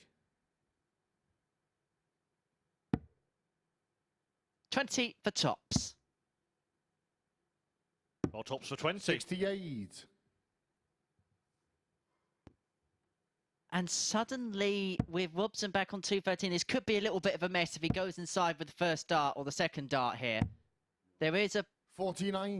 definitely John, a call require now, 10. possibly, if you're feeling it, to split. He'll go straight for it. That's not a bad guide either. But this is the danger. Yeah, 6. that's Gary, you made no require use of that guide at all. 164. Really pulled the dart. 57 bull. Not to beat. 84. John, you require 4. Because this isn't pretty, the double two. And Robson will feel like an interested party still in this leg. Yeah, that's He game won't now. short in the second leg. John Walton. Sneaks it into the top right-hand corner. Gets it past the wall of the first two darts. Levels us up on one apiece. First. And it is Game on. Robson with the darts in the third. And maybe John Walton is relishing the role of the spoiler in this group. 60. Yeah, certainly could be the case. Going back to those 270-something shots, we saw the 271, the 273. Most of the time, you're looking at getting a couple of 64. trebles, but they are shots where you can get one treble, one single, and use the bullseye Check. segment. 121. 1-2-1 there, and maybe a mathematical mistake from our caller Marco Meyer. Actually, I think it was a sight problem rather than a maths problem there. 134. If we get any better at these mathematical equations on 271s and things like that, maybe we should take the spotter's job as well. No, he does a great 55. job. Our resident spotter here. It is an important job. If you don't know what a spotter is, by the way, it's a person who tells the cameras where to go, basically predicts what the 59. players are going to do, has to know what they should do, and it's an even harder job when they don't do what they should do. That's how you feel commentating next to me, isn't it? 140. No comment. Well, John Boyd's doing all the right things here and is on the precipice of a break. 80. I'll tell you what, if he does get it and he does go on to win the match, and it's an anxious wait for Gary Robson, isn't it? He might pull up one of those pews at the front of the stage and wait and see what happens. 55. And with Robson back on 168, Walton will get a go at the 130.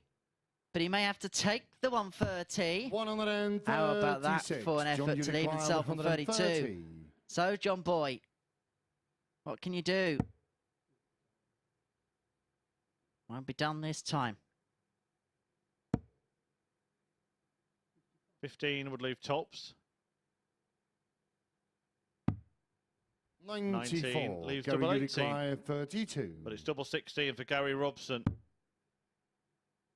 Double 8. Twitchy time. Yeah, that's But he game finds short on it. the Last third start in leg. hand. Gary Robson. And it's 2-1 to Robson in this Forward pivotal leg is John the throw contest first. Game of the on. Super Series. We're talking about it. If Robson wins, he's through. But if he loses the match, he would then need both Chris Mason. Sorry, he'd need one of Chris Mason or Alan Norris to lose. 50. Potentially both.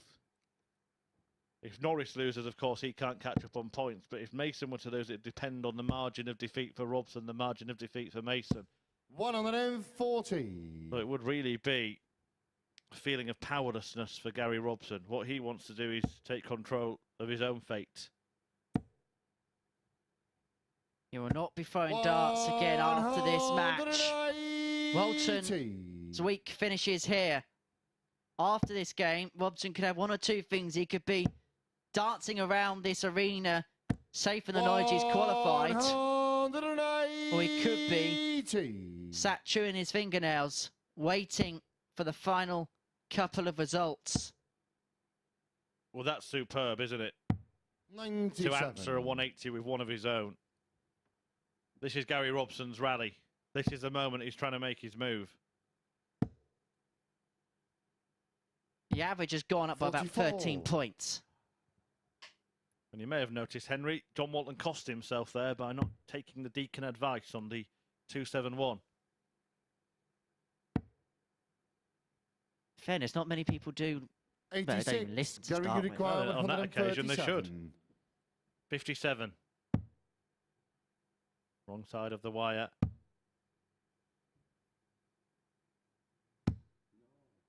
$59. John, you require 88. 88. Treble 20 will be the starting point, and John Walton could level this match. It's a leg in which Robson started 140. 81. Followed 180. Gary, you require 78. Walton's wondering what on earth that was. It was much nearer the treble than the double. Double 12 for Robson. Double 6. Yeah, that's game short on the fourth leg. And Gary Robson has put himself on the brink. This is qualification point now for fifth leg is Gary the throw first. The scoring phase hasn't been too dissimilar, but it's been this metric that you can see on your screen now that's changed it. 3 from 6 on the doubles for Robson, 1 from 8 for Walton. 60. That is where this game is hinged. This game has changed. Because you can see on your screen now, not much to separate them in the averages. 100. Both on 81. But it is that 1 from 8, which has changed the tungsten tune. 100.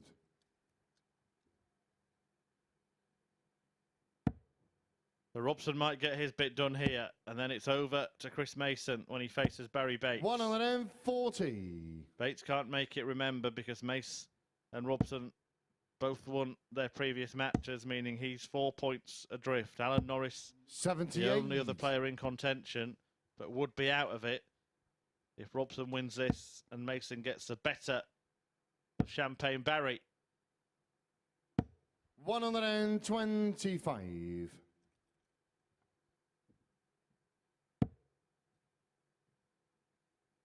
We'll go downstairs here to try and leave himself a finish. We'll now head back 43. up. John, you require 136. So 136 to get himself back in the match. This will be a breaker throw as well. Double 8. 120. And it is like John Boy's emptied the tank here.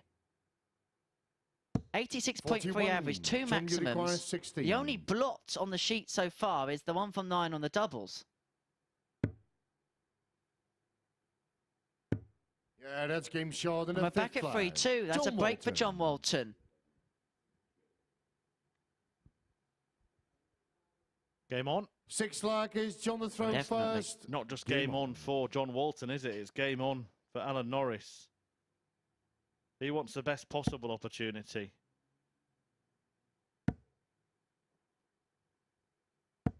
And And he already has a superior leg difference to Gary Robson. He's one behind Chris Mason. But if it's Gary Robson who's beaten out of the 100. pair, then he knows that no maths need to be involved at all. In fact, because he's only one behind, if Chris Mason loses, then if he wins, he'll get ahead of him as well. Is this in? Is it in?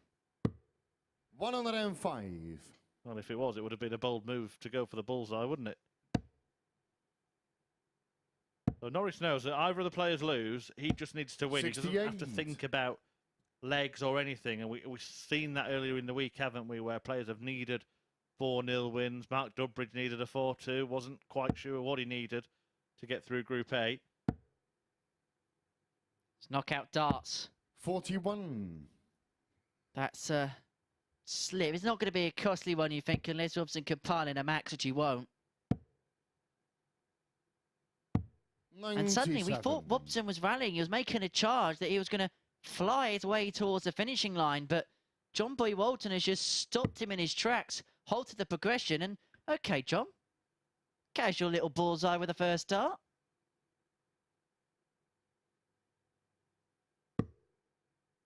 OK, John. So a ton left.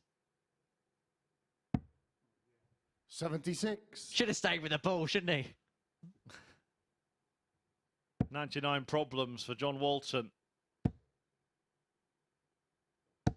100.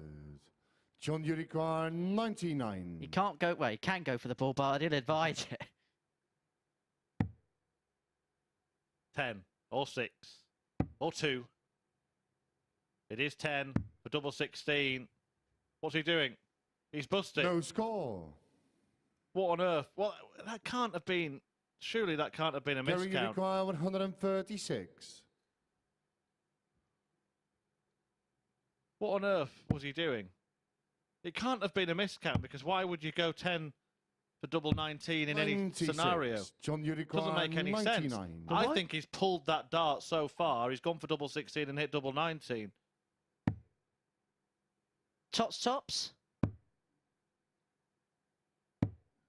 51. Gary, you require Well, this 40. could be the most bizarre way a player's progressed through here at the Super Series, because Robson wants tops. 10s. 20. But he can't pick up the pieces, but somehow John, John you Walton's require only going to get 2 48. darts at double from this juncture. Well, 10 double 19, obviously.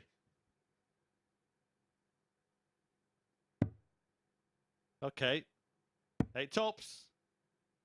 I'm telling you now that that dart before was at double 16, and that has just proved it for me.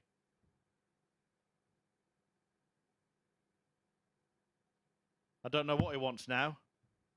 A taxi, 40. perhaps. Gary, you require 20. Tops for sorry, 10s for Robson. Even I don't know what's going on here.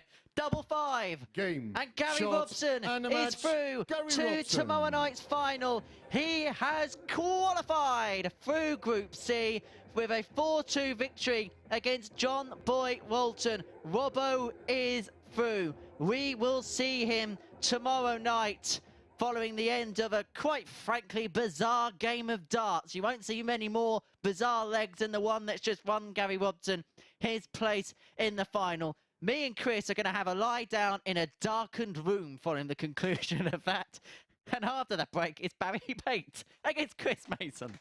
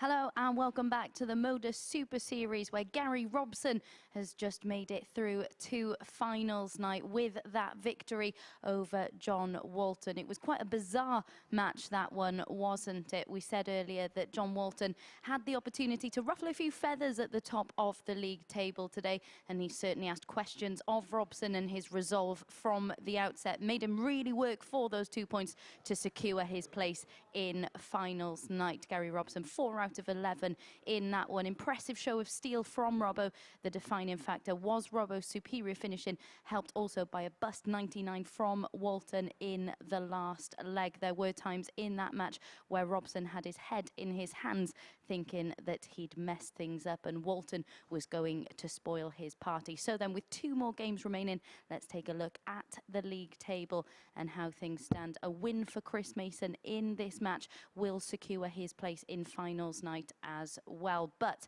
if it is a victory for the Welshman, then it keeps things interesting in our final match, which sees Alan Norris take on Mark Layton. So Mason, then, he could secure his place in finals night. He got that victory in his last game. Scoring deserted him completely against Leighton. He was shaking his head all the way back to the practice room after getting that victory. He'll know that he needs to be back to his best in this one to secure his place in finals night. Can he do that here, or will he have a nervy wait during that final match of the session? Let's find out. Lads, back over to you.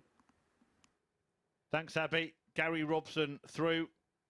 Chris Mason looking to join him. As simple as that for now. But if Mason loses and Norris wins, then Chris Mason, having won all 5 games yesterday, will not make it through to finals night. If Mason wins and Norris wins, then Alan Norris, having won all 5 games today, will not make it through to finals night. Yeah, it's happened before. We saw it with Scott Walters.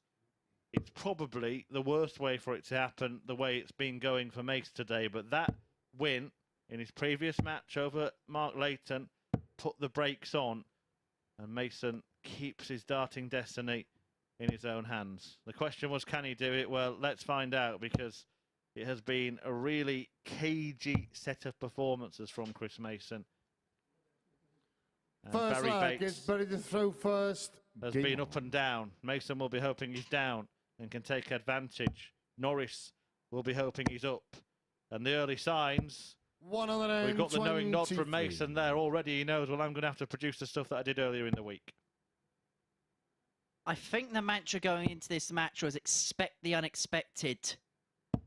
We may see spells of 100. brilliance. We may see spells of treblers visits. 42.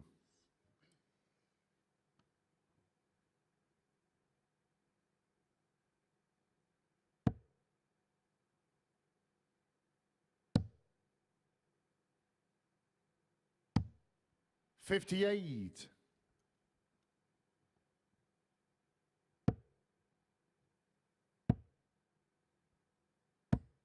60.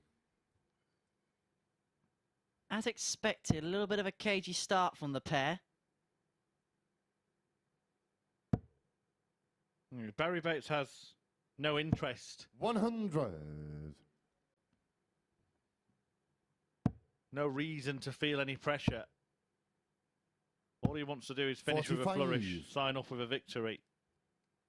It must be a really horrible position to be in, knowing that your win is going to influence the destiny of another player, but every player 100. goes up on that hockey, on that stage, wanting to win every darts match. Every dart they throw is aimed at the treble or double.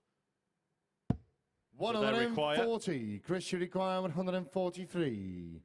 You go out there to do yourself justice, don't you, before you worry about anything else, any other outcome, any other scenario. So 66 remaining here for Mason. May go along treble 10 for double 18. 122. Barrie, you require Slides into the 91. 15, so 21 remaining. So Bates here wants 91. Went for the bullseye. Tops, tops. Another one of them. 71. Almost. Chris, you require Almost. 21. A 5. That's a perfectly pitched dart. This'll go in. Yeah, that came short in the first leg. Chris Mason. Often a guide, I think, when a player has to go for a big single, then a double. Second How leg well is thrown the Chris to single throw is. first. If it looks a bit shaky, Game I on. never fancy them for the double. When it's pitched perfectly like that, I give them a full backing. And it's been hard to do that with Chris Mason today. 140. But maybe he's just been teasing us all. Just look at his eyes. The next time he approaches the off key. 125. There's a steely-like focus, the like of which we saw yesterday. 83. I think that win, and now knowing that basically winning you in, that may have just given him something, just that extra little 5%. It's the little 1%ers, isn't it, that makes such a crucial difference. And it's making a difference here. This is more like the Mace we've seen all week. 140. Much more like the Mace we've seen all week. A penny for the thoughts now of Alan Norris in the practice room watching this. 140. The Chris Mason imposter has 138. departed the stage and been replaced by the real deal. 98. Barrie, you require 136.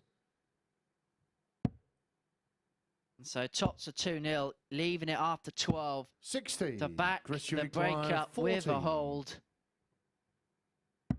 Yeah, that's And game suddenly, short in the he's second halfway leg. there again, Chris Chris. Mason. Well, once again, he finds himself 2-0 up in the match, but this time, Third leg is Barrie to throw first. when playing well, Game on.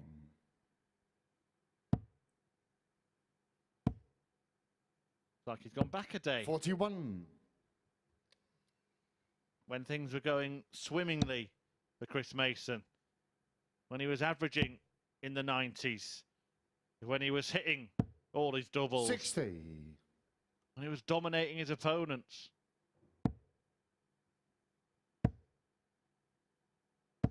60. And the question is, what has Barrie Bates got in answer?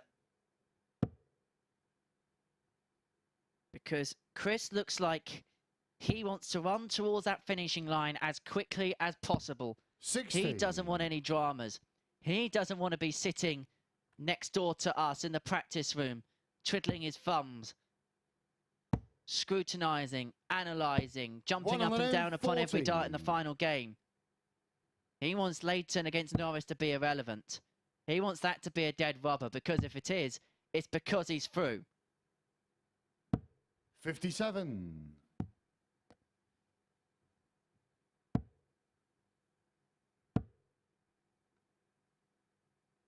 But Barrie has 85.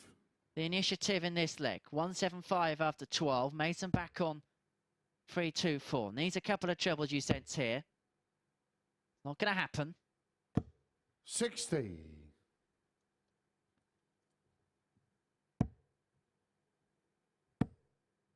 How many times we've seen today Chris Mason take 2-0 leads and then suddenly hit a wall? 135. A dozen darts toss in this leg without finding a treble. Puts an end to that, but it may be too late, if not too little. 100. Barrie, you require 40. Tops are 2-1. Tens. Double five. 35. Just Chris, underneath. you require So 164. Mason is back for 164. But if he can set it up here, he'll keep himself interested with Bates back on 5. Yeah, so really might be better off using the bull segment here. 25 and a 19. 45. Barrie, you require Would have 5. left him on a level ton. Would have been a better setup shot.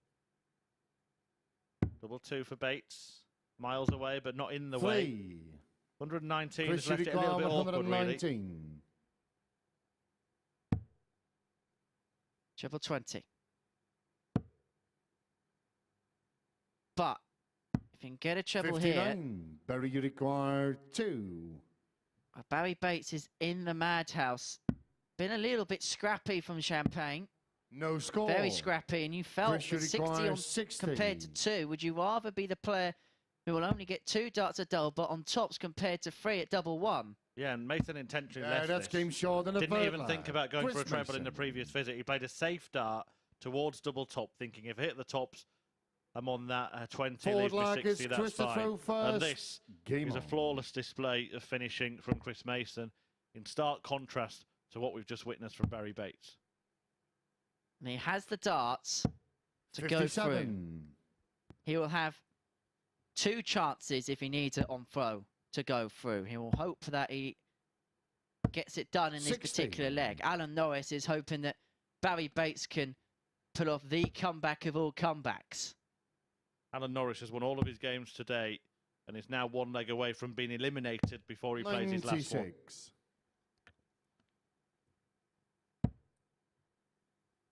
And I tell you what, I think there are a few people, 81. not just in this group, but Mark Durbridge already through, and the 3 that will progress tonight, that will be quite relieved to see Norris not in action on Saturday night. 100. Over the course of a day, he's probably played the best darts in the session out of anyone this week across any session. Yeah, looked a lot more comfortable.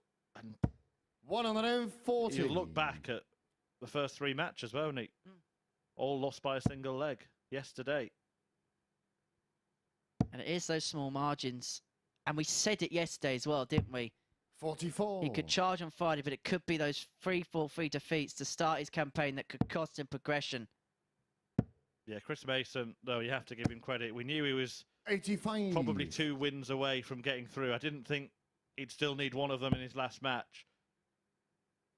But it's not about how you start, it's about how you finish. And Mason managed to get the better 81. of Mark Barrie Layton require in 135. his previous match. And he's 123 points away here against Barrie Bates.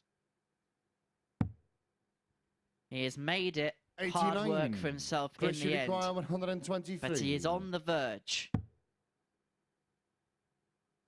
Treble 18 would have left the bull. 55. Seemed to bounce out of Barrie the treble and require 46. into the single there. 26. But this is Chris for the match. requires 68. This is for a place at finals night. He's been the man to beat in this group, Game, shot, and a match. but he's got Chris the job Mason. done. Chris Mason, a whitewash win against Barrie Bates. Well, where has that been today? Hard work, heavy weather, but Mason has weathered the storm, and a flawless display of finishing has seen him book his place at finals night alongside Gary Robson. But spare a thought for Alan Norris, who bows out with a game left to play despite a perfect record here on Friday. He's up next in the last match against Mark Leighton. Who would have thought it would have been a dead rubber? We can watch the final game, see if Norris completes a clean sweep after this.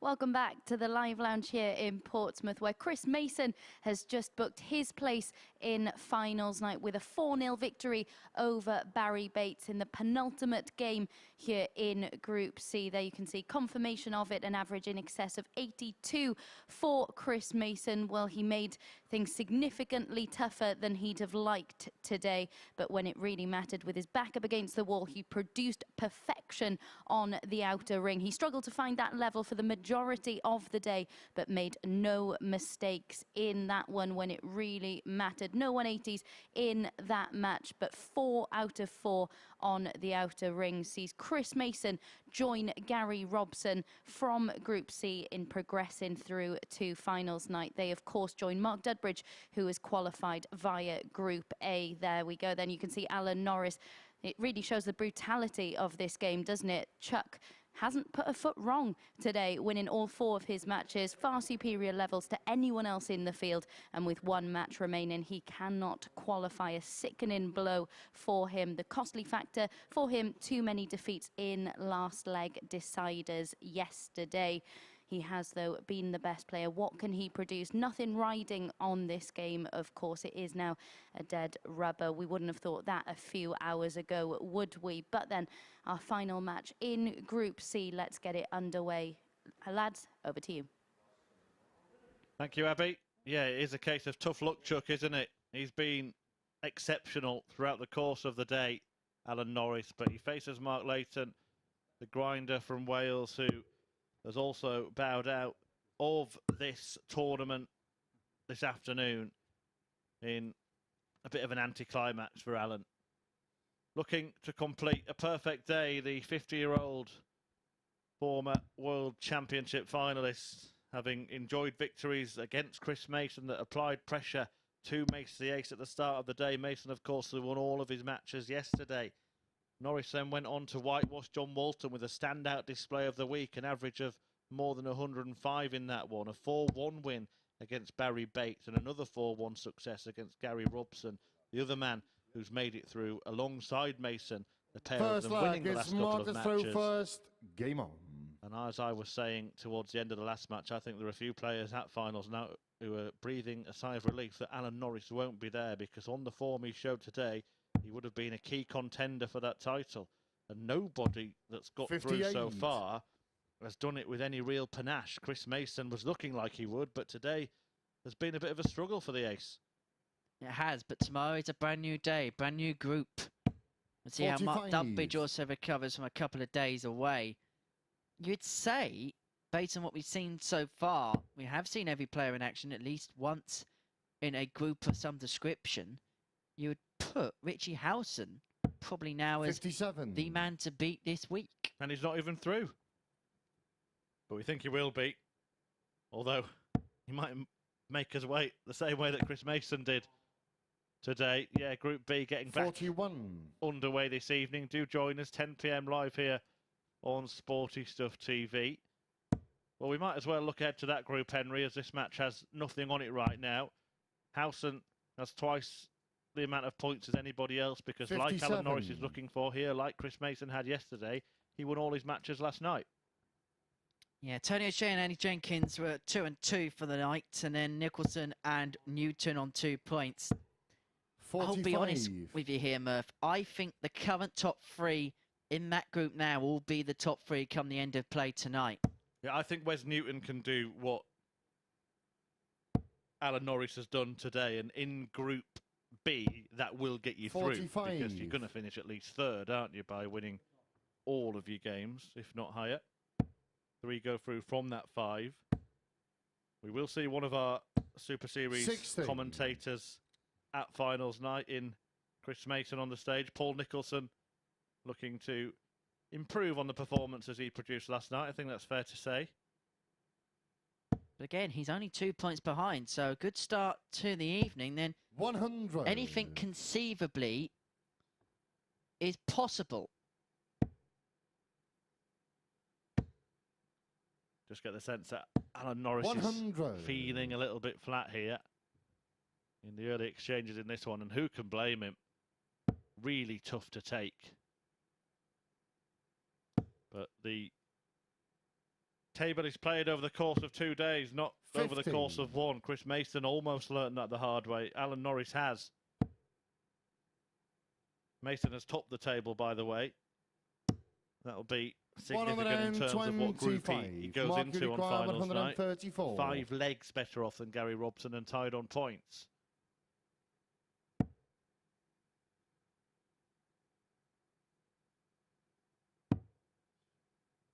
Let's have some fireworks to finish off our Group C. And you require 85.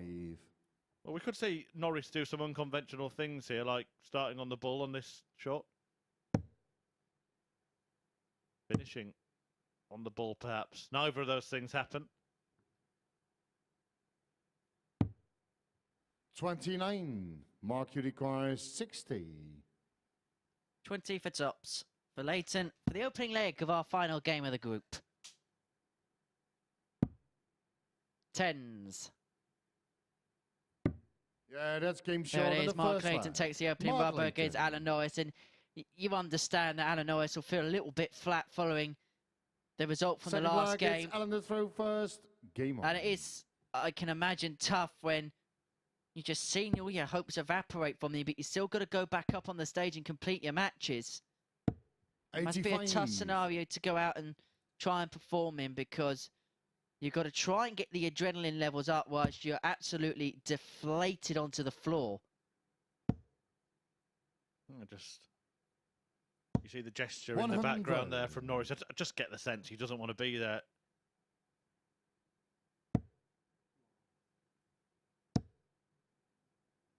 And it is tough to not go through the motions in this scenario. You go out there to win, you go out there to succeed, and when it doesn't quite go your way, of course you're going to be disappointed, dejected. But there's a lot of positives to take, though, from the way he's played today and yesterday as well. Let's not forget that he played well yesterday, just never quite got the rub of the green in terms of those 4-3 results. 140. But going back to Group B tonight from 10 here on Sporty Stuff TV, there's a couple of crucial early games. Richie Housen takes on Wes Newton. If he wins that, he's through. 95. No doubt about that. That's finished. That's no discussion. Which then makes the 2 games straight on the bat in that scenario oh so crucial. Because Tony O'Shea and Andy Jenkins, the 2 players 57. in 4 points will go toe-to-toe. One will go on 6, one will put themselves in a strong hand. Loser of that would then see Wes Newton take on Paul Nicholson. Now, in the scenario that Housen gets the better of Newton, they'll both be on 2 points. The winner gets on to 4. 100. Adjust things quite quickly. And you require 134. 54 maybe. Tops. He keeps doing this. He keeps hitting it. 114. Not on this occasion. Mark, you require 160. Mark Layton is not shy with the fist bumps, is he?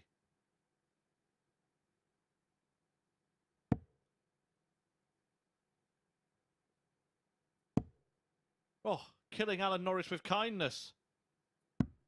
120. I'd have fist bump to that. And you require 20.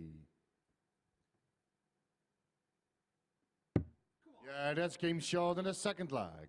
Alan Norris. Well, you can see there he still does want to complete the day in perfect Third leg style. is Mark the throw first. Game on. Simple double 10, but a roar from Chuck Norris.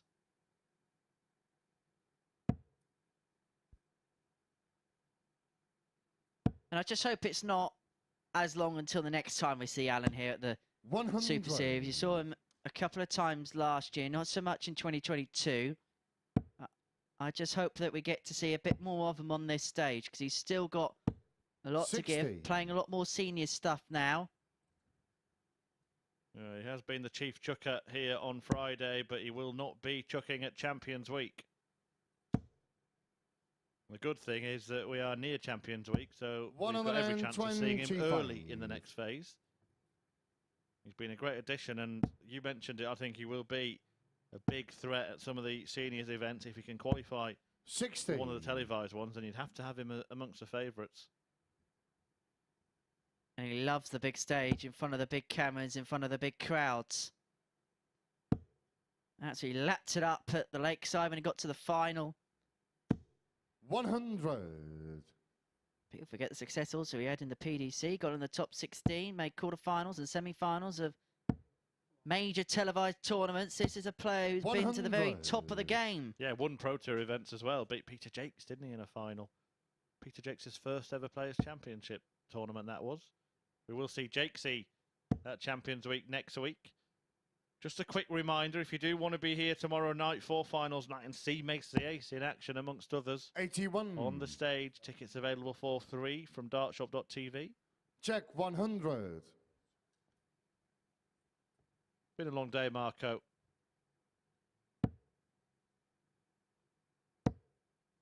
And also the news today, Henry, that 140. there'll be some free Market tickets requires dished 76. out next Saturday for the Brilliant Untouchables exhibition in Portsmouth. Exactly. So effectively, you don't even get 2 events for 1. You get 2 events for free. It's a no-brainer. If you can get yourself down, please do. They're 2 really good nights of darts. Yeah, that's game short. 2 very in the third differing leg. experiences. Mark You'll get the Layton. nice, intimate environment as Mark Leighton takes a 2-1 lead. You'll have this intimate Forward environment leg, that it's is Alan the throw first. the live lounge here in Game on. Portsmouth, where you really do get up close and personal with the action. You are right on the cusp of the players. You're almost breathing down their neck. It's a really enclosed environment, which 45. makes it interesting watching, especially when you're in the crowd. And then, of course, you've got the Untouchables, which is in front of an arena at the Guildhall in Portsmouth, which is about 1,500, something along them lines.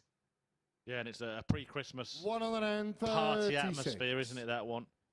So if you do want to book your tickets for free for either tomorrow or next Saturday, do it at dartshop.tv. And if you are coming on Champions Week Saturday night, then you will be a recipient of a complimentary ticket to that Untouchables exhibition. I actually performed on the stage at the Guildhall. in You have? Portsmouth. Yes, not darts related, but 140. Well, do tell, Henry. I am actually intrigued for once here. that makes a change. 128. Performed what? Don't leave us hanging. You brought it up yourself. You've got I know, to I finish the realise I've story. just dug my own hole here. Used to do a bit of acting when I was at school, so you know, bit of 65. Peter Pan. I was Smee, Fair enough. which I suppose, yeah, just nothing else really to add to it. I've got to be honest. I don't know why I brought it up now. 138. Market require 160. Well, Mark Layton trying to hook the finish. Couldn't manage it, and Norris looking at 44. parity. And you require 56. 16 and tops. Well, you want to go 16 to the right, That's game short in the fourth and leg. Tops was Alan calling, Norris. and another acknowledged fist bump. Fifth leg, it's Mark the throw first. I Game love on. it, you know, I love it. Well, the way he's enjoyed his opponent's darts, he might well book himself a ticket for Saturday night. Mark Layton, sit on the front row. 66. I'm surprised, actually, that every player has been receptive to it. I don't think some players would take kindly to it. And it's not meant with any malice, of 58. course. But if you're one of those players who gets really in the zone and the guy keeps wanting to shake your hand at the end of every leg, it can get a bit annoying, can't it? It's a rhythm ruiner, isn't it? And look, this is, you know, Mark. 96. I mean, we spent a little time with him over the last couple of days. Really nice, genuine guy. And he appreciates and respects good darts. 100. And his way of appreciating and respecting it, some tap the thigh, some give the old nod or something like that. Mark likes to do the old fist bump. 58. If I was Alan Norris now, I'd offer it after that 58, mid-leg. Well, he might offer it after a 180, but it's not happening. 140 will do. We actually do that at the end of every match, don't we, Murph? You try. It's a shame I'm going upstairs at the end of this one, because I would ask our technical team to put the commentary camera on at the end of this and see how I would respond to your attempt. 44. Maybe we'll do it at the end of the leg, like Mark Layton does. No.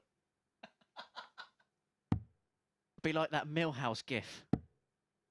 Don't know the one. Back to the darts. 57. Well, Norris on the brink of a break here. Leighton needs to hit big. 2 trebles really the order of the day. And that's not a good lie. So he's coming downstairs. 58. And you require 146. So they go for the for treble 19 with the first start. 67 remaining here for Norris. Leighton back on 179, so he can 93. pick through the options. Leaves 53 after the slip into the single 14. I think he's looking for the treble 9 there to leave tops. This is for a break as well on a 3-2 lead. 97. And you require 53. 13 then. For double top for Norris to get within 1 leg of achieving the brilliant feat that is a clean sweep of the Super Series. The 5th flag. And he is 1 Alan away. Norris. And so Norris 1 leg away from a 6 win, which won't is seal Alan qualification, but he'll end his Game on. 2-day stint here at the Super Series on a high.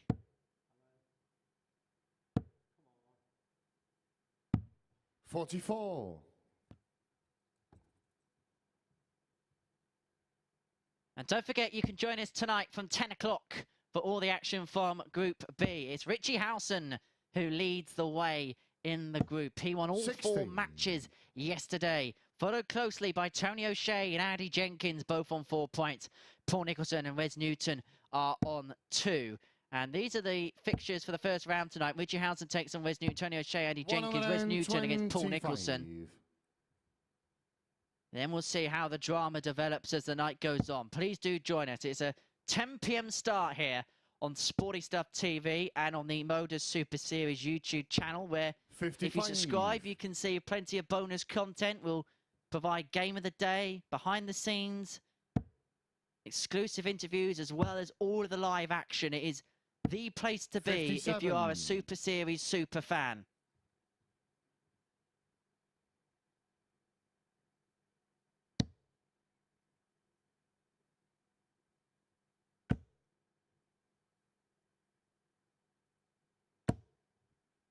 $125.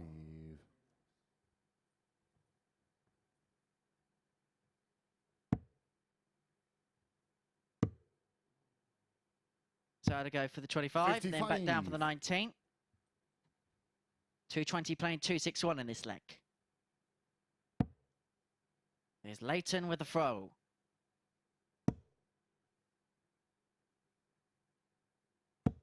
$140.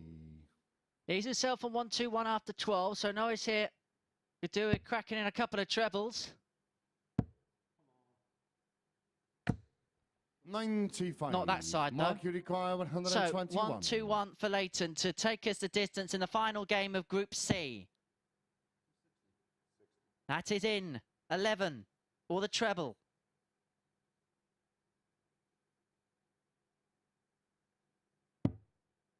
The bullseye. Yeah, And we are going the distance in our final game Mark in Group Layton. C. Leighton and Norris take us a 3-3. And there we go. There's the fist bump. 7th and final leg is Mark the throw first. Game on. The fist bump of acknowledgement that we are going the distance. It is Leighton who has the darts in the 7th and deciding leg. This is a game where the players are playing for pride more than they are for points and positioning. 134. But they will want to finish on a high, finish with a flourish, finish with a win. 95.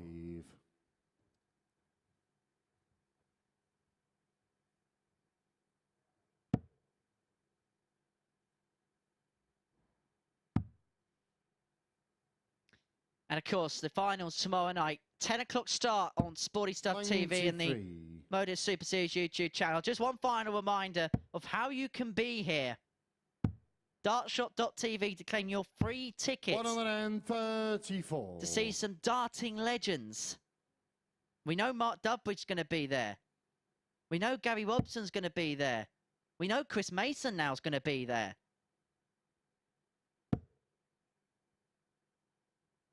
And we're guaranteed some darting 59. legends through from Group B as well. It's going to be free from Howson, Newton, O'Shea, Jenkins and Nicholson. It's a night not to be missed here at the Live Lounge in Portsmouth. 54. Do come and join us. Dartshop.tv.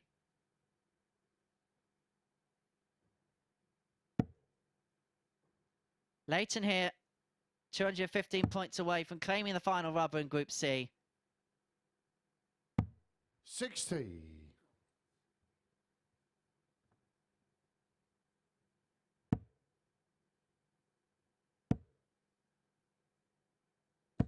$125. Mark, you require 155. Can you end the group in style? Mark Layton. Downstairs first. Went across to treble 16. So Norris comes back then for 93. For a breaker throw in the 124. final leg. And he's left himself on double 17 if he returns, 93. Leighton.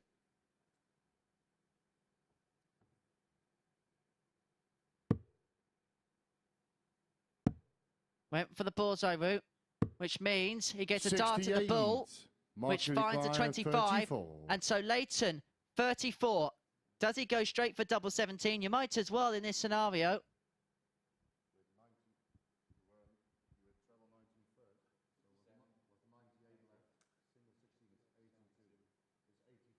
Just clarifying Leighton's last visit here.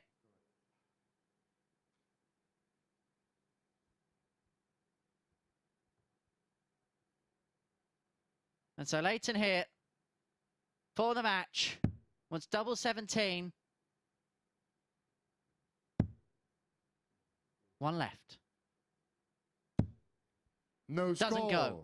And Norris returns to And he 25 to requires seal the deal, to seal the 25. final game of the day, to seal the final game of Group C. 13 left.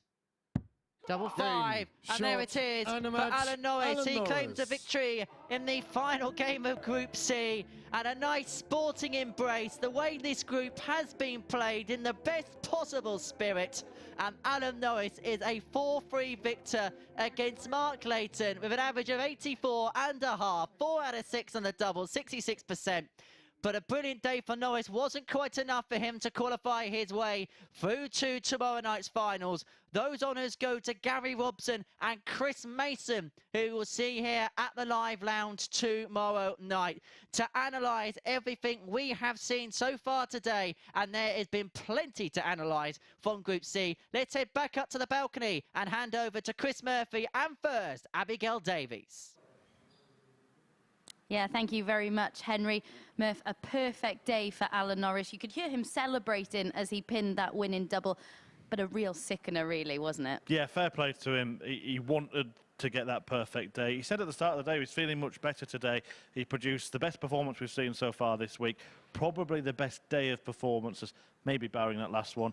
But it must be so difficult to raise yourself for a game when it's been snatched away from you in such cruel fashion. But look, it was going to be cruel for either him or Chris Mason. So in the end, we have to give credit to Chris. Yeah, let's have a look at confirmation of the Group C table then. At the end of 2 days' play, it is Chris Mason who finishes top.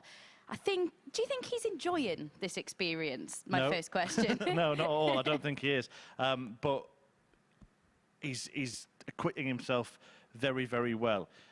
We've seen him play really good stuff for 4 days straight, and then today it has been woeful from Chris Mason at times, but that's due to the pressure, that's due to the fatigue. I really think we'll see a different Chris Mason. I think we'll see the Chris Mason we saw at the start of the week tomorrow, because it's a different story, isn't it? He's not having to be in the morning. He'll be able to get some rest, refresh, and he's kind of taken that favourite mantle away from himself once again. So, yeah, I do think that we will see a rejuvenated, refreshed, free-rolling Chris Mason, and that's when he's been at his most dangerous. Yeah, you say he's taken the pressure off him slightly. He is still 3-1 favourite to win tomorrow night, which is quite remarkable that he was even favourite before dart had been thrown this morning. So he is favourite going into tomorrow. We'll turn our attentions to Group B now, which concludes this evening. It's Richie Howson who leads the way in that. He's actually second favourite to go on and win finals night tomorrow. He's not even there yet. Yeah, but that may change by the end of the evening. Once he does get there, we might see all that start to change.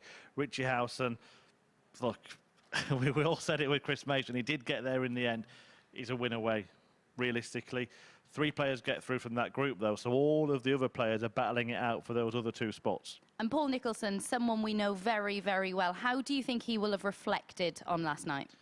Very deeply, but yeah, I don't think that Paul Nicholson needs to be too hard on himself. Getting that win, that one win, has kept him in contention. And if he can just try and relax a little bit, not play with